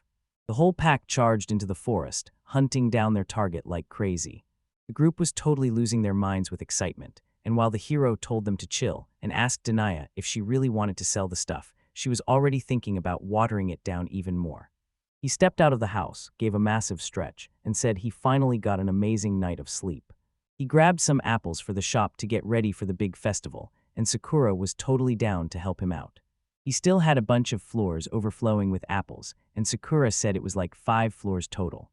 Our hero doesn't even have to tell the golems what to do because they grab the fruit automatically, and since these apples never rot, the girl thinks they're just stocking up on them like a huge supply of canned food. Dichai felt super awkward about cluttering up Sakura's place with all his extra junk. Sakura tells them not to sweat it since it's totally fine to use the house for storage. Her words really cheered him up, and since there are 10 floors including the basement, he wants his house to look exactly like one of those levels. He once had this wild idea for a secret underground castle with a massive tower sticking right out of the ground. Sakura was totally caught off guard and just blurted out how adorable it was. But let's be real, with his actual skills, there's no way he could build a legit castle. Sakura was totally sure he could figure it out by just trying over and over, just like he did with his golems, and the boy told him to give it another shot. She told him they'd build it exactly how he wanted, and that she'd be totally down to make his dream design happen. The hero just flashed a grin and told her he'd fill her in when the timing was finally right. Sekiro looked up and yelled to her master that something was falling right out of the sky. Dichai spotted a massive comet-like object in the sky, and realizing it was a huge threat, he decided he had to be the one to stop it. The kid waved his staff and made the trees grow massive and super strong. The trees twisted away from each other and shot straight into the sky, snagging a massive boulder midair. That massive rock smashed right through the forest, but the guy just spawned a whole new set of trees. He put in some serious work and was so relieved when that rock finally stopped moving. Sakura told her master she totally expected that because he's so fast, but the hero said she was the impressive one for actually spotting him. He was super curious about what it was, so he told the trees to slowly lower it down to the ground. The second he touched it, he totally thought it was just a regular rock. The patterns looked like weird math shapes to him, but Sakura was still totally confused about another part of the mystery. It was some kind of weird metal, but nobody knew why it fell from the sky, so Dichai asked Sakura what she was feeling. The girl didn't think the stone was dangerous at all, since it just looked like a hollow shell or some kind of lifeless object. The kid guessed it was the same stone that wrecked the rabbit's place, and Sakura thought he might be right. Dichai realized the culprit was still on the loose, so he rushed to warn Dania before that massive rock flattened his entire apple orchard. Sakura offered to meet her while he was delivering apples, but since it was getting late and the place would be packed, he just wasn't feeling it anymore. He planned to meet the princess at night, but the girl told him they had to move that stone behind the orchard first. I agreed and decided to play it safe, making sure to thank his buff golems for all their hard work. This insane dragon-shaped jet was circling over the plains, with Daicha riding right on its back. He apologized for making her carry all that heavy stuff, but Hess just shrugged and said it was actually good for her. He zoomed up to the building, told her to drop the cargo nearby, and they finally touched down. The girl shifted back into her human form, and the hero thanked her, asking if she was doing all right since she'd been sleeping a ton lately. Hestia was pulling an all-nighter with her staff and ended up sleeping all day, so Daichai warned her not to burn out, and she promised she'd stop. He realized life was way easier with a disguise, because everyone would totally freak out whenever he showed up in town. He says the cover is a big deal, because some people can sense massive magic energy from a mile away. He realized Hestia was actually super sweet, so he was totally down to head into the city with her. Suddenly, a loud noise cut through the air. It was Anne, and she was charging. She said she saw something white in the sky, and came to check it out, and sure enough, it was actually her. The hero realized that not even Hestia could hide from this mess. The girl was so freaked out she wanted to throw a massive punch, but Daikai told her to chill and not. She gave her sister a massive hug, looking totally hyped to see her like she always does. Hestia just shrugged and said she had to get those apples to the shop, totally ignoring Anne, who was literally crawling on the ground right behind her. Mad Anne told her sister to stop being so icy, even though she secretly loved that side of her, while some guy reminded her it was late and told her to keep it down. She said sorry to our hero and admitted she just got a little too hyped up. Anne stared at the hero in total shock, asking him how he could even smell his sister's magic. He was blown away that magic could actually have a smell, but she told him it didn't, even though she'd go anywhere just to learn her sister's powers. Dichai shoved his hand out, totally confused and begging her to stay back because her eyes were freaking him out, but Anne just grinned, saying his hand smelled like magic right before she actually licked it. Dichai balled up his fist and told her to quit licking it. He told Hestia to get behind him, but Anne called him a total jerk for it. Still, Dich. A totally zoned-out Hestia thanked him for the save, and as the hero told her to snap out of it, she said that just seeing her sister made her feel wide awake again. Anne said the festival is so close that she's been pulling all-nighters for 3 days straight just to get all her stuff ready. Hestia totally got where she was coming from, saying that when you're locked in on creating something, you literally forget to eat or drink. Thinking they were finally on the same page, she turned her focus back to the building. She thinks the place looks just like a shop and asks what they've got, so the hero tells her he's selling apple juice he made right at home. He asked if the juice was even safe to drink, since it felt like it was straight up filled with magic. Guy promised the juice wasn't concentrated, so it was totally safe, and since they made it themselves, Hestia and the crew loved it when Dichai gave her a taste. Anne took a sip and realized the drink worked just like a hangover cure or a remedy for being totally worn out. She flashed a smile and said the drink is legit, totally safe to chug, and tastes amazing. Kai said it was awesome and was relieved that the crazy energy wore off, because she definitely would have attacked Hestia by now, and while Anne wondered why they were all staring, the hero just said he was happy she liked it. He told her not to sweat it and peeked inside her bag, so she explained she was just delivering some medicine and magic gear to Dania. The hero figured she was heading to the castle, and she confirmed that was the meeting spot, but since the trip is a total nightmare at night, Dania just zaps her there with teleportation. Dichai said it was super convenient and asked to tag along, but Anne was totally confused why he'd even want to. He said he needed to find something out, so she asked if Hestia was tagging along. The girl straight up told them there was no way she was going anywhere with them. Anne was completely freaking out, but the girl told the hero she'd stay put so he could call her if things went south. Anne was crying as she begged her sister to visit, but her sister straight up told her she was fine without her. So the kid geared up and got ready to head out. Hestia waves them off as the squad finally heads out on their big adventure.